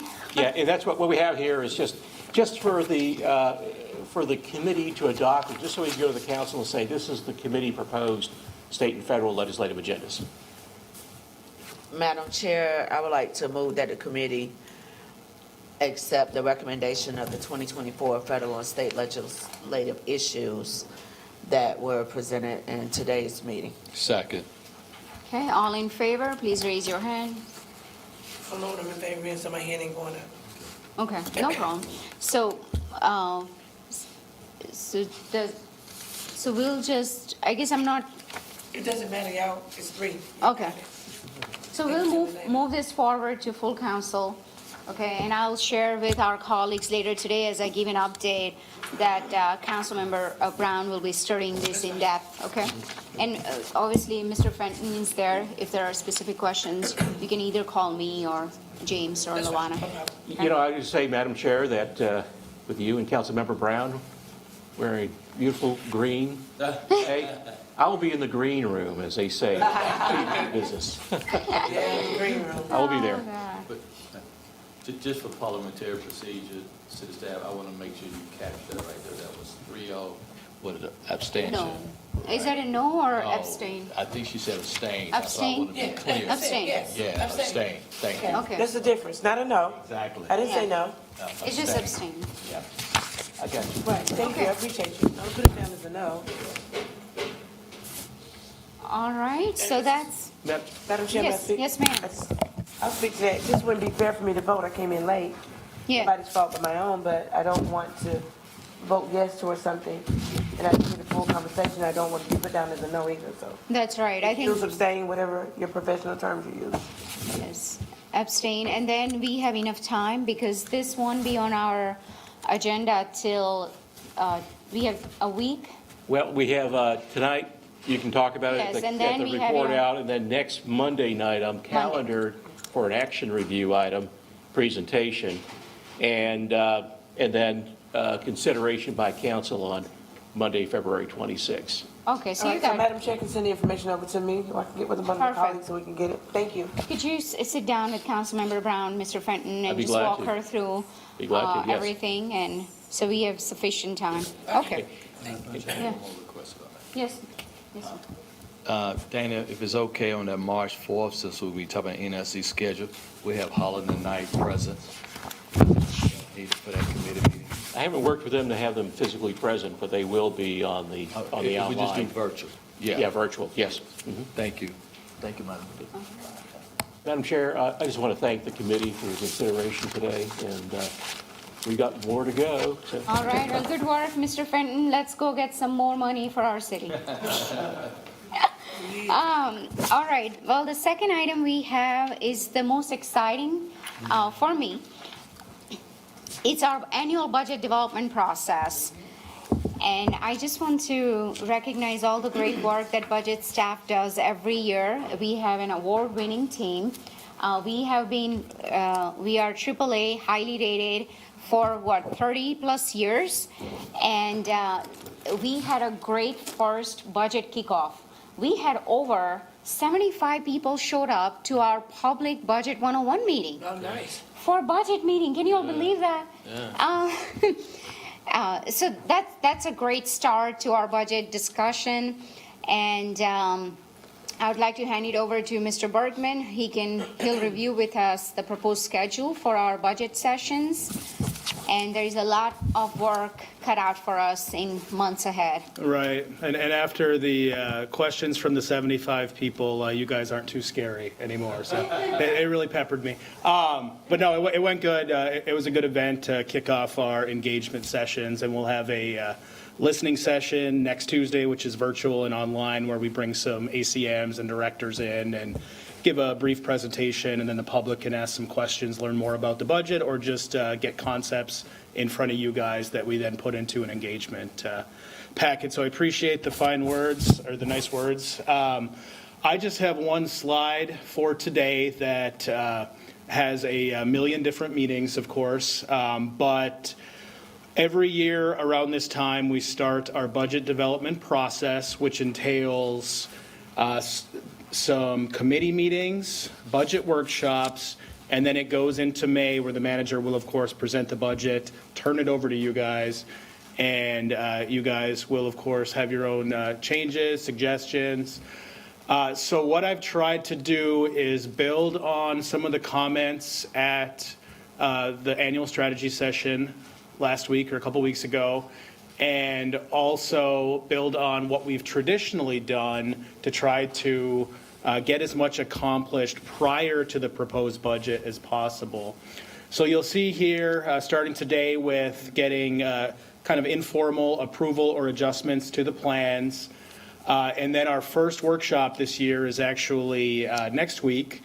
We have a lot of material ready to go that we can adjust as you would like, but we want to talk about the general fund outlook, and our compensation and staffing strategies kind of go together. I think of that almost as a block where we can go a little bit deeper than the retreat into a picture of where we are.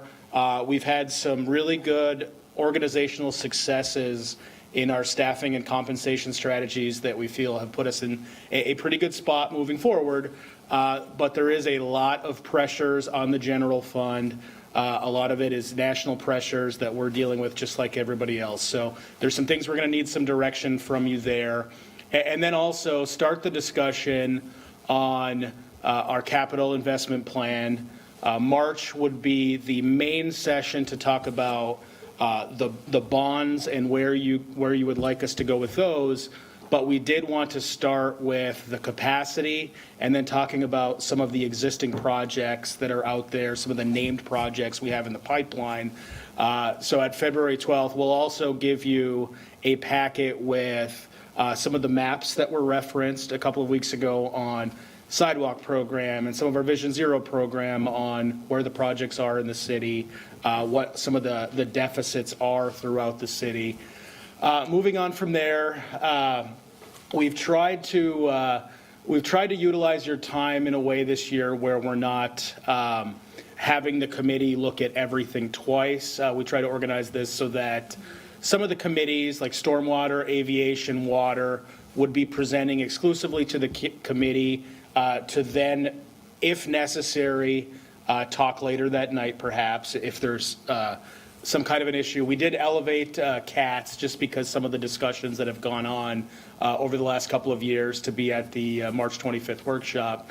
But other than financial partners, which I promise you we will get you that information a few weeks ahead of time so you have time to digest it, we anticipate that March 25th meeting to be primarily about our bonds, transportation bonds, neighborhood bonds, housing bonds, so that you guys can really give us some direction there. So with that, I turn it back over to you guys to see what we're missing, how we can change, and oftentimes it's just, last year there was a bunch of things that you just made sure that we covered, which we tried to make sure fit into some of these presentations. Mr. Bergman, that's a lot for 3 hours discussion on next Monday. Generally, we have 5 hours, but hey, we'll be breaking a record if we wrap that up in 3 hours. I mean, I would really like us to spend more time on capital projects. I know we have a huge backlog of sidewalks and high injury network infrastructure projects. If we can allocate more timing towards that, and also affordable housing, I think we need to have a discussion on that. Certainly, I think majority of us are in agreement that $50 million is not enough, and we need to do more. So if we can just spend more time on our bonds and our capital projects, that would be great. If you can provide pre-reading materials at least a couple of days in advance, please do not give it to us over the weekend, because it's a lot to study over the weekend. If you can just give us like on Thursday or Friday, I think that gives us enough time to study the material before Monday the 12th. And high injury network, we have the list, but if we can just have some sort of numbers associated with it, that would be very helpful, specifically how much it's going to cost.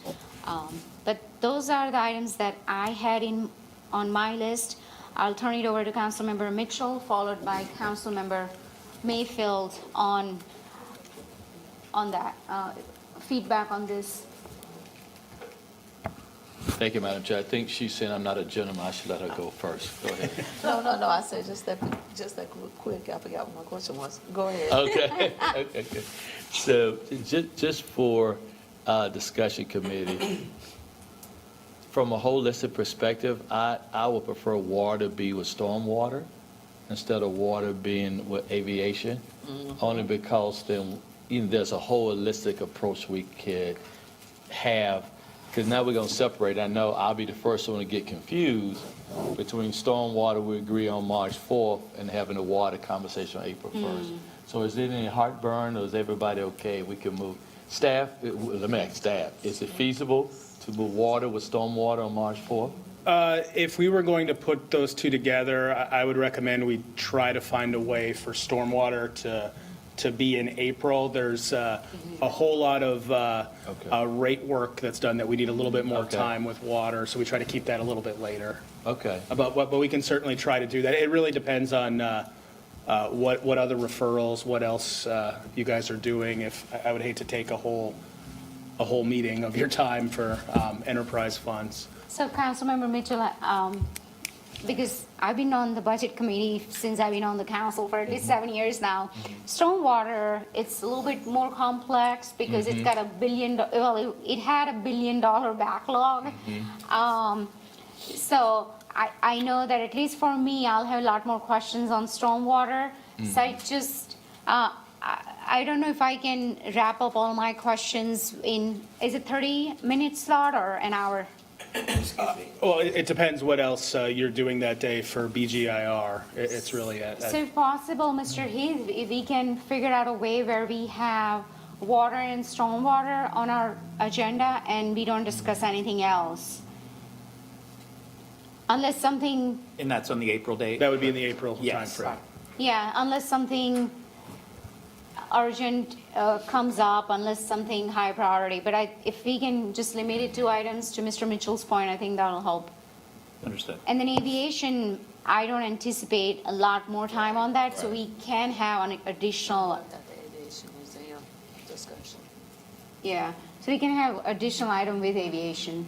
Madam Chair, can I add on to this discussion? Yes. If we're looking at moving the stormwater discussion to April, which I think is going to be better for staff to get more time to get information, for that March 4th, can we take 2 of those bullets on February 12th so that we don't, as you mentioned, risk the chance of not getting into the conversation? That way we have the 2, staff can determine which 2, as far as I'm concerned, but that way we're not trying to get all 4 of those bullets in on February 12th and we not have real conversation.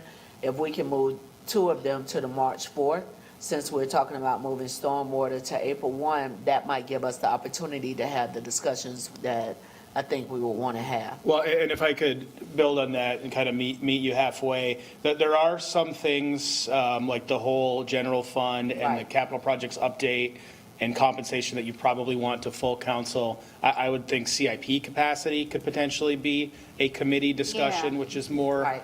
more into the details. I think that would make sense. What I'd also add is, if stormwater and water went together in April, by the time we get to that March 25th workshop, we'll probably know what else needs to be done at the committee meeting. And so we may be able to move aviation to just the end of the March 25th workshop or something. So I think it could kind of work itself out, and we should be able to have stormwater and water together. So 3 more quick questions.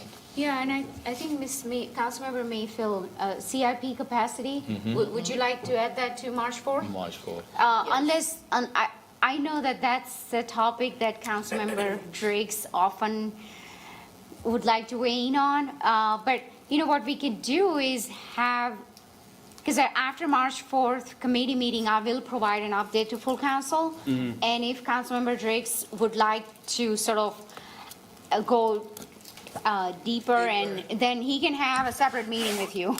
But I just feel Councilmember Mayfield is right, because now we are condensing everything in 3 hours. It would be difficult to cover that many topics on February 12th. No, I think that's a great idea.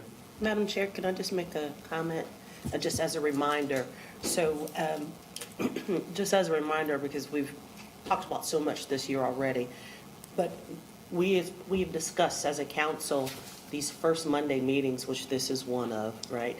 That we're going to pivot from just having readouts from the committees and just highlight those, allow the committee chairs to highlight, you know, the most important topics in the evenings, and then communicate with council the full readout of committees in a different way, so we can carve out time to talk about, you know, a list of really important topics and projects that the council has come up with. So just a reminder that as we move in throughout the year, we're not going to have as much time to do full readouts from councils, from committee members on the first Monday of every month.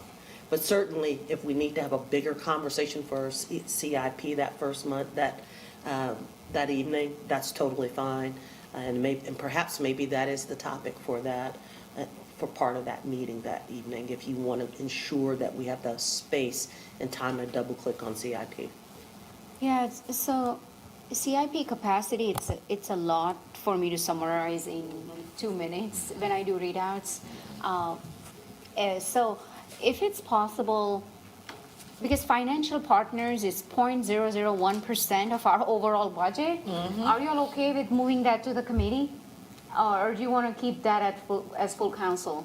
We can move that to the committee. I'm okay with that. Yes, I think because financial partners, we already have a process. As long as they follow the process and I think if we can move that, so that'll create some capacity for whatever that's not been covered on 12th. Because 12th is just a long list. Because I know every time we have budget workshop, we use up all 5 hours and we still, and so in 3 hours, I mean, it will be very ambitious of us to try to do all of that in 3 hours, but we can try, and if not, we'll move it to 25th. Okay, so you're suggesting that we move financial partners to the 4th, stormwater to the 1st? Yes, Leave please. the 12th with the understanding that something may bump to the 25th Yes, naturally. yes. So, Madam Chair, for clarification, that's not what I was saying. So, once we opened up the 4th, what Okay. I was trying to make sure for our committee, this isn't necessarily the conversation for the report out, it is for us to have the discussions that we need to have. So, with identifying that we're talking about 4 very in detail areas, I was just asking for staff to let me know if it was feasible for you all to move 2 of those over to the 4th. I said initially, I will leave the discretion to the staff of which 2. Move those 2, because we just opened up space on the 4th, so that we're not trying to go through all 4 on February 12th. Now we're looking at other items on the calendar. That's not what the original recommendation was. It was just, instead of looking at these four, because as a committee, we like to go into detail about the right. numbers. Then- Especially with what we know when we approve a budget, and then especially when we look at compensation and staffing. Once the money actually goes to the departments, Right. we've learned that fire alone, 60% of the funding is already dedicated right off the bat. So we approve one amount thinking that's what they're getting. That isn't necessarily the case when it comes for the day-to-day needs. So by just shifting to March 4th, I just thought that would be a good way to free up for us to have the time to have the discussions we need to have. So may I suggest, like, on February 12th, whatever items that you think we need deeper discussion on, we can have those, you and I and Councilmember Mitchell, Councilmember Brown, we can get together after the 12th and figure out which ones we can push it to March 4th that committee needs to dig deeper on. Is that good? Because we don't know which ones that you would have questions on. Is that good? Yes. Okay, so we'll just do that. We'll let you know on February 12th what will be on March 4th agenda. And I mean, we'll keep the CIP capacity Yeah. relatively brief on the 12th, and if there's a desire to dig Yeah, much deeper, exactly. we'll go on to the 4th.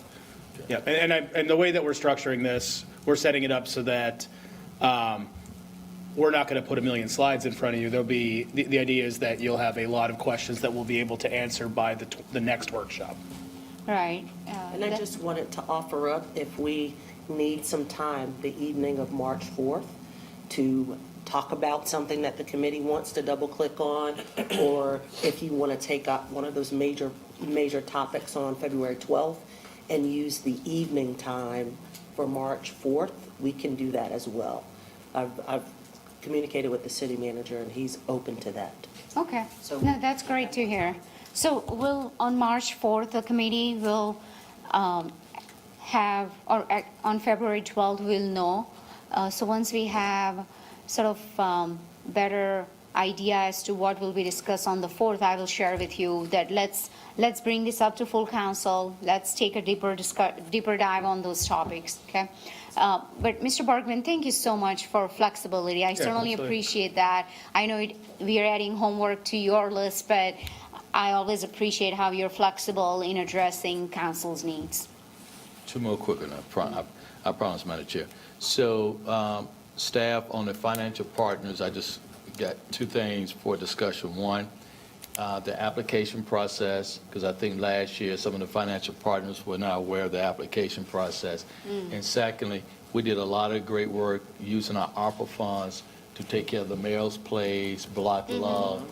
So, either we need to communicate with them that we no longer have those funds available, or two, can we get an update where we are with our ARPA funding, if it's another source of funding?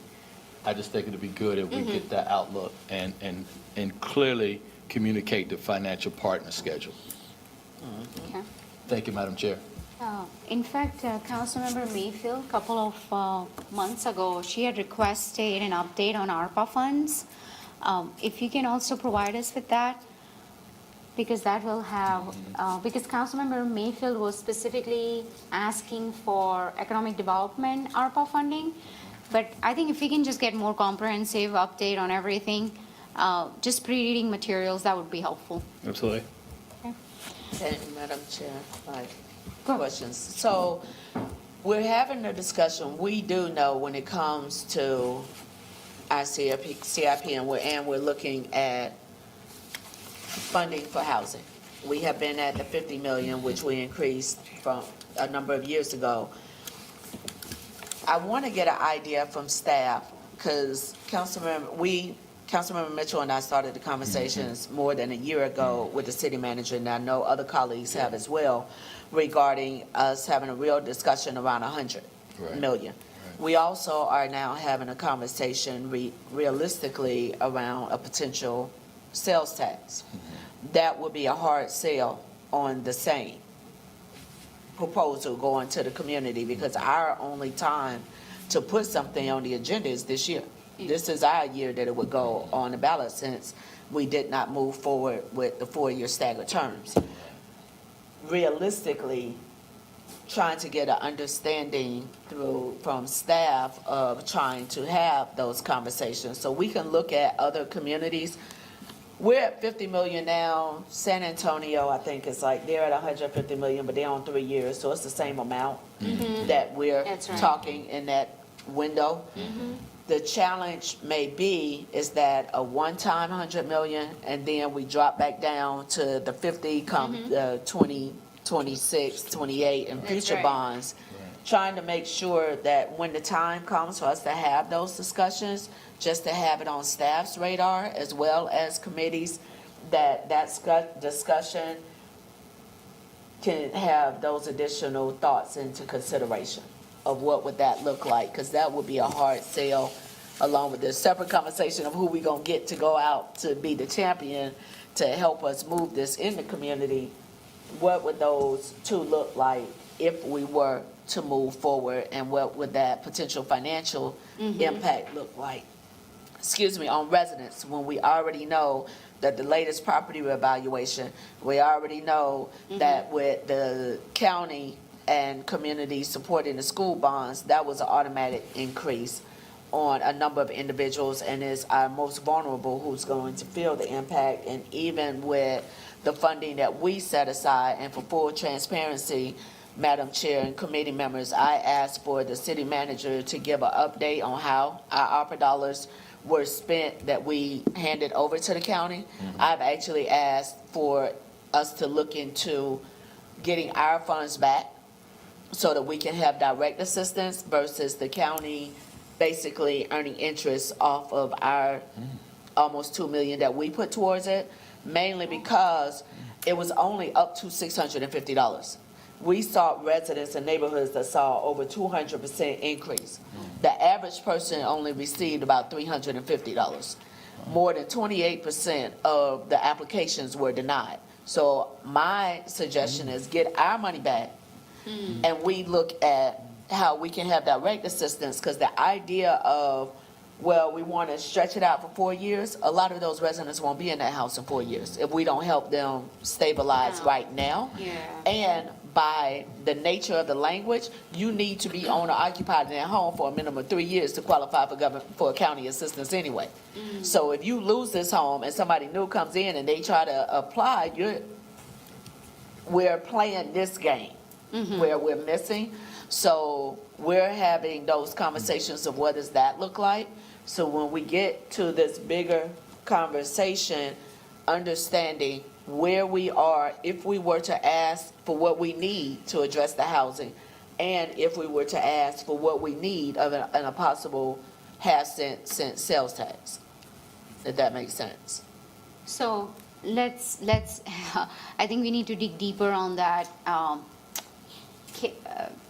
Councilmember Mayfield is talking about the homes program, update on that specifically. So if you can have two updates, one would be for ARPA, and one just more detail on the homes program. So, Councilmember Brown. Thank you, Madam Chair. Councilmember Brown. Yes, thank you so much, Madam Chair. I was talking about the American Rescue Act plan funds. That's what we're talking about? So it was a wonderful thing that council and all of you brought into the community, but I didn't know that that's where those funds came from. I thought we had allocated something for grassroots on a more permanent basis, so that is not going to be a good It was one. one time. Disappointing. So there are financial partners as part of our budget review process. So we will get a list of all the financial partners as part of our pre-reading materials. And some of our financial partners do get funding regularly as they apply. So I know that there are many.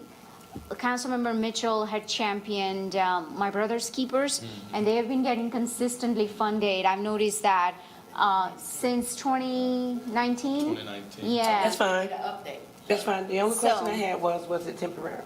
We don't No, have- so it was temporarily, however, through financial partners, they could apply. I understand that. I And they know could all get about funding. that. But I was just asking, did the city have anything specifically that we can set aside for them? I understand partnerships, but I'm saying for a grassroots effort. Yes, so To for continue doing grassroots it. organizations, for grassroots organization, this financial partners pool of funding that we have locally. Okay, pool of funding. Okay. Yes, that they can apply. Okay, Mhm. all right. Yes, Because you don't want to take a community up here and then That's bring them right. back down. that's right. After you've allocated those funds and been, I guess, a champion for the community and did something like we've never done before. Everybody's really excited about that. Mm-hmm. And so I think if we could just kind of keep something going in that area, it would show that we're in partnership to help them be successful on some of those initiatives that they have out there in the community. Perfect. So I think you bring up a great point. I think that's the reason financial partners is moving on to our committee Okay. discussion. No And we problem. are going to actually dig deeper on that item. Okay, hold on, just because I'm confused. To your point, Ms. Brown, financial partners, one of the things we want to discuss is, we did add financial partners with ARPA funds, and then getting an impression from council about prioritization with other things. Chair Ajmira, I thought where we had ended, and I'm fine either way, I just want to make sure I have clear direction. I thought where we had ended was financial partners was staying on the 25th, and March 4th was essentially becoming any spillover or anything where we wanted to go deeper on the 12th? That's correct. So Okay. financial partners, let's say if the committee feels that we need to dig deeper on financial partners, we can, after 25th, we could push it to Oh. April. Good, gotcha. If we need to go over some more. Yeah, Yes. absolutely. Okay. All right, committee, anything else on our proposed budget development topics? All right, do we? Yes, ma'am. My apologies, quickly, just so that we're all on the same page. I was asking Mr. Heath, I'm just trying to figure out which committee the financial partners update, is that full council? Yes. Which I think we've done previously? Because some of our groups that we have funded long periods of time are not necessarily working at the capacity level that they should be Right. for how long that they've been. So we need to get an update we need a report out on where they are, because we've had a number of them that have had leadership changes, had some funding challenges that we can look at, because as you already shared with Councilmember Brown, we do have a bucket that we pour from, but we got to get our partners out there to actually apply. So when I made the recommendation for the Mel's Place last year, and we were able to identify the funding through the ARPA dollars, that was first time, but it was never, which I said during that meeting, it was not the intention for this to just to be a one-off, because we have organizations that have been doing work consistently for years. But we have some others that have come along that we funded. So I was trying to find out from Mr. Heath, would that be a committee report out, or would that be in the broader budget conversation, how we will find time to have those financial partners do their presentation? So I know that on 25th, we have financial partners, and they're going to give us the pre-reading materials. Yeah. That will have report outs from all the financial partners. you'll Is that be- correct? Yeah, so the way it works, it's traditionally gone before full council at a workshop. And 2 to 3 weeks prior, we will send home in your packet a full binder Yes. with all of the application materials, all the goals we require them to report on when they apply each year. And so then your comments on the 25th or questions, that would direct likely where we end up going in the proposed budget, which then you can, again, of course, adjust. Thank you. Okay. So I know we have 5 minutes left here. And we have last item on our agenda. Do you need anything from us? Anything else? On the budget? No, we're good. We are good? Yep. All right. Okay, so last item is performance management framework. And this is just reviewing our work from the retreat and the objectives that were chosen to be highlighted. I just want us to quickly go over those and see if you have any questions. So I'm not going to read through every single slide here. But pretty much what we had discussed at the committee, we are going to review those policy goals and objectives. And if you all need any clarification, this is the time. So let's go to a second slide here. Okay, so are you all good with this? Okay. I mean, this is just a refresher, so let's go to the third slide. Okay.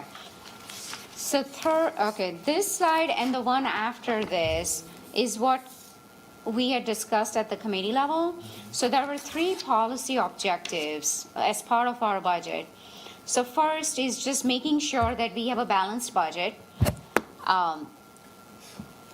So as you can see, we got to make sure that ongoing costs will be funded with recurring revenue. We got to make sure that any new expenses that's brought forward outside of the budget process should be avoided. This is just all the budget best practices. And any federal grant that we received will be used for one-time expense, such as ARPA. Second item we have is city will engage in the most cost-effective means for providing city services, just making sure that we are being good stewards of our public dollars. And last but not the least, the city will evaluate the total tax and fee burden, not just the property tax rate, right? So I think that just gives a more comprehensive picture to our residents that what they are paying overall for city services. Yes, ma'am. Thank you, Madam Chair. For the last bullet item, as far as evaluating the total tax, again, for transparency, I've asked, and I believe I asked for it from the dais, but I've asked for the city manager and budget staff, and I think they've already started working on it, to pull that comparison. We are seeing a lot of for sale single family, for rent, single family homes that are being developed. And to me, I wanted to have a better understanding of that tax breakdown. Owner occupancy, we are the ones that pay the majority of the taxes. That business pays under a business tax rate. With the number of homes that have been purchased by investors, whether they're domestic or international, as well as the number of new single-family homes that are being developed by investment companies, I wanted to get an idea, and hopefully some point in the conversation, because I believe, again, that the budget department is already looking into that based on my request, I believe it was like 2 months ago, so that we can look at it. So when we're having this conversation about not just the property tax rate residents pay in exchange for government services, understanding what tax bucket that owner-occupied taxpayer versus that corporate business taxpayer is paying, and understanding what that may do to our budget as we're looking at reduced access for single-family owner occupancy. Right, so really residential versus commercial. Right, In but fact, it's considered yes, residential yeah, because exactly, they're up to 4 single-family, units, up but to 4. understanding that breakdown, so I just wanted to make sure that you and committee were aware that budget has received that information from the city's manager's office, and that hopefully we will get some numbers, and so we'll know the history behind it. Sure. So, okay, and the last slide we have here. So on this slide you'll see, this is not necessarily related to the budget discussion, but since Councilmember Brown and I had teamed up at the retreat, and we decided to prioritize these 3 items that wasn't covered by other committees, because I think it is important that we don't lose sight of this. So first item you'll see where we have to increase our infrastructure investments. We get that question often asked at our zoning meetings. Historically, our infrastructure has not kept up with the growth and development we are seeing. So making sure we are measuring this. So that's why it is one of the line items that Councilmember Brown and I have highlighted. Because I know in District 3, Councilmember Brown's district, we often get a lot more rezoning development requests. So, any questions on that? But pretty much making sure that we are keeping up, we're increasing our infrastructure investments. And then other two items are the CAP, making sure that we are continuing our 2030 goals that was unanimously adopted by the council in 2018. And also, we are meaningfully engaging our residents. So Equity in Governance Framework set the framework a couple of years ago. Councilmember Johnson, myself, and Councilmember Winston at a time were part of that committee, and it was adopted by the full council so that we have consistent engagement sessions for consistent engagements to our residents. So we have an update on just those 3 policy objectives. Anything else, any clarification? I mean, this is just a refresher from the retreat, so and it hasn't even been that long. All right, so I guess We need to make an endorsement. so do we need to make a motion on this, Mr. Heath? What exactly do you need from us? I mean, please. Oh, go ahead. Councilmember Mitchell, yes. And I apologize, I had to step out. Let me just bring some awareness. I think we need to concentrate more, and that's the equity in governance framework. Yes.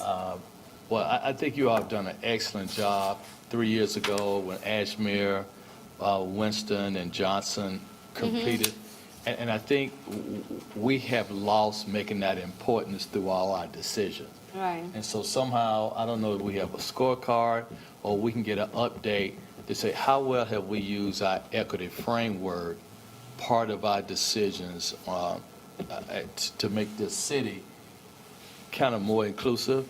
Because I just think there's nice buzzwords. I just don't see the meaning. I don't see the transparency that we can say corridor opportunity is about equity. Small business fund about equity. And so if we can address that, Sean and staff, in some way, maybe it's a refresher course all of us, because I know Councilmember Ashmere and them did a lot of work.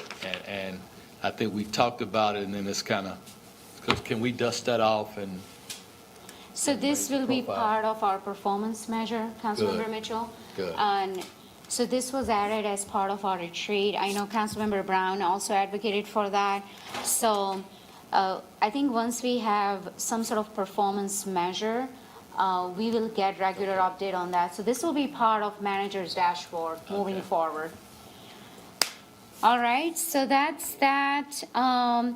So do we need to formally adopt this? Yes, it would be quite helpful if the committee could Sure. formally endorse it, because then we're going to convert this into performance measures and targets. Sure. Madam Chair, I would like to motion for us to accept and endorse the goals and objectives that have been presented to this committee. second. Okay, all in favor, please raise your hands. All right, so that was unanimous. So with that, I think we are good to go. Good job, committee. We'll do a report out later today. Thank you all. Do I have a motion to adjourn? So moved. So moved. Second. All right, all in favor, please leave the room.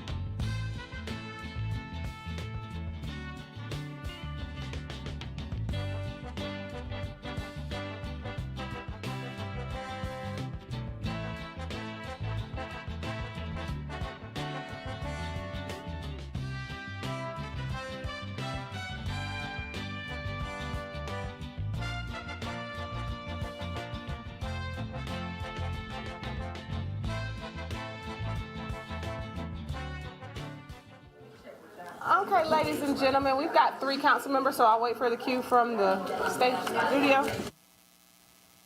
Studio, we're ready to go live.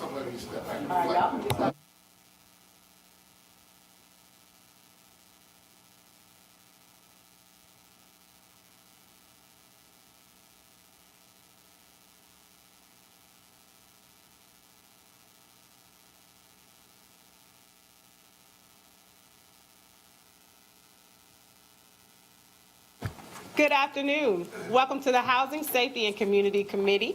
I am your chair, Victoria Watlington, flanked by 2 of my committee members as well as guests and staff around the room. We'll start with a round of introductions. I'll begin with my committee members, with my vice chair. Luana Mayfield, Vice Chair of the committee. Dimple Ashmurda, committee member. Renee Askew, Assistant City Manager. Rebecca Hefner, Housing and Neighborhood Services. Sean Heath, Assistant City Manager. Whitcomb, Housing and Neighborhood Services.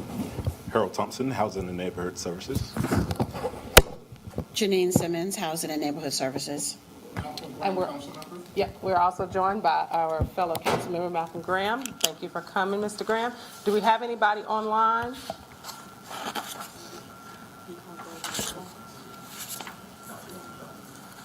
Go ahead, Councilmember Johnson.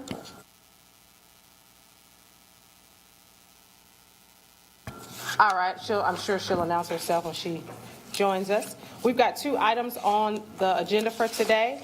First, our performance management framework, our outcomes from our annual retreat, and then we're going to talk community safety framework referral from the mayor, which will cover our youth violence topic. So with that, I'll turn it over to ACM, ask you to cue us up. Good afternoon. Just wanted to, if you would go to the first slide, please. Thank you. Next slide. So today's objectives, when we talk about performance management, is really just to understand how we can better measure the objectives and goals identified by council as part of the annual strategy retreat. So we're going to talk about those a little bit today.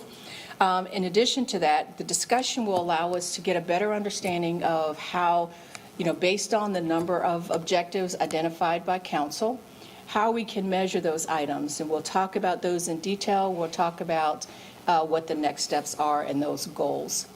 So with that, I want to make sure that we go to the next slide. I want to talk about the process and how we got here. So council has approved strategy, there's objectives, there's goals that we are working on and we do on a regular basis. Within all of those strategic plans and priorities, there are a number of items that we continue to work on a regular basis. But during the annual strategy retreat, we actually, council actually worked on what are those key items that we need to focus on. So we're going to focus on and measure everything, but if we want to target specific areas that we want to put in the budget book and talk about throughout the year, what are those items? So those have been identified, and we'll highlight those today. And we'll come back as a group, staff, and provide updates on, now that we have those performance objectives, what are those measures and targets associated with those? So this really gets to the heart of how do we measure the work that we do and the service we're providing our residents. Next slide. Thank you so much, ACM. I'm looking forward this year to really taking a fine-tooth comb through some of our metrics. As you all know, we already have metrics that we see in our budget book every year, but I think this takes it to another level to put it ever before us. So I'm excited about this work. What you see over the next couple of slides are the outcomes of our annual strategy meeting. Vice Chair Mayfield and I had an opportunity to go through each of the topics or focus areas from our committee and pick out which items from a policy goal and objective standpoint really spoke to the priority work. Once again, nothing is getting cut off in terms of scope for the broader organization, but for what council is going to really hone in on from a balanced scorecard perspective, these are the things that we felt really floated to the top. So the first one is about meeting our comprehensive plan goal number 1 and 10-minute neighborhoods. We want to increase the percentage of households that are near to amenities and that people can reach those amenities through various modes of transportation. One thing I'd like to note on this one in particular, because I think it speaks to the broader strategy, is that certainly there are overlapping goals in each committee. There are things that will show up here that contribute to safe communities or to great neighborhoods that also contribute to economic development, that contribute to transportation and mobility. So as we flush this out across the broader council, we'll be sure to identify any efficiencies that we've got there. But specific to safe communities, this is why you see it show up here. The second one in that vein is about strategic mobility and our Vision Zero goals. So part of a safe community is being able to ensure that our streets are safe, that people can move about our neighborhoods and do so without any fear of being injured or worse. So that is where you see this second one that has come out, really about how do we collaborate across our government agencies and our stakeholders to ensure safe streets for all users. Then thirdly, when it comes to safe communities, we've got this one here, and we'll talk a little bit more about maybe another way to skin this cat. But one of the ones that we wanted to highlight was our violence framework to interrupt violence. That's one that we know is specifically important to us, particularly right now. It's very timely, and so we wanted to make sure that we called out a goal that spoke directly to violence interruption and violence reduction. Next slide, please. When it comes to great neighborhoods, one of the things that we know is a constant refrain in every conversation is how do we enable folks to become homeowners? How do we enable folks to be a part of the growth that we're seeing here in Charlotte? So we really want to increase the number of home ownership opportunities, specifically for low and moderate income households, especially in areas with low access to housing opportunity scores. We want to make sure that we are enabling folks to access amenities that are existing. On the one hand, we'd like to bring them to neighborhoods and create new amenities. On the other, we would like to bring people to areas that have amenities and allow them to have an ownership stake in that. So that's what that one is about. The second piece here that you see under Comp Plan Goal 7, Integrated Natural and Built Environment, is about increasing the number of developments utilized in green building practices. So as we push for our sustainability goals, we wanted to make sure that we called out one that we specifically as a municipality can impact heavily. So because a part of great neighborhoods obviously are sustainable neighborhoods. So we wanted to make sure that we had a goal that spoke directly to that we were monitoring very closely. Then we've got the Comp Plan Goal number 9, which is retain our identity and charm. And I know that we had a bit of a discussion in one of our previous committees earlier today, specific to retaining identity and charm about the structures themselves. This particular goal, however, speaks to investing in the people, because part of what brings charm to our city are our residents, particularly for those that are vulnerable to displacement. We want to make sure that we improve that job skills match. So Chairman Graham of the Economic Development Committee, certainly we can talk about how those show up across our two committees. But this one is really about investing in the people, not only the place. And then finally on this slide, you'll see connected to our strategic mobility plan is about equity and engaging our community and making sure that as we work through all of our goals, we've got a strong connection and a strong communication pipeline to our residents and to our broader stakeholders. We want to be making choices with our community that reflect our community's values. Next slide, please. So there were a couple of items that as Vice Chair and I were reviewing the options, we wanted to write in or tweak or lift up that didn't necessarily have a place to land specifically yet. And what staff has done here is provided a couple of options for consideration that might meet the intent of what we were looking for without having to go through a new policy adoption process. So that is what we're hoping to do here. The first of which was really about the right home in the right place. So we've talked about part of the strength of Charlotte is that our neighborhoods are so different. We've got diverse neighborhoods. People can live in our city and have different experiences all across the city as they so choose. And so what we'd like to do to ensure that and to help to retain that identity and charm is to make sure that we are investing in the right places with the right types of homes. And so these 3 items that you see here can help us track how we're working again, or how we're working towards that. And they are the following. First of all is specific to our comp plan goal number 2 with neighborhood diversity is increase the score of overall access to housing opportunity metrics for the city.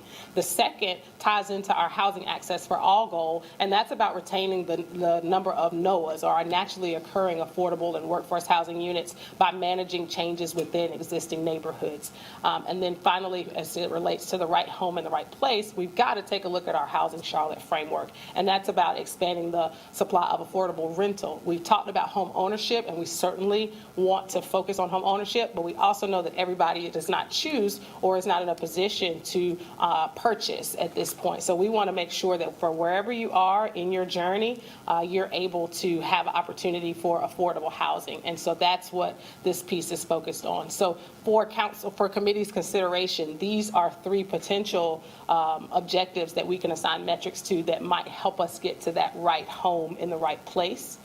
So certainly would love your feedback there. And then the second item that we lifted up that really needs a home, if you will, or it's something that we can tie back to an existing policy metric, was about how do we reduce violence. We talked about the violence interruption framework, but that really was about how we do the work and not so much the outcome. So it talks about the strategy, about creating this violence interruption program, whereas this goal, specific to our comp plan goal number 6, talks about improving public safety and public safety perceptions. Initially, I know that when I looked at it, I focused on the perceptions piece, and that didn't really feel like it was getting at what we wanted. We want the outcomes, not just people to think we're safe. We want to actually be safe, and we can measure that through crime stats over time. But if we focus on the first component of this objective, where it says improve public safety, that can capture the actuals of our crime numbers. So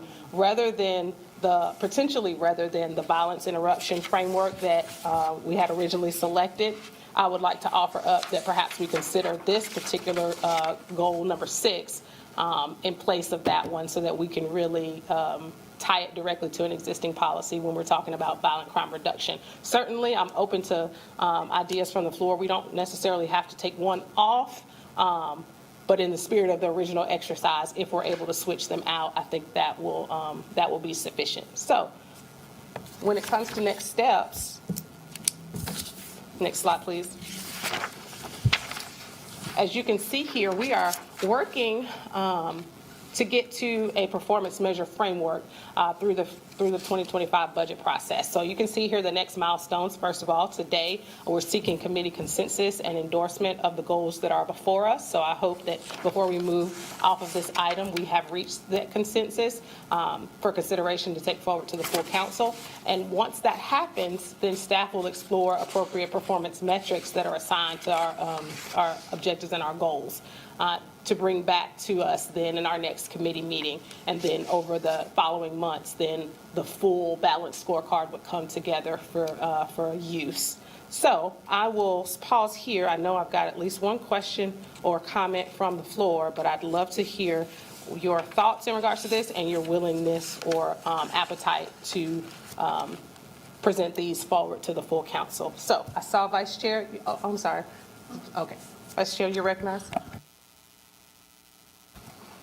Thank you, Madam Chair, and I want to start off by thanking our staff for hearing us and hearing the community and doing a tremendous job with the recommendations we're discussing today.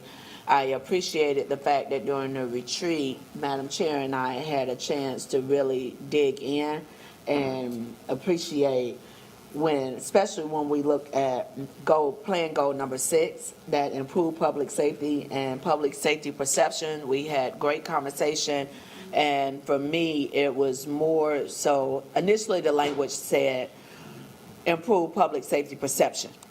That perception is improved when the actual interaction is improved. So I'm glad we dug in a little more so that we can start capturing and tracking, because Assistant City Manager Askew, as well as the city manager, when we had our meeting last week, I've shared one of the instances that personally has stayed with me and honestly I toss and turn over repeatedly is the gentleman that robbed a Food Lion but was walking up the street with 2 bags of groceries. And that interaction was a trial, jury, and execution, because opposed to us utilizing the resources that we have already funded, resources should have automatically been identified. There's a reason you're stealing groceries.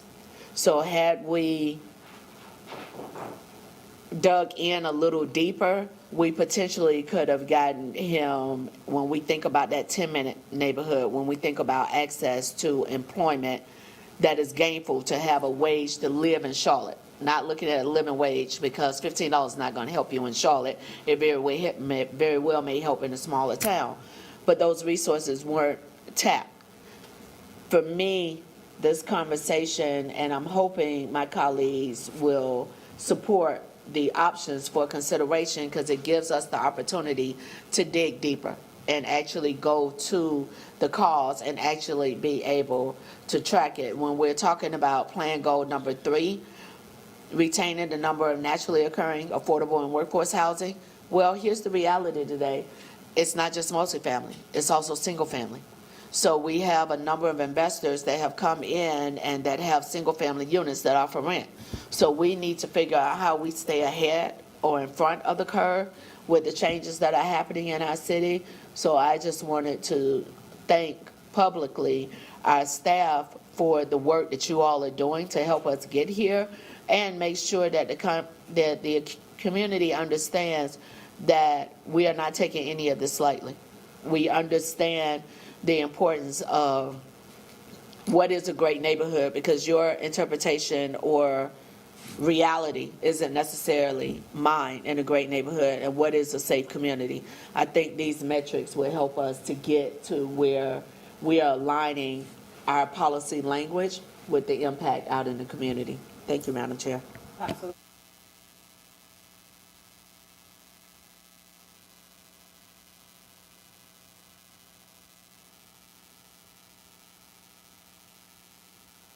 To our goals that you'd like us to focus on, or would you prefer all 3? The intent really is to, if we could select one, but if there is more than one leading that you would like to speak to, or that you would like to see focused on, just let me know. You know, I'm an all girl. I knew you were going to say it. I do not like making choices. I prefer that we have all the things, because this is an all hands on deck conversation we're seeing across the nation. If I had to choose, You don't have to. one, then I'm gonna say that. That's my one, that. Because they all tie in to what the needs are. So I cannot choose one. I am not that person. I'm gonna go into the store and I'm gonna buy the roll. I'm not buying the piece.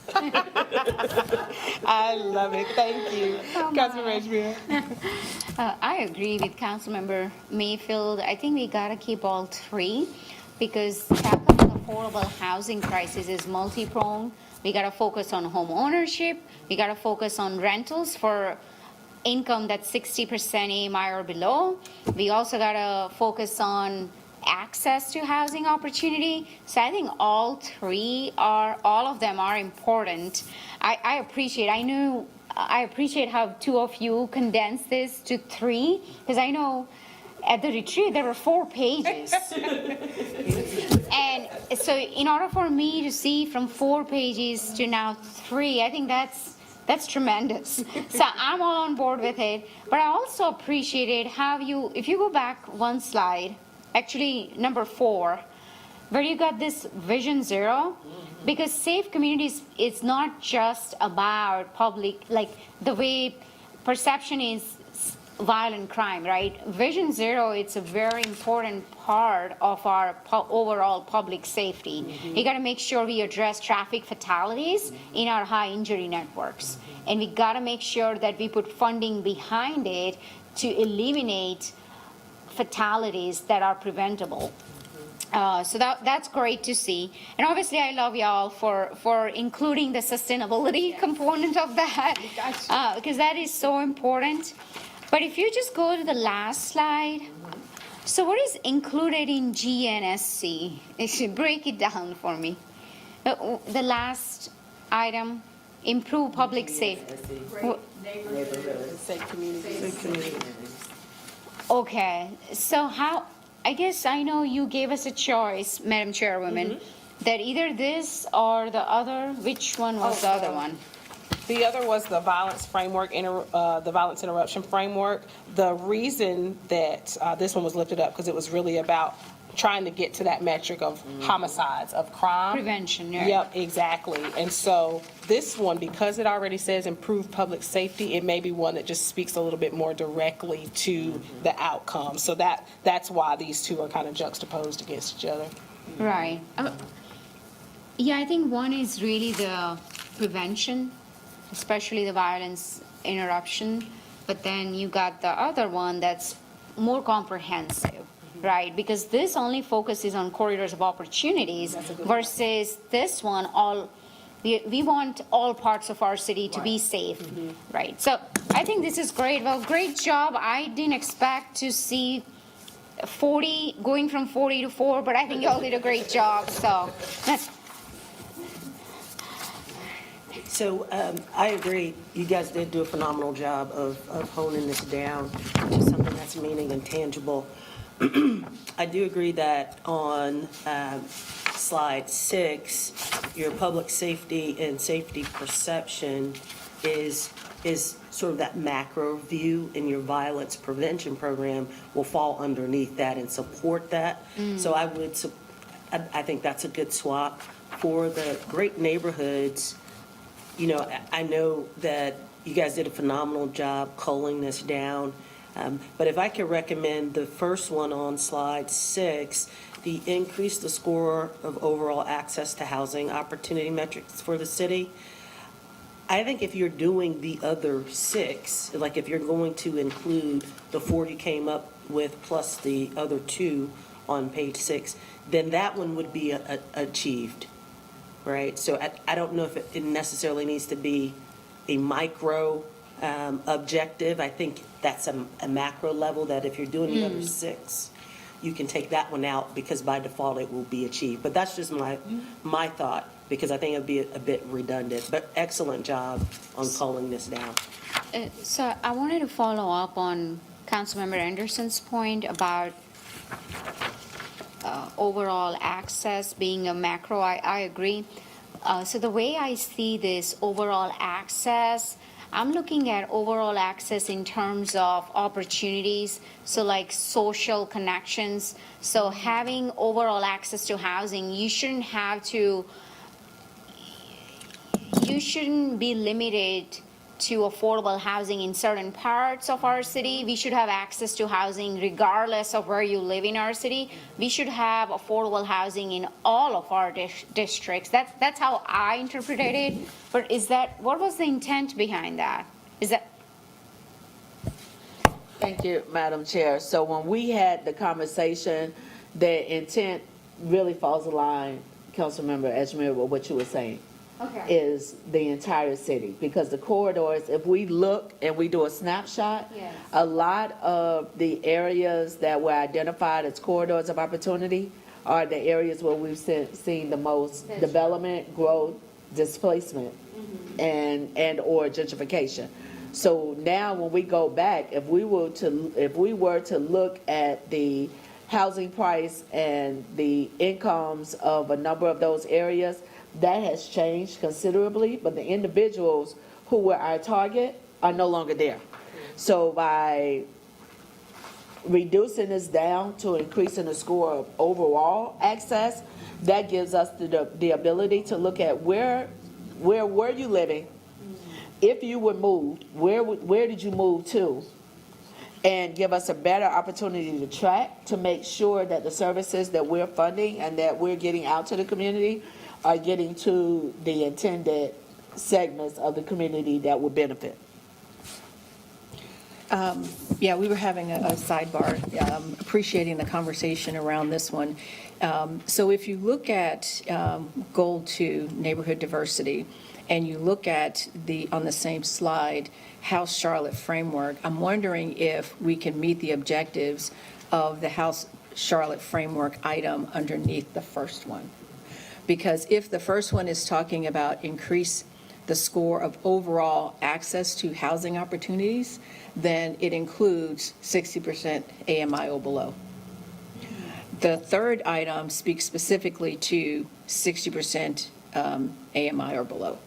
So it's really the choice of the committee to determine which way you want to go, but just providing a little bit of clarity when we start pulling out metrics, are we going to be duplicating some of the same metrics? So to follow up on that, I want to make sure that we have as much transparency in the conversation as possible. I am looking at the impact that we are having for those that are at 120 and below. So the county has a very clear role in 30% and below. Even though the city stepped in more than 30 years ago to help out, it was a different financial situation. Our core, police, fire, sanitation, economic development. Our core, on paper and in theory, has been and should be working class. So when we have the language in to reduce it and just have it as the focus of 60 and below, I think we're being a bit short-sighted versus what we know now in 2024. In March of 2022 up until September, if you earn $75,000, you can afford to buy a home in this city. 2021. By 2022, September, going into 2023, that same 75 went up to 115. Today, that number is even higher when you look at the dollar amount for that purchase and or that rental, and for that purchase, what the interest rate is. So when we juxtapose those numbers, I think we would be doing a disservice if we leave it just at the 60% and below versus recognizing that our working class, including our city staff, would they fall into what we've identified in order to give access, assistance, direction, guidance? So again, if you're a household and you're making $80,000, you're not necessarily in here.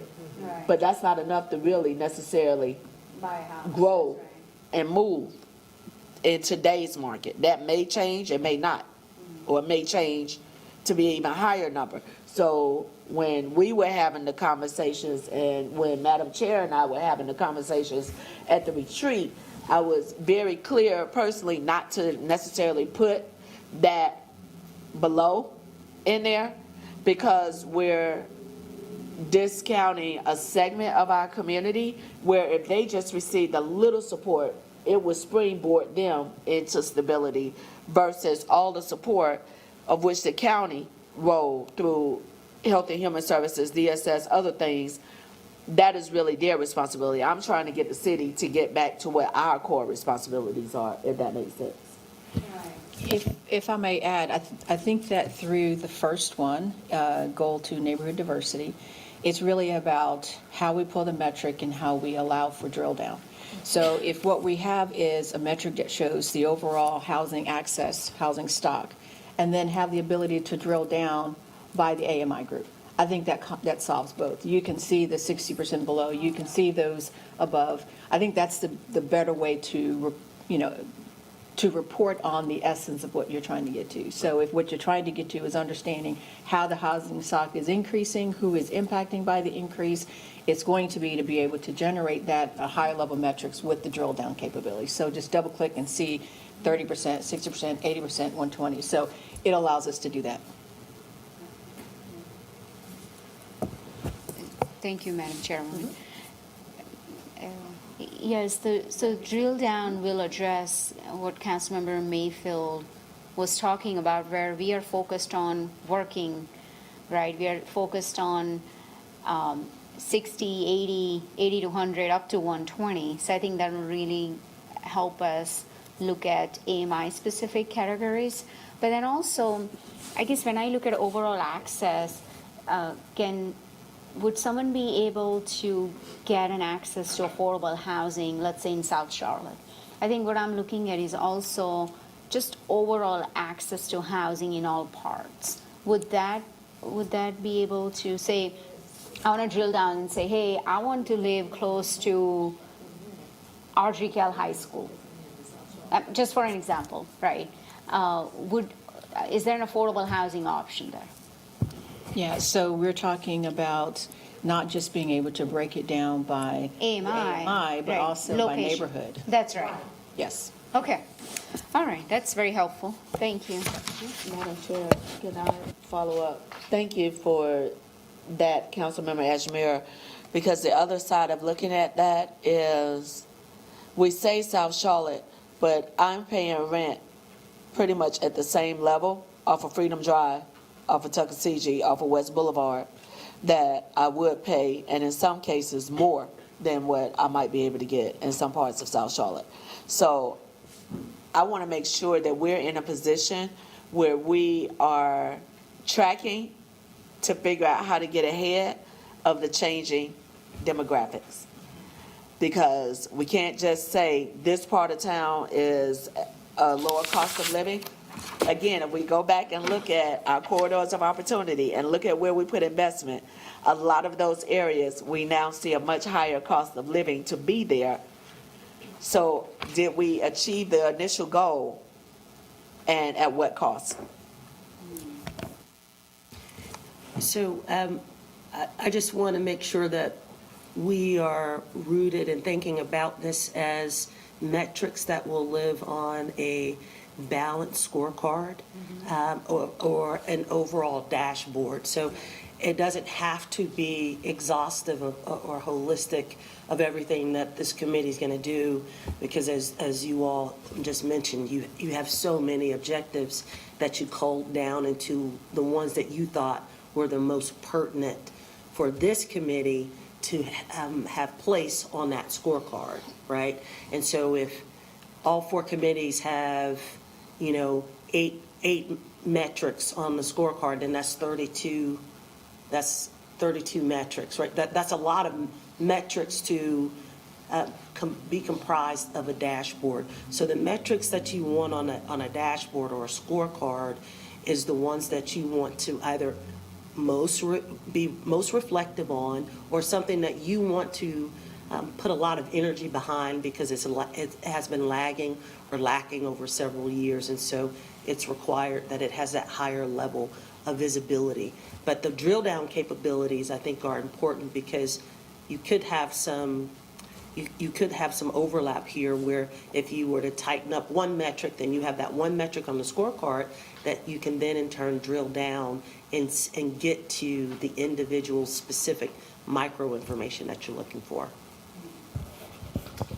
Ms. Johnson?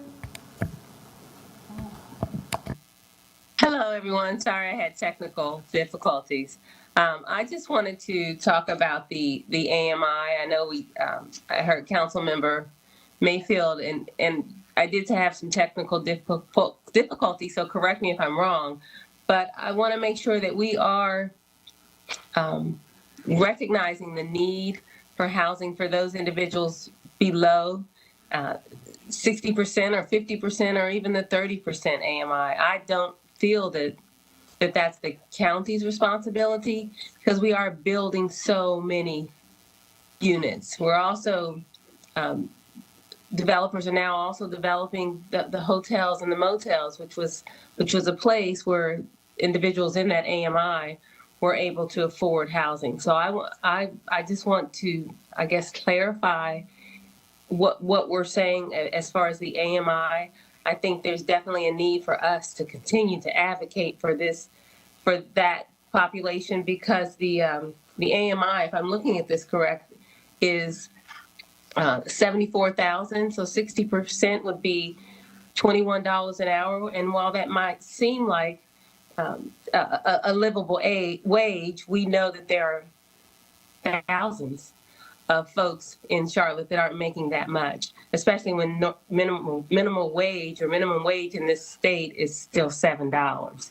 So it's up to us to continue to advocate, because we know how the city's growing, and I think at least some of us need to continue to be a voice to lift up the lowest wage earners in the city.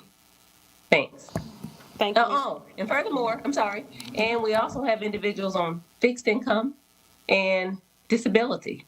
Social Security, SSI pays $700 or $800 a month in this country. So, and we have individuals who are in that population. So I just want to keep this population lifted up because there are thousands of folks who make less than $21 an hour in this city. Thanks. Thank you, Ms. Johnson. So as far as the metrics themselves, it sounds like we're good on the ones that came out of this annual strategy. Sounds like we want to keep the additional 4, at least to move to consideration to full council. Do you all have what you need to move to the next step? Are we retaining on slide 4, violence framework interruption work? Are we retaining that one or subbing out for? So are we good to switch? That's what I thought we was just. All right, so we're going to switch that. Yeah, Okay. Awesome. I think you do need a formal motion. Do you need, at this point, do you need a formal? Because I saw on the thing, it just says review and input. But if folks are ready to take action, Yes. then I'll entertain a motion. Madam Chair, I would like for us to motion with the few amendments that we made with switching out on slide 4, moving it to slide 6 under the safe communities, that we accept this performance management framework to move to full committee. Second. All right, it's been moved and properly second. All those in favor? Aye. It is Aye. unanimous. Thank you so much. Now we will move to topic number 2 on our agenda, the Community Safety Framework Referral. Mr. Heath, ACM Heath. Thank you, Chair Watlington. We can jump to the agenda slide number 2. Just going back to last week, of course, Mayor Lyles released the Community Framework, Safety Framework Referral to the Housing Safety and Community Committee. And today we're really attempting to level set on where we're headed. So I know this committee has a tremendous sense of urgency on this topic. I know full council has a tremendous sense of urgency on this topic. And I think I can speak for all 3 of us to say that we share that sense of urgency. We work pretty fast, but we're not here with recommendations today.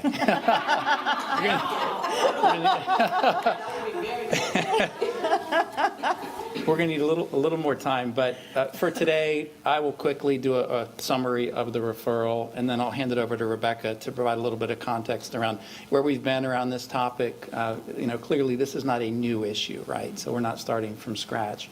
And we'll shine a light on a few things that the city and county are doing, and then more importantly, we'll give you a little peek into where we're headed. There will be a high dosage of this topic at upcoming committee meetings. We know you expect that, and you want to see that we're maintaining traction on this important issue. So next slide, please. As you know, the referral that was released really focuses on juvenile youth-related crime. And if you think back to the CMPD 2023 annual report that was released a few weeks back, and then Chief Jennings' briefing at the council strategy retreat in Winston-Salem, there was an emphasis on how juvenile-related crime was really a key driver in the city's overall crime statistics when you get under the hood. And while there are many statistics that could be shared, there are 3 that were either mentioned by the chief at the retreat or in the report itself that I wanted to highlight here. One is that juvenile arrests increased 34% from 2022 to 2023. Within that overall statistic, if you look specifically at auto theft arrests, those increased 192% from 2022 to 2023. And then finally, repeat juvenile arrests increased 62% from 2022 to 2023. So I think those 3 statistics kind of tell a story, right? And I think that's what we've been asked to do, is spend some time, move through this work as quickly as we can to get under the hood and come back with a suite of recommendations for consideration. On the policy question itself, if you don't mind, I'll take the time to just quickly read through it. What strategies and/or policies need to be enhanced or implemented to fully leverage the community's data, stakeholders, and service providers to promote collaboration towards a unified approach to reducing juvenile crime, with a focus on both prevention measures as well as targeted strategies focused on juvenile justice involved individuals that are kind of repeating that cycle. So lots of words in that one sentence, but lots of important distinctions that really provide us a sense of scope as we move forward. On the committee charge, I'll touch on each one of these, maybe just provide a little bit of color commentary. On the first one, we know that we don't have the luxury of spending 6 months doing an evaluation of what's been done and where we're at today. At the same time, we believe the only way that we're positioned to identify gaps and opportunities if we're well-grounded in the current state. So we do need to take a minute because there's a lot going on in this ecosystem, both within the city of Charlotte and CMPD, community partners like Mecklenburg County, to make sure we've got a good grasp around the current state. Second point here, obviously we want this work to be data-driven. Perceptions matter, yes, but we have data. We need to lean on that data to better understand where should we focus our intent, where should we focus our attention. One of the things that we're going to be spending time on over the next month is really getting clarity on scope. Because when we come back for the next cycle, I think it'll be very important early in this process to ensure that the committee is in full agreement with how we're thinking about scope. Because even with what I believe is a well-written referral, you could have 11 people maybe interpret it 11 slightly different ways. So we'd rather know that on the front end than get through the process, come back in with all of our recommendations, and then have to try to put the toothpaste back in the tube. Benchmarking against best practices. This is something that's been done within the last few years. We're not starting from scratch here, but it's always a worthwhile exercise to make sure we've got a sense for what are others doing in different jurisdictions that may be working really well. The fourth one, the shortest one of all, but maybe the most important, for the outcomes that we want to deliver on as a city of Charlotte, there's no way we can do this alone. There are local partners, state partners, a lot of folks that need to be involved in this work. We need to have them at the table having conversations. I think you wouldn't be surprised by the types of entities that we're going to be engaging through this. I did want to explicitly reference Councilmember Watlington, and I know you've referred to a community input group. We share the importance of having a community input group, have the right kind of stakeholders at the table. Councilmember Brown, I think at the retreat, you made a very compelling request that we need to have the youth at the table in these conversations. So we need to have juvenile justice involved individuals at the table providing some perspective in this work. So we've got our work cut out for us on this one. There are a lot of players, there are a lot of issues, there are a lot of people, and we will approach it with a sense of urgency. The last thing I would say on the final point here, that's obviously where the rubber hits the road in terms of applicable policy recommendations. As I mentioned in the previous committee, right now, the exciting thing and the daunting thing is all options are on the table, right? So, we're approaching this with an open mind, but what are the policy considerations at the local level? What are possible things that could and should be advocated for at the state level in terms of funding or policy changes? There could be some programmatic enhancements. There could be local investments that are necessary. So all of those things are fair game at this point in time, and the purpose of this analysis is to whittle down to what is that suite of recommendations that we believe collectively as a community, not just the city of Charlotte by itself, have the highest probability of delivering an impact. So with that, yeah, please. You just hit on something that I want to make sure folks are clear about, and I look at our partners that are sitting behind you all, and I welcome you to certainly join the conversation because it is a community conversation. Our committee charge here speaks to policy recommendations to council that sits within the city's purview, but certainly through the course of the conversation, there are going to be things that come up from our partners or things that may fit in other folks' buckets. Can you just speak a little bit to that? I know you mentioned that perhaps like a legislative agenda item or things like that that are not within our local purview, but I just want to make sure that folks are clear that while we are driving the bus for the city piece, there are going to be learnings that come out of this that are not sitting within the city, and those are not going to fall by the wayside, but we've got to put them somewhere.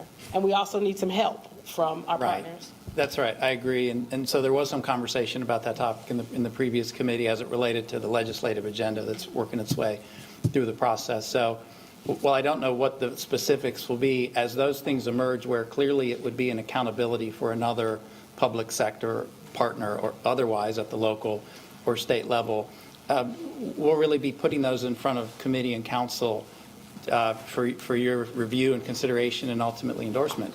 And if there are things, for example, related to state policy or state funding, where it's the will of council to see action taken, then at that point in time, we would evaluate through working with council Could it be added to the legislative agenda, right? And, whether or not that kind of work can get done fast enough for the short session remains to be seen. We have a sense of urgency. We're going to do the very best we can. But I think that's ultimately how those things will play out. We will not confine the recommendations solely to those things that are within the authority of the City of Charlotte. Thanks. Yep. Oh, yep, thank you. Okay, so I'm going to turn it over to Director Hefner to pace us through the rest of the content. Thank you. Next slide, please. All right, where we've been. So as ACM Heath referenced, we've been certainly working on this issue for quite some time. You may recall the deep dive that was completed in 2019 around community violence and violent crime in particular.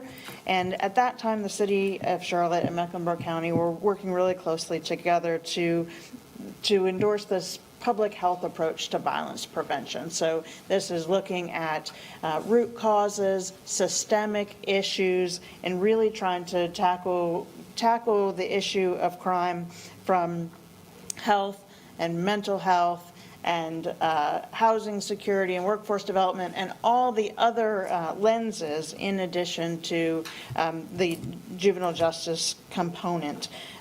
Some of the things that came out of that work include the publishing of the Community Violence Dashboard and the establishment of the Violence Prevention Data Collaborative. So the public health approach is really one that's rooted in data and evidence-based practices, and we have a great foundation of collaborative partners working together on sharing data and taking a look at both where crime is occurring, what it is, and who is involved, both from a victim and a perpetrator lens. In addition, we launched the Safe Charlotte grants. So City Council has invested in these grants since 2021, and you should have received an email earlier today promoting that the opening of the application for this current round of Safe Charlotte grants. So in light of the recent conversations and this community referral and the urgency of the work, we will certainly be paying special interest to those applications that support youth and families. A couple of the current grantees are really demonstrating a commitment to this work and doing so early, right? We have partners in Hidden Valley Elementary doing STEAM education and workshops, and partners in MLK Middle School doing the same, as well as conflict resolution and career exploration. Probably the largest investment that programmatically that came out of this previous work is the investment that Council has made in violence interruption. So both the Alternatives to Violence community-based program and the hospital-based violence intervention program. So you referenced, we have partners behind me. So Rakesha Stewart from the city and Tracy from the Office of Violence, Tracy Campbell from the Office of Violence Prevention with Mecklenburg County are here. They work very closely together on advancing those particular programs, especially the expansion of Alternatives to Violence, which we've completed over the past year and are now in 3 sites. Next slide, please. And I also want to just call out the great work that the county and the Office of Violence Prevention have done creating a strategic plan for community violence reduction that's called The Way Forward. And one of the things, there are 5 pillars in this plan, but one of them is specifically focused on support for youth and families. And so we'd love to have an opportunity to share more about that with this committee as we go through the referral. Next slide. And then again, we have a really strong foundation at the city of youth programs and programs that support youth. So you can see some examples of them here on the screen. This collection of partners and programs in collaboration with our partners at Generation Nation and the Charlotte Mecklenburg Youth Council were actually named a 2023 All-American City for our work specifically in youth engagement. And again, the opportunity to bring youth voice and youth perspective and youth's recommendations into this process process, we have a great foundation for that. I would also say that these programs are nimble enough. We've been working over the last year or so to try to pivot towards some of the emerging concerns. So in the FY24 budget, for example, council added a position in the Community Relations Department to do additional youth mediation and conflict resolution. So that work is gearing up. On the job and career readiness training, the team has pivoted to additional support in corridors of opportunity. We had 363 students from corridor schools participate in this in the past year. I think it was so successful we had to do a separate one specifically for West Charlotte High School, so shout out to the team on that. And then we also recognize that getting partnered with youth earlier is really important. So we've been piloting some programs for 13 to 15-year-olds within this mix of programs. So a lot of work to do, but a very strong foundation of programs and partners that we can pull together to really bring you all some meaningful and impactful recommendations. Next slide. And this is just a summary of ACM Heath's comments around next steps here. We're really focused right now on reviewing the current data, strategies, and metrics, best practices, and benchmarks. Again, we've done a lot of that work, but it's time for an update. You know, since the last time we did this, there's been a pandemic. and so we know that there's significant needs for youth and their families from the things that people experienced during and coming out of the pandemic, that we need to really shift our focus to see what's happening now. And again, the community engagement piece, starting with that youth engagement. So we have a lot of partnerships to be able to hear from youth about what they're experiencing today and what they would like to see in order to be successful and have a way forward here in Charlotte. So with that, I will turn it back to Committee Chair Wellington. Thank you so much. Thank you so much. This is promising. You all have done a good bit of work in terms of strategy and direction setting since just last week. So thank you. Certainly appreciate it. I know there's been a ton of other conversations that have gone on as well. While we're here, I did just want to give a moment to Dr. Stewart and Tracy. Can you join us real quick? Just because I know that oftentimes when we talk about crime, and I appreciate that the slide is in here, we don't often talk about the Office of Violence Prevention. So I just wanted to give you a moment to just give a little bit. And I know we're going to come back later on in the recommendation and do a deep dive, but I wanted to make sure that there was room to speak to that a little bit. And Dr. Stewart, if you wanted to extrapolate it all. Yeah, introduce yourself and extrapolate it all on the youth programming, and then we'll jump into discussion. Absolutely. Good. Thank you for having me. I'm Tracy Campbell. I'm the Senior Health Manager for the Office of Violence Prevention with Mecklenburg County Public Health. And so I do want to just uplift that, and thank you for having on the slide the Way Forward plan. This is Mecklenburg County's plan, which includes the City of Charlotte. So this is everyone's plan. It should be the only plan that we have. Everything that we're doing should all filter back to this plan. That is the hope and the goal. It's a collective impact plan. It's going to take all of us, county, city, community partners, everyone involved to implement the strategies in that plan. The plan is to see a reduction in homicides and gun-related assaults by 10% each over the course of 5 years. And so it's a lofty plan, a lot of lofty goals in here, so we've got a lot of work to do, and so we're depending on everyone sitting around this table and anyone that's under the sound of our voice to join in with us and work to implement these strategies. Thank you.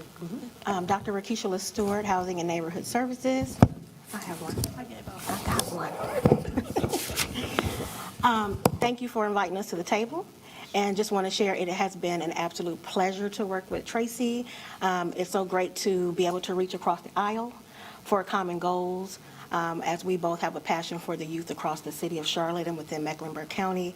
As Director Hefner mentioned, we were able to stand up 2 additional alternative to violence sites, one on West Boulevard and the other in the Nations Forward area. And we continue to work together for the youth of the city. As it was mentioned on one of the slides, we have quite a few programs within the city.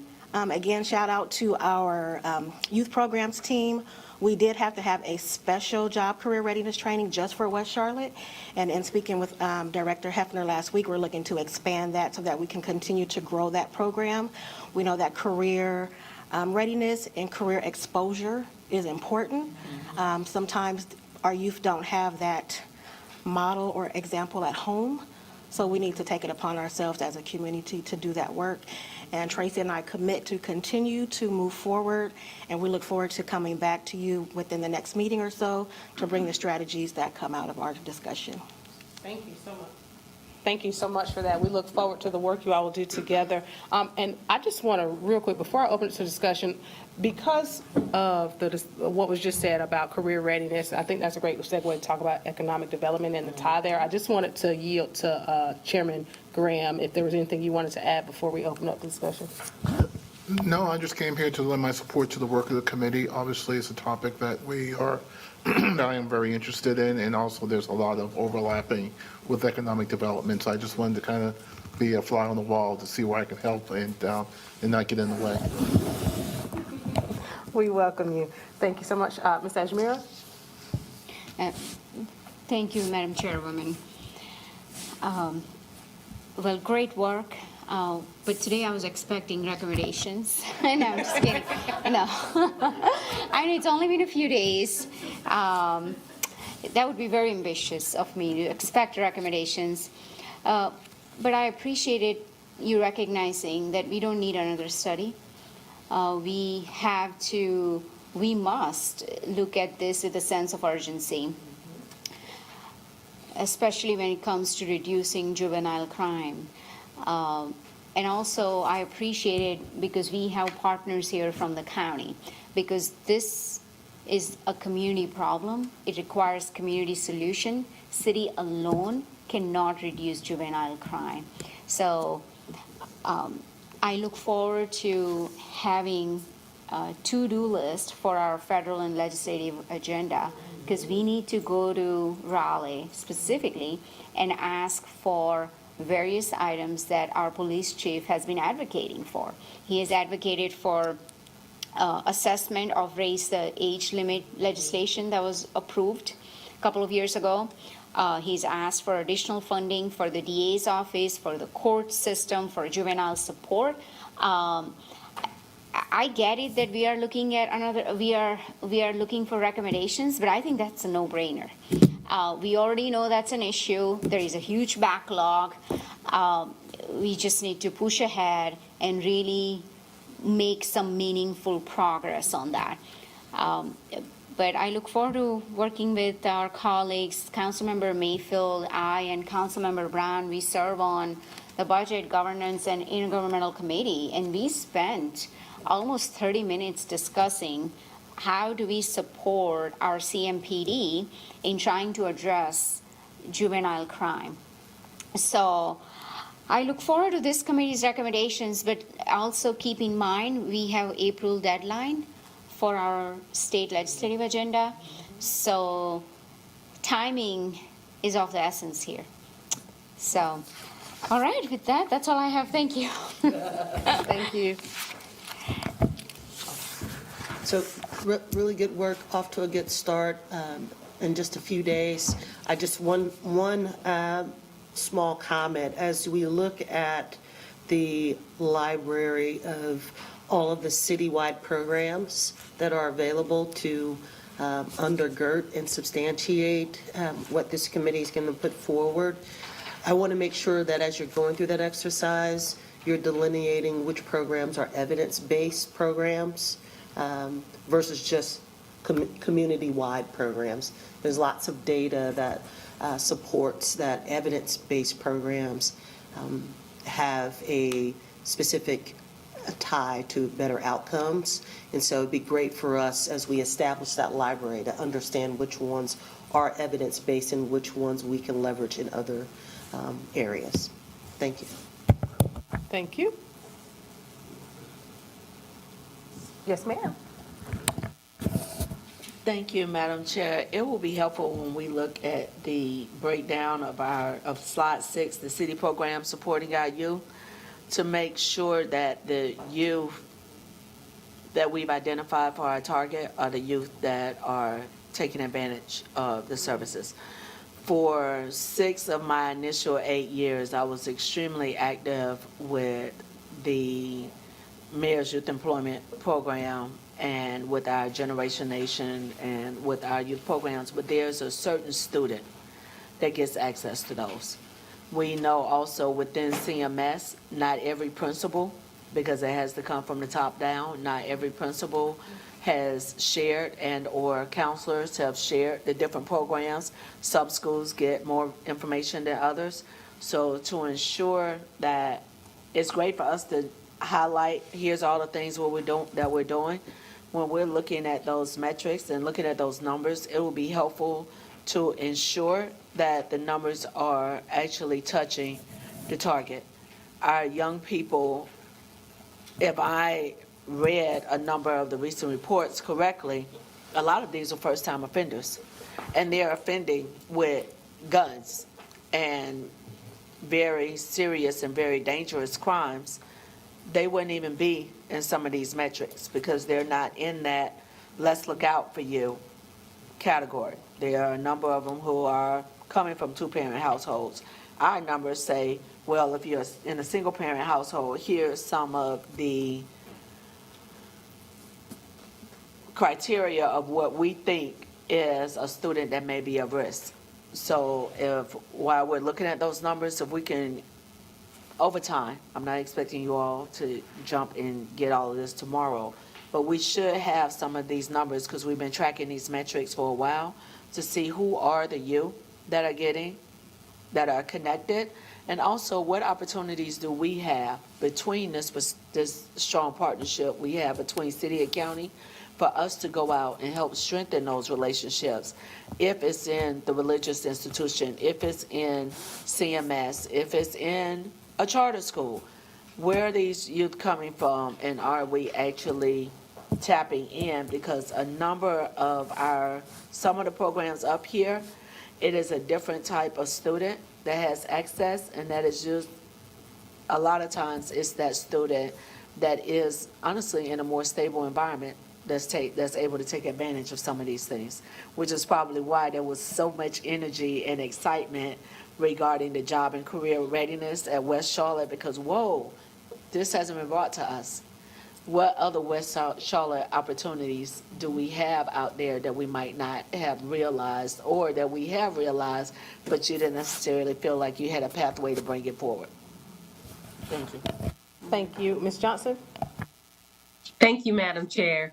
I love what Councilmember Mayfield just said. I remember seeing an opportunity online for students to go abroad, and I called about it, and the minimum GPA was 3.5. And while that hard work should be rewarded, there does need to be opportunities for students who don't have that stable environment or stability or those tools to be as successful. Even school counselors, there's a disparity in school counselors in some schools. So I agree that we should be intentional about looking for the students that, or opening up the opportunity for students who might not have that opportunity as well. Kind of look at it from an equitable perspective. There are dropout recovery high schools here in Charlotte. I know one is the Commonwealth. I had an opportunity to do a project over at that school, and those kids were leaders and resilient. So let's look at opportunities for children who might not otherwise have the trajectory for that upward mobility. I think that exposure is huge and can be life-changing. I also would say if we, from a budgetary perspective, if we look at increasing the funding for the nonprofit organizations that are doing the work, that are on the front line, that have the relationships. I've been an advocate for increasing funding for nonprofit for years, and we've done a great job. Thank you, Sean, for everything you've done, and the city staff. But if we can, just keep that energy and continue to fund and support the nonprofit organizations, I think that has the ability to really have an impact on our youth as well. I'm excited to see the focus on the youth and look forward to seeing more. Thank you. Thank you, Ms. Johnson. All righty. I don't believe so. I do have a couple follow-up questions just on this topic. Number one is, what is the timetable for the recommendations? I know we're at the very beginning, but given what Councilmember Ishmael just mentioned as far as the April deadline for the legislative agenda, do we have a timetable yet? And if not, I would just like to ask that we fast track those particular kinds of items as soon as they're visible. Yes, we can have priorities within priorities, and obviously you've given us one today. So we'll do a lot of this in parallel, clearly, but we'll be sure to be ready to talk about that in March. Yeah. Awesome, thank you. Anything else you all would like to share? You got one more? Yeah, just to follow up to Chairwoman Watlington's point, what's the timeline for recommendations? So our standard timeline is to try to move referrals through committee in about 90 days. I will say that oftentimes that's challenging. I mean, if you think about the ordinances that we're going to discuss tonight, a challenging topic, but fairly narrowly focused compared to this. And that referral came in August of 2023, and tonight is the first full council conversation. So I don't have a direct answer to your question other than to say, we're committed to be back in March with a demonstration of meaningful progress, a sub-priority related to some of these questions around like state-related advocacy, and a clearer sense for you of what our overall timeline is. I think that's about as far as we can go today. Okay, so the 90-minute that we currently have, the timeline for all of our committee items, we may not meet that? Is that what I'm hearing? Or we may? So the 90 days is essentially the benchmark, right? Right. That over the course of 3 months, you would fully move something through the committee. I'm just acknowledging today that I want to be careful that I or we don't overpromise how far we can get in that period of time. It doesn't seem unreasonable that if we're having a conversation on this in March and April, that we could be far enough along where in April we have something the committee's ready to act on. So I don't want to be overly conservative here, but I am being a little conservative. Thank you. I would be very conservative because you do want recommendations, but you want actionable recommendations. And so it's not necessarily about how quickly we can get to you and get you the right answer. So you can say, yes, we want to make sure that we have, and we take the time to talk with partners, do the assessments, make sure we bring back the right information. I'm more concerned about the timeline for the legislative agenda. The reason I'm concerned about that is I listened to the meeting earlier today, and so whatever recommendations has to go before BGIR, and then it has to go before full committee to agree to put it on the legislative agenda. Is that correct? I mean, for your full council. Yeah, so Councilmember Mayfield and I discussed that. So it doesn't have to go to the BGIR. If this committee decides that it needs to be on our legislative agenda, we'll just amend it. That's what the committee had decided on. So that it just to save time and to not rush you all. Oh, we don't feel rushed at all. Madam Chairman, there is a sense of urgency, though, right? I don't want to lose that perspective, and obviously we want to get it right, but we also want to be responsive to a public that's really looking at us to see what are we going to do, and that we're just not analyzing issues that I think we kind of know where we're headed. So I understand the fact-finding that has to be done and the due diligence in terms of working with community partners, making sure that we're all on the same page. But April sounds pretty reasonable to me. So we are due to come back in March, the March committee meeting with an update on the community safety framework. So we are planning to come back. And we hope that the work that we do in between time and the conversations we have in between time will bring forward enough information to satisfy the committee. Thank you. Just to follow up on that, so end of February is when council will be adopting the federal and state legislative agenda. End of February, I think it's February 26th. Obviously, we're not going to meet that time frame, but I look at it this way. So we have until, was it April 24th? What was it? That's when the short session begins, so, it's late April, yeah. so we have multiple business meetings between March to that. So if you could just time around that, that would be great. So that council will need to take an action on adding that to our legislative agenda, because we'll need to plan ahead for that.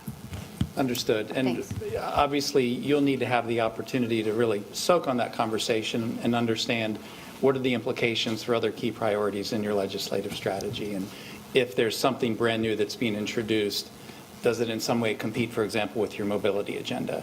And if so, helping you make an informed choice on all of that. Right, yeah. Thank you. All righty, well, I appreciate you all's attendance, and we look forward to the work. I will entertain Motion to adjourn. Second. Thank you so much. We'll see you next time.